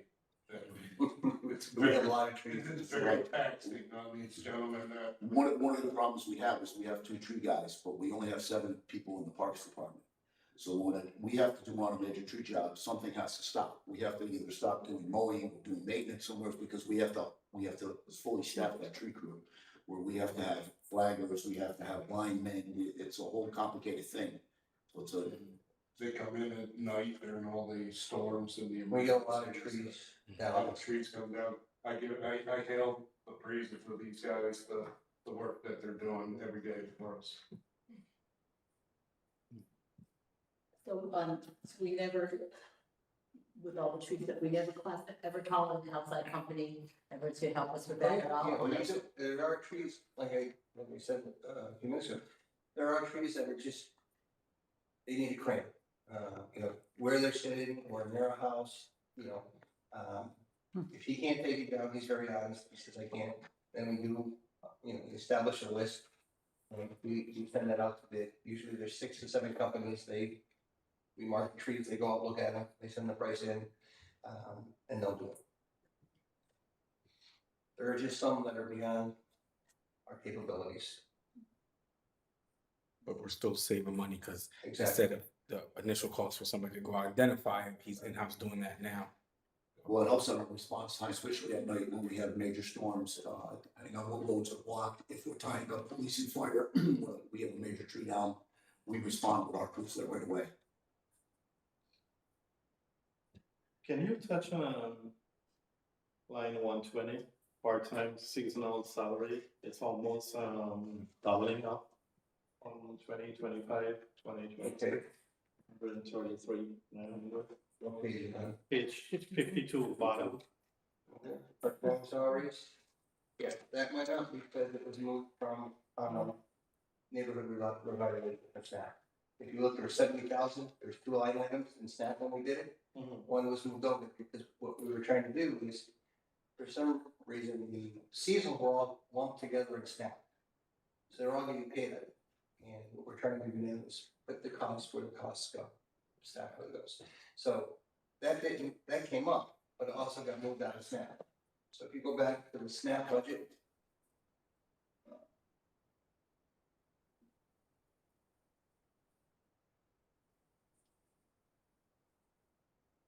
One more person, please.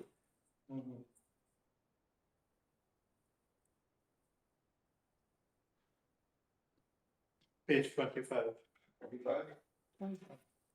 So if you look at property management, where it said, in the 1621-121, you had labor seasonal various 175,000. Mhm. Then you had labor temporary 70,000.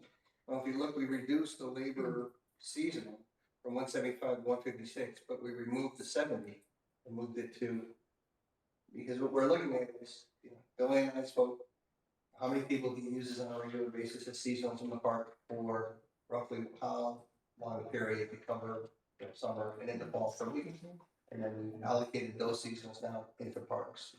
So we got moved from one, put it to the other. What it allows us to do is when we actually start to move forward with more trees, I can remove my permanent people, put them on the tree crews that I'm more confident that I can feel, put them on the trees and they're gonna be safe, and use the seasonal people, probably the mundane things in the park that we have. The permanent guys. So it's just a shuffle on the funds to show the people where they're really working. So there are two significant raises also on the A 7110. The park supervisor and Then the park supervisor is CSEA, so it's gonna fall into the same line with that. And well, the tree trimmer is because he's now an arborist. Oh, the tree trimmer? There was an error, I think, in the past. If you look at the old salaries, the tree trimmer was making, I think it was $1, something more now. $1 something more. And handy hose. So, you know. then the what? Than the MEOs. Uh-huh. So he's cutting trees for $1 more an hour. And you're not gonna keep somebody there, you cut trees and go on at night for $1 an hour. They'll just go back to being an MEO. It's just one of these items that the pay wasn't right with the job. And it, somehow that's how it was done, and, you know. You wanna rectify it, you'd like to rectify it. But he's a tree trimmer. And he also maintains his, CDL, so he also has the CDL like everybody else. But he's not gonna trim trees for $1.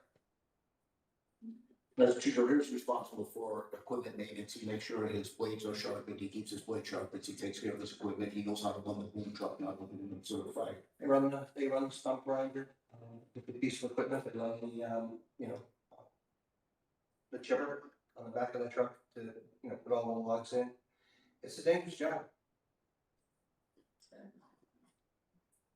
Another question. 807110-120, that part-time one, the year-to-date is 30,000. Can you identify when busy seasons are, or what would be the gap on that? Well, again, the year to date, if you're looking at parks, you'd have to go back and look and see what was being spent in SNAP. As we move. Thank you. Any other question for parks? Seeing none, we'll move to the next page, pools, maintenance. Pool maintenance decreased by 9.24%, $14,000.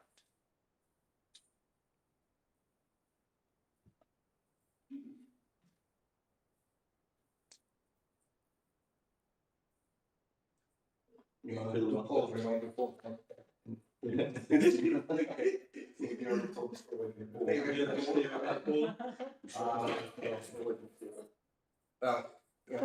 Again, chemical. We're helping with chemicals, you know, moving the chemicals around ourselves, so we're bringing the money there. So the pool maintenance equipment, that item there that came down, pools maintenance, other equipment, other expensive has come down. Where we've seen our increases is in our fees for services, because we can't anticipate, you know, a rate increase from Boys and Girls Club to all the lifeguarding. Again, their salaries are gonna go up, so, we did increase that slightly from 202,500 to 209,588. Supplies, slightly up, 1750 to 2250. Clothing and dry goods, we did drop repairs, 5,500. You know, overtime, what's the question for overtime on the pools? Repairs, I thought, Carl's. Repairs. And the repairs are every year, on some of the pools, not the new pools, but the older pools, the health department, has us coat them. Now, this year we had some paint left from last year, so we didn't spend as much, because there was some of the, rubberized paint, that our painter did the pools with. So, the paint will come out of that paint. I think the last time we bought it 2 years ago, it was around $15,000. And then it covers tile work, and it also covers every year, we have to have somebody come in and, certify the lifts, for the handicap lifts. Usually they need maintenance on those, so a company comes in and does those, so it's not just one pool, it's just, you know, it's Black and Bush, it's Front Street, and, you know, and it's Central Park. So can you give us a recap of the Central Park pool in terms of the changes that was recently adopted in terms of the attendance? Last year, I know we had open for everybody. This year, we kind of cut it back to residents only with a little bit of leeway in terms of who can come. Can you give us a snapshot of what happened? How is it? Did it better? Yeah, it was, the first week was really tough because people didn't really understand the changes that took place. We've seen a lot of people come out a lot of people, if you look at your driver's license, says Schenectady on it. We don't go by what says Schenectady, we go by where your street address is. A lot of people don't understand that just for mailing purposes. The first 4 or 5 days I actually stayed up, I worked the gate up there with our people. And we probably turned away 100 to 120 people a day that were from Rotterdam, Niskayuna. But we didn't have lines of Schenectady residents standing outside the pool looking in while residents from other communities were in there, so it actually worked. Some of the people from outside our community were a little irate with us, but after a while they understood. And then the Schenectady people were very happy because they got in the pool. I don't know how many people came up and said, I stood outside last year for 2 hours to get in this pool, like we were from Rotterdam and Niskayuna were swimming in the pool. So it worked pretty good. It worked out really good. And one of the benefits we had with the school, our arrangement with the school district was really good this year, using their security people up there. We had some issues like the first week till the kids got acclimated that we actually had security at that pool up there. It was good because the security people knew the children that had little issues in the school. They knew, but they knew who they were already. And the security people knew who they were, so that right away they grabbed them and talked to them right away. So it worked out really good. What would you change or improve into the next year for the Central Park pool? One of the biggest problems we had is people and the hygiene of their children. With that pool, we can go down and we can call it a code brown. That was a major problem. That happened a few times. One time it was really big. I had called the Indian care. We had to actually close the pool for 24 hours to circulate it again. You know, trying to get it, and it's posted on all the signs. It tells people that you must wear the proper swimwear when you're in the pool. And They're expensive though, too. yep. So how would you address that in the future? In terms of the argument? I think maybe we would have to address the parents. We'd have to address them if they come in with their children and explain to them that they have to stay on top of that because it causes a problem for the whole pool. And one of those things. Not so much if it happens in the baby pool, because that's a isolated pool that shuts down, that's fine. But when it happens in the big pool, that causes the whole pool to go down. And they're super coordinated, and they test it, and everybody's gotta be out of it. So what is currently there right now, and you're comfortable moving into next year with those rules? Yeah, I think the rules are good. I think everything that was put in place that we discussed back in the springtime worked out really good. I think it worked out. And going to year 2, people know the rules. So, you know, the people from our, they know now there's a rule there. So the first year, like anything, it's the first year, it's the learning curve. No, and we made arrangements. We had made arrangements we had one of the Catholic schools or one of the organizations we anticipated they had a bunch of Schenectady kids that they identified. The problem was they brought their chaperones with them that weren't Schenectady. We screened them, we let them in. They called me before anything, so I met them up there. We got them and we brought them into the pool. Yeah. So we accommodated that. That was one of the questions that everybody had brought up, and we worked that out. Go ahead, please. Do we, Quackenbush on Front Street, it's residents only as well there, is correct? No. No, It's okay. just anybody. Anyway, okay. It was just central. I didn't know. Go ahead, You please. don't have the overflow, at Quackenbush or Front Street, where people have to be, turned up, turned away. Thank you. Go ahead, please. So what you just explained about the chaperones, because they were from the school and the children were from the city. Does that extend to parents who live outside the city and you can confirm that their child goes to school there? If they can confirm it, and that's one of the things, the great part of having the school security people there, we have the school system there, I forgot what it's called, The safety? the safety people, they can go right now, and tell you if you were Schenectady kid. Oh, yeah, so your safety Yeah. team, school Yeah, safety. the safety team had it there, so if you came and you were the stepfather and you said, oh, my son goes to Schenectady school, we brought his name in and said, fine, come on in, we brought him right in. We had a lot of people show up, we had people show up that claimed they were Schenectady, but when they ran them through the system, they didn't pop up in the system, and they tried to, and the school safety people said, no, if they're in the school system, they will pop up in that system. So, I don't want to extend this conversation because it's really something that. However, if a child lives in Schenectady, you go to another school, like a charter school in Albany or someplace, they won't show up in the system, but they're still a Schenectady resident. And so, I don't know how that gets handled, but that's it's a situation that was brought forward. So I'm not Right, sure if how the to. parent was there with him. So, No, the parent didn't live in. So, but I don't wanna try to get you to do the whole, figure it out thing here. I just wanna be able to say those kind of things come up, so I just was wondering if there was ways to consider handling when you do your plans for next year. so there might be like some more, extenuating circumstances for maybe a handful of kids, but any kid that is, say that you live in Schenectady and you go to a charter school in Troy or Albany or something like that, you still will show up in the database.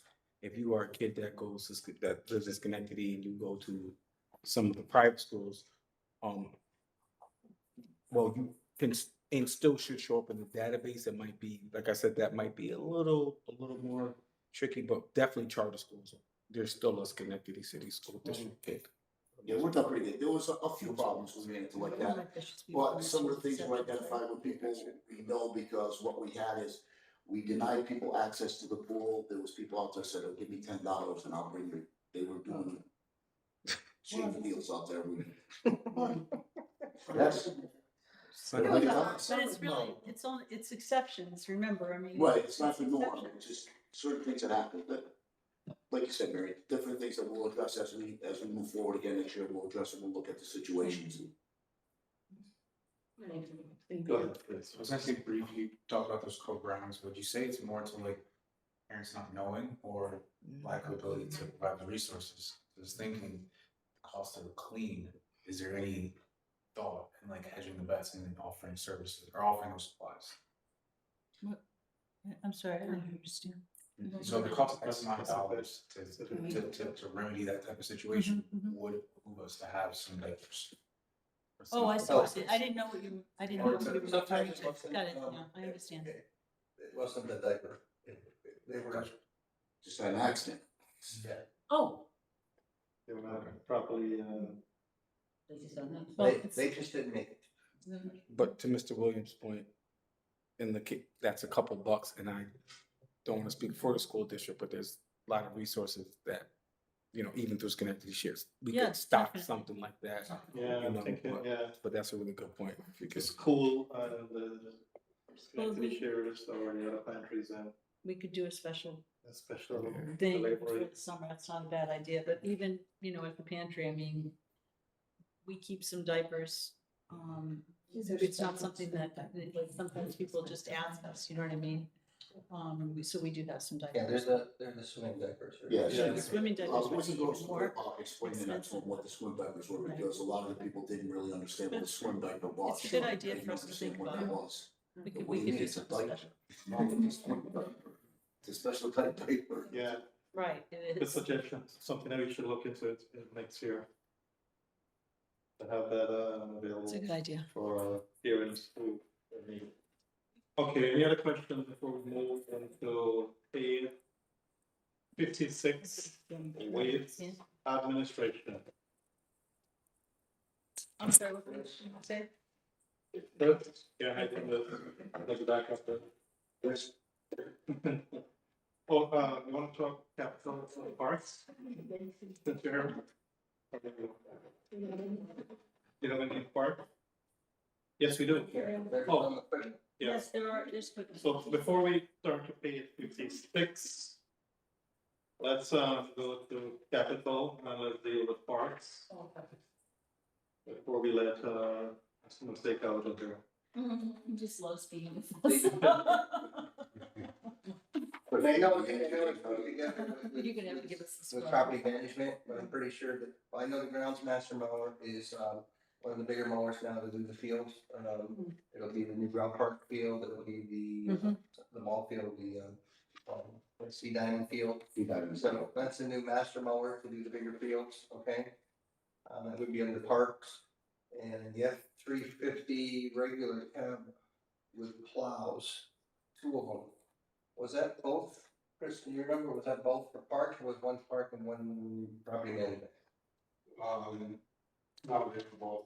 Okay, so they were both parks, and they're gonna replace, any vehicle replaced is 10 plus years older, and I think some of these pickups go back to probably 15 or 16 years old. So they're. The vehicles in parks are senior lifetime, yeah. So the bottom 2 were for the parks, and the other ones, if you want to just go quick, because we did property management. The roll-off truck, that's the property management truck. That truck is getting quite old, and some roll-off boxes. I think that will give us about 8 boxes, $45,000. And the Toro with the dingo attachment is a small piece of equipment that we can go in and appear to be easier some of these abandoned properties or properties that people have to take care of, rather than trying to use a weed whacker. It's a little bit beefier piece of equipment. The dingo, you can stand on it, it's gonna cut your head. You know, some of these properties, it's not a lawn we're cutting, it's a lot of brush and stuff. So, yeah.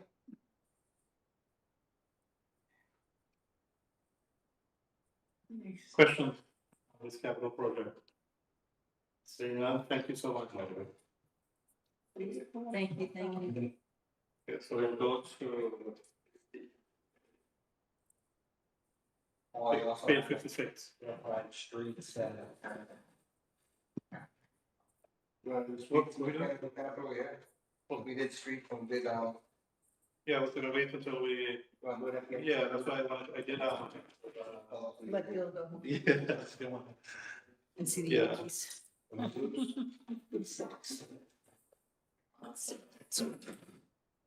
Starting with police administration, Yes, total waste administration decreased by 27.04% from 299,541 to 218,559, approximately $80,000 increase.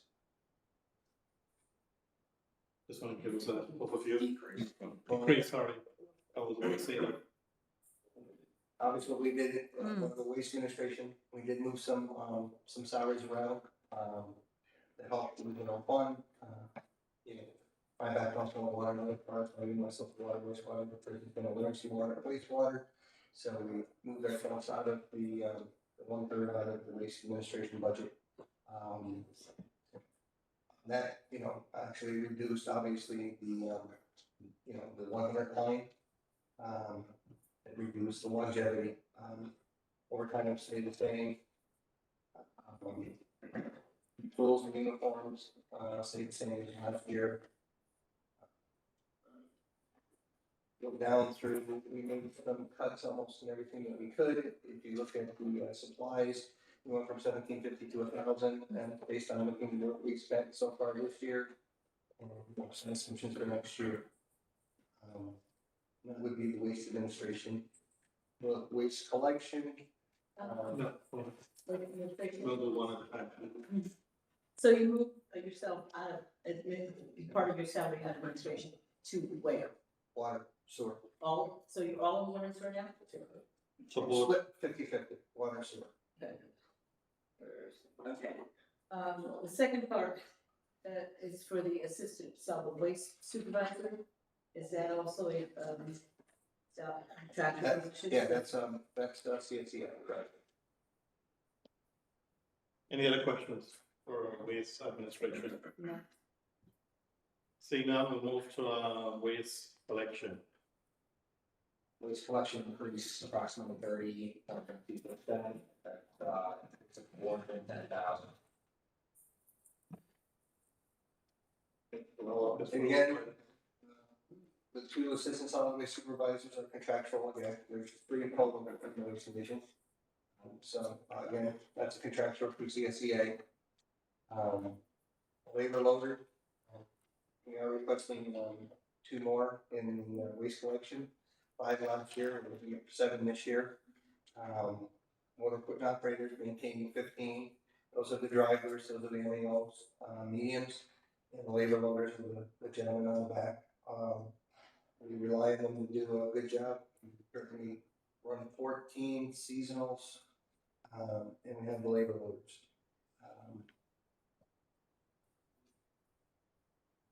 The big jump, the big jump in seasonal labor loaders is to really allocate the costs like we talked about. We didn't have seasonals in waste, they were being pulled from staff. So, there was a line added to the 8161, which is the seasonal labor loader variance, 214,396. That'll reflect 14, current seasonals that we have, on staff. And that, we're gonna see that go back to SNAP. No, that stays, that came out of SNAP. Oh, okay. Because again, it wasn't reflective of the true costs in waste, because we were paying on SNAP.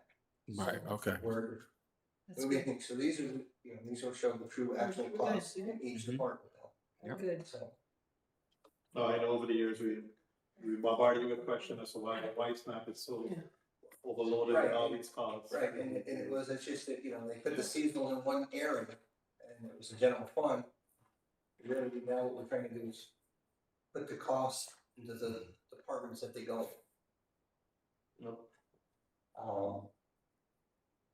So those were the biggest things that I'll get some questions. There was waste working hours. That was, I think that was me, yeah, right? That's the $2. Everybody in waste, everybody in the waste receives $2 or more. And if they come from another department for waste that day, because, we were shorthanded, they pick up that $2 also. Yes. Mr. Williams, do you have your hands up? Yeah, I was gonna ask, what's the pay rate for seasonals? Yep. Oh, damn. Is that a cheat sheet? I got some other pockets and stuff. I'm sure all the pockets stuff.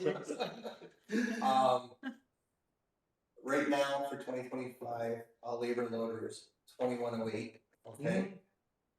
That's a labor, and they get $2 obviously for being in waste. The seasonals are 1750, and they get $2 more for being in waste. The $2 is that, That's across the board, whether you're a seasonal, whether you're a MEO, if you're assigned to waste, you get the $2 more an hour.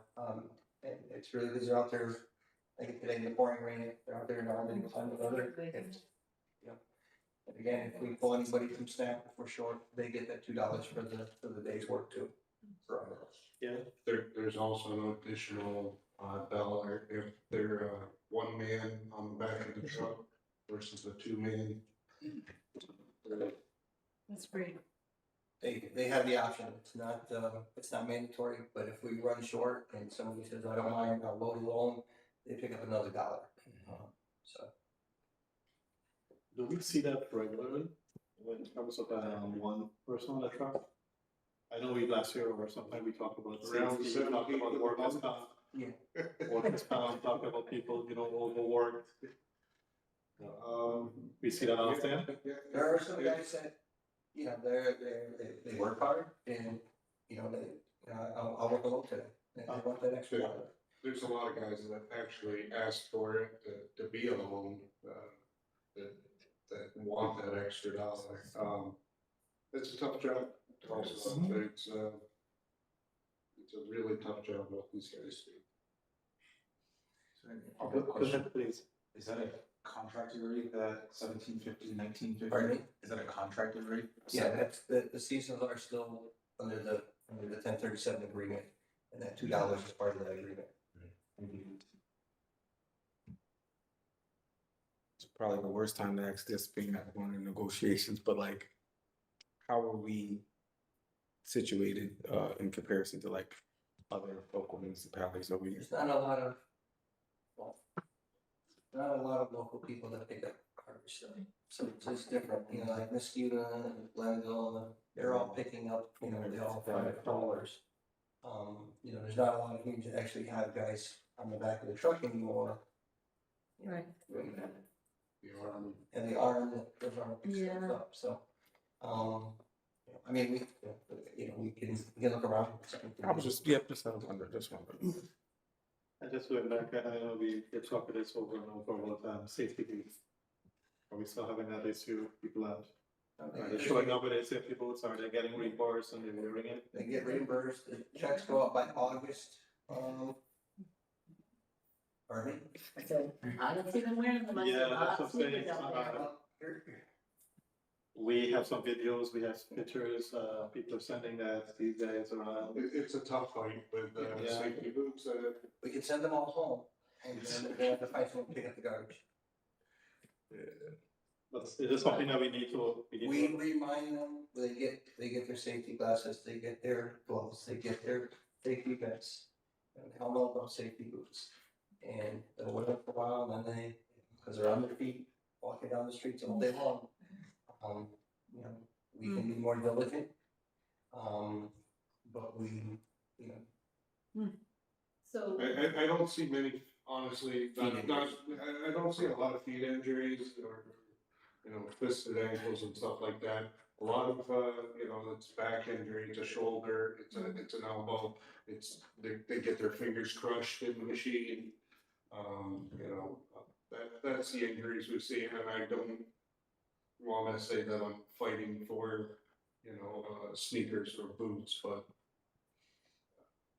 it's a tough job that these guys have on their feet all day, running around. Yeah, I think that the whole idea is for them to, you know, show up, have a safe working environment and be back home with their family. I go through boxes of Yeah. safety guys and boxes to give these guys safety, you know, cause I want them wearing it, you know, and we have a lot of the tough guy mentalities out there that shop and, you know, the next thing you know, they're gone. So there's no way we can mandate that they wear like safety. I mean, we have a guy that had got horrible accident with his eyes because he wasn't wearing a safety belt. It is mandated, but like Paul says, we send them all home at the end of the day, the garbage isn't gonna get picked up, you know? It's a tough job keeping after. And you can chase it, and, you know, you go down the next block and take them, put them in their pocket. You know, you can't be there. How would you do that? You can tell them every day, we want you to come in, we want you to be safe, we want you to go home to your family safe. Okay, but you can't be on every truck making sure they're doing exactly what you want all the time. And the safety issues is in the contract. It has to be across the board, not just waste. Water, sewer, parks, SNAP, streets, everybody. If you know, and we want everybody also. And like Chris said, is most of our, I don't remember the last time somebody, you know, had a foot injury. It's always they hurt their back, they sprain their back or their shoulder, an elbow. And, you know, we give them everything they need. So and I imagine the safety boots is the primary functions, like the steel toe type of thing. Is that what we're trying to? Yeah, they have to have the OSHA approved boot, which Okay. can be plastic now. There's composites because I was gonna say, they're really heavy and cold. Yeah, they have composites now. I was gonna say, like, there's a lot of different, more comfortable shoes now that meet the OSHA requirements. So you would hope that, you know, they'd be able to like make some changes with that. Yeah, there's sneakers out there. Yeah, that's They what I'm do saying. have sneakers So, that have yeah. So I bought a pair for myself and I wear them. So, Here we go, we'll just step on some sneakers and see if they say hi. no, because it's one of those things, if it goes wrong, it goes really wrong, right? And it goes, All right, We don't want anyone to get hurt. We're absolutely We'll fine. work at some reminders and put a couple, do some little bulletins and reminders too, and they'll also go for guys. I mean, overall, it's a safety concern, and it's for their benefit, Oh, absolutely. and we just need to make sure that we enforce it. Any, question regarding, waste collection? Okay, we're gonna move to, waste disposal. We just hold over increased by 8.50%. Approximately 1.8 million to 1.9 million.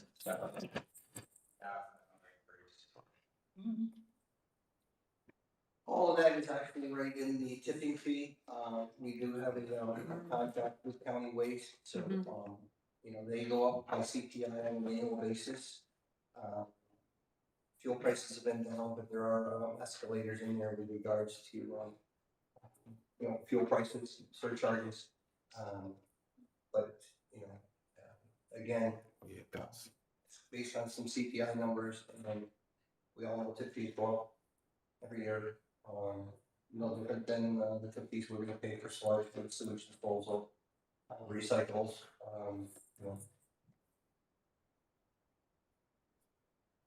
Any questions on this?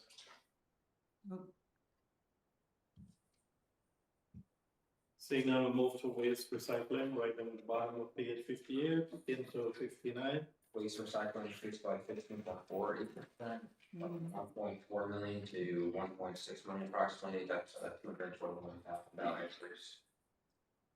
You just want to give us. and again, what we did is, we split the difference on the seasonal between recycling and the waste, because it's what we do with the NAOs too. You'll see 15 and 15, so we do it with the labor loaders, and we did it with the seasonals.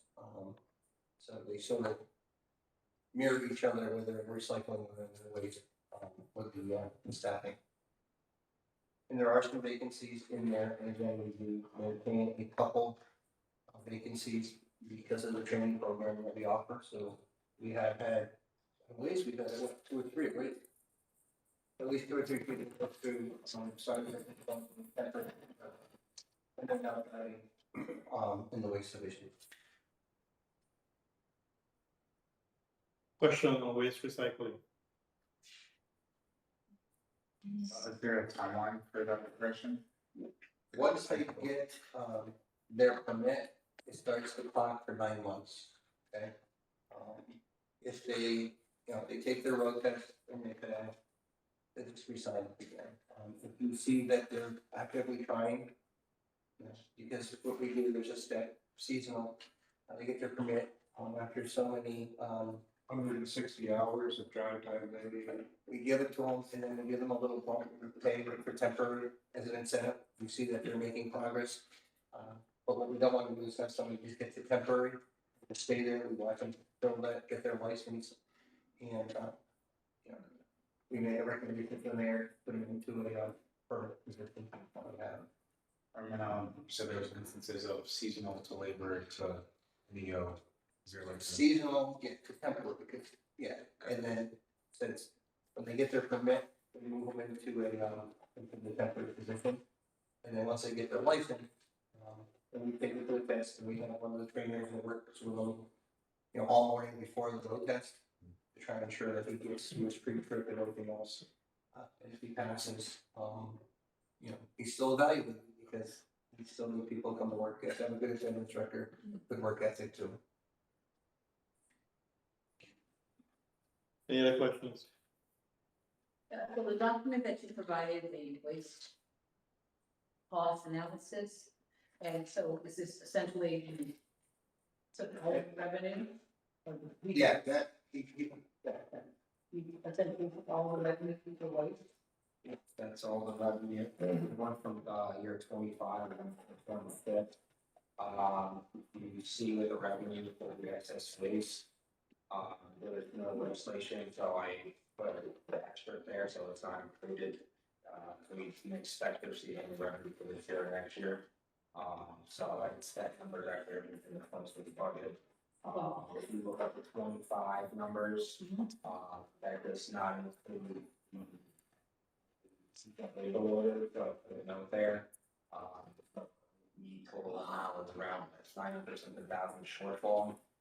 If we had the orders, at 1.3 million shortfall for 25. And then for 26, and note at the bottom, we asked the commissioners, want their salary for benefits. They're not included in 26 in this calculation anymore. They're moving from sewer and water fund. And if you look at the revenue, that's the increase of 110 for the non-exempt, and then 76 increase for the exempt properties. And what line are you referring to? The revenue, Yeah, that's, the new trash, we're using the trash charges. That's the new budget amount. Budget to cover all of the waste costs. So this includes debt service, includes all the benefits, workers' comp. What else am I missing? It should be. Let's the second page. So, it all includes fuel, liability insurance, electric, includes our fuel rights, billing, and all the repairs and labor.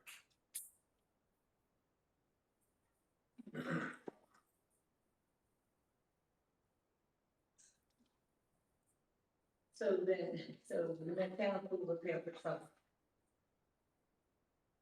These are only the stuff that we're talking about. Right? Yes. Not sand. Correct. No. Just back up, only waste. Thank you. I realize those trucks, we put usually around 10 trucks out a day, or 14, and all the way to 1 yard waste. Yeah, we don't have 14 trucks out a day in the other parts of OGS with the street department unless there's a snowstorm. So the garbage trucks are used heavily, regularly every day. So they get a lot of wear and tear, maintenance in the trucks. And if you look at the 2026 amount that you're showing includes the proposed increase. So that's that. If you look at the revenue for the proposal, that's a big number. That's what Thank you. you know, if it's still within that $100,000 shortfall, even with that increase. Thank you. Any questions? Okay, seeing now we'll move into water fund. And that is towards the back page. Page 68. We have revenue and going to expenditure.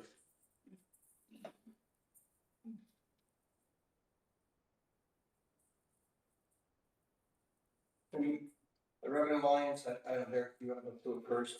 And I'm not sure the questions you're thinking. I briefly mentioned it in the overview, but I can just repeat it. Essentially with the fee rate increases, going through the budget year, it's really going to affect just the commercial units within the city and then outside city. So the residents are not going to be affected by any rate increases. And we did increase the appropriate fund balance, which reflects 400,000 reflects that increase, which we're moving into the general fund budget to help mitigate the gap that we have between revenues and expenditures within the general fund. Other than that, I think basically it's straightforward. I'll be missing something. Highlight anything we need to. And then just, again, it's only a 5.39% increase over 25. It's about $1,000. And that's overall, right? Correct. Yes. That's Correct. pumping, distribution, administration, Right. reservoir, everything. Question on the water fund. There's one other question on the taxes that came through, what it is, it's the property that we have at the Wellfield Drive, Rice Road. The assessed value has been reduced, so, the assumption is that those taxes will drop. To around 550,000, maybe less, but, you know, on the safe side, we budgeted 550,000 because of the assessment, reduction. Any question? Seeing none, we'll move into the sewer fund. Commissioner, just give us a dip, but,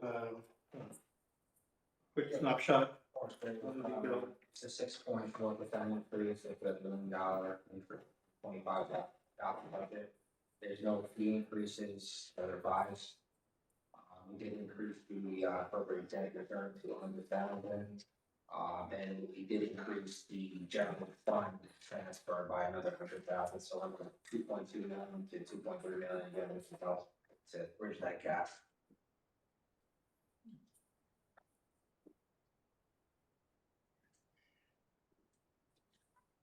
Any question regarding the sewer fund? Go ahead, please. So, the sewer fund, earlier you said that, your salary is now split between the sewer. Water and sewer. And that's it. Is there a salary increase for you in that?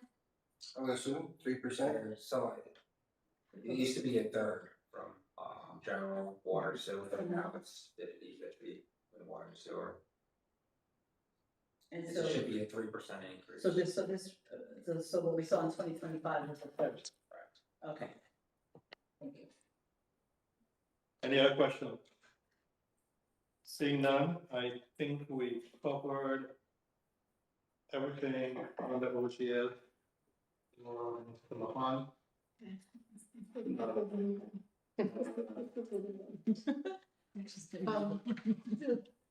Where would I find the, MEO position and SNAP and the two in street maintenance that were, taken out from? And they're in the. I know. They were What- formerly ARC, not one. Yeah, The well, two were. the street ones were formerly ARPA. ARPA's depleted, so Okay. they didn't refund them, obviously. So the two of these were ARPA, okay. And the one MEO and SNAP, it's still there, right? It's just not filled. Well, it's, It's gone. Okay. It's gone. That was my only question. Okay. All right, we'll move into capital projects. Well, the first one is we'll touch on is waste collection.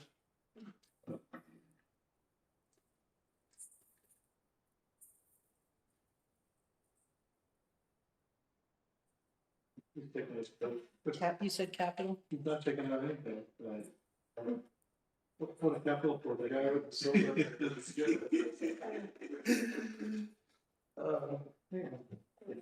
Capital, right? You want to go to the water and sewer capital, or do we want to? What are we doing? Waste collection. Yes, waste collection. Okay, waste collection. Yeah, so we put in for a new toter truck for our supervisors and, 2 new garbage trucks. Been trying to keep up with 2 per year, Yeah. in place. We've been buying those off the lease lot. So we usually maybe 1 years old. But all the bugs are worked out, it's been good for us. Again, we're, requesting 2 more tractors. Replace the 2 others. Any questions? Seeing none, we'll move to street mechanical. The vehicle equipment is gonna be for 2 regular cat pickups with plows, and replace the 2 oldest ones in the fleet that are, I said, everything we're replacing is 10+ years old. There's 2 pickup trucks. A hot box truck is a 10-yard single cab truck that keeps our blacktop hot, so we can, when we start early, run late, heats it up, we use it all the time. It makes more pliable, so we can do potholes, wander smoothly. And a forklift. Our forklift is, I think it's very 18 with it.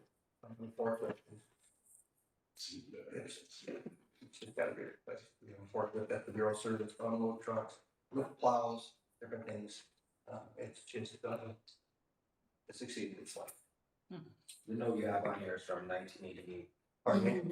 Forklift from 1988. Okay, yeah. I don't have no idea. 1988. Did you say 1980? Yeah. Wow. We've got our use out of it. Yeah. Okay, any question on that? So, it's like half of Now what we we'll go spent. to, water. And then see. The water, I'm gonna ask for a utility van for our electricians. We bought one, I think, 4 years ago. I don't know if this is using one of the old, fire vehicles that was gonna be auctioned off. We've been using it for a couple of years. We're trying to get the last out of it. And we are looking for a new utility van for the electrician. And he travels all over. He's not just to the water. He's police department, fire department, all our buildings. He works throughout the city for all of the departments.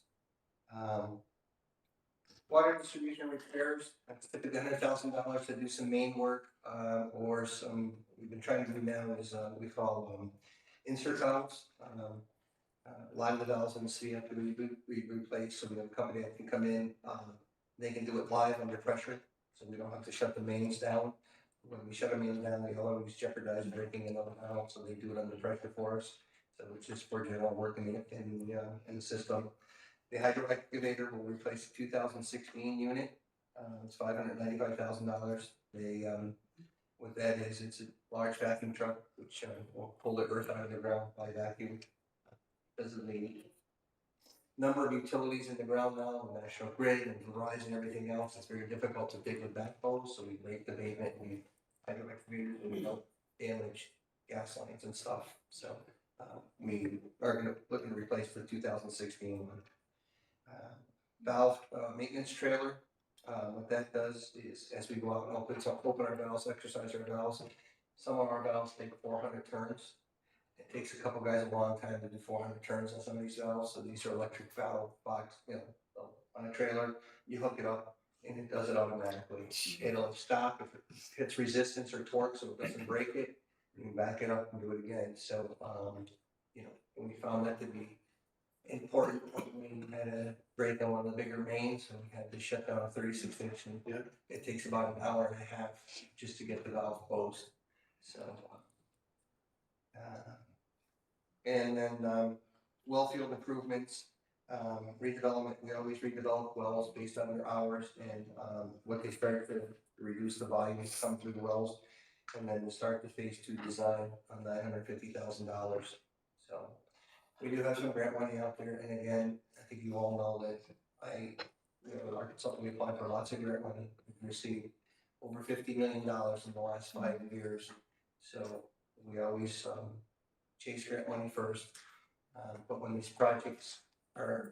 doing these projects, we get the design ready and we get on the intended use plan. We score better because they know the projects that we are really looking at. We're looking for the money. If we get the money, we'll do the project.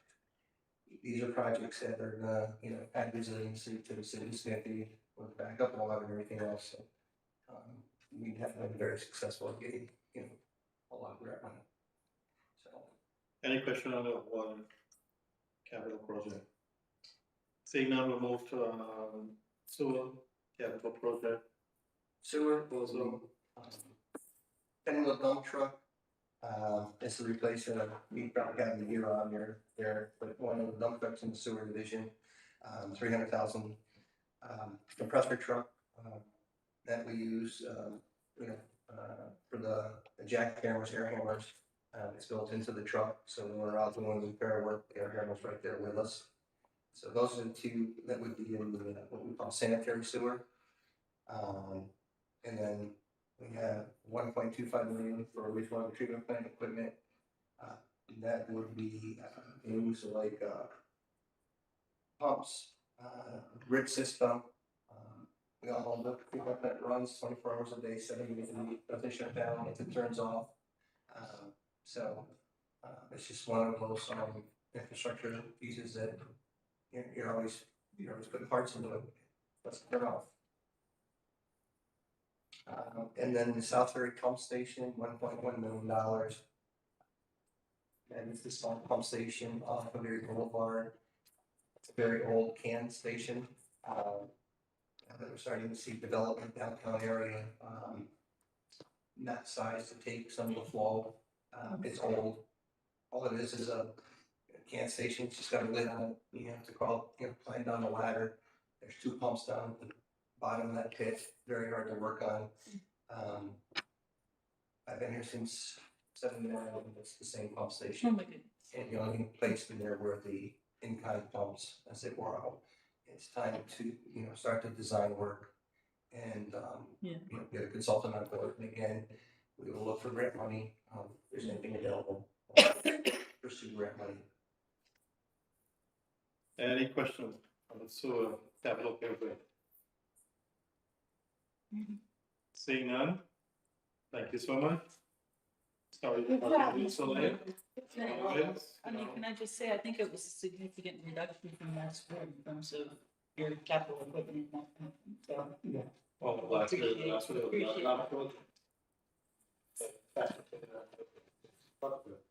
Yeah, big project. Big project, Again, the biggest project we have will probably start in 2026. We have $8.6 in that money for that project. yeah, very excellent. Thank you so much for the, so, any other business before finance? So, before we, join, before we recess, our next meeting is, next Wednesday, October the 15th at 5:30 PM. We will go through the remaining of the budget. So I ask for motion that we recess finance committee until then. So good. All in favor? Aye, thank you. Thank you, great job.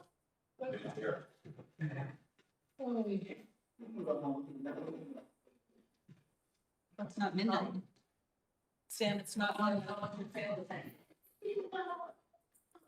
The terminal feels like it, I'm sorry, what? but it feels like it. I'm so tired. It's like, I'm an old lady, you know. And I got two, my dogs don't respect what Right. they have needs, you know what I'm talking about?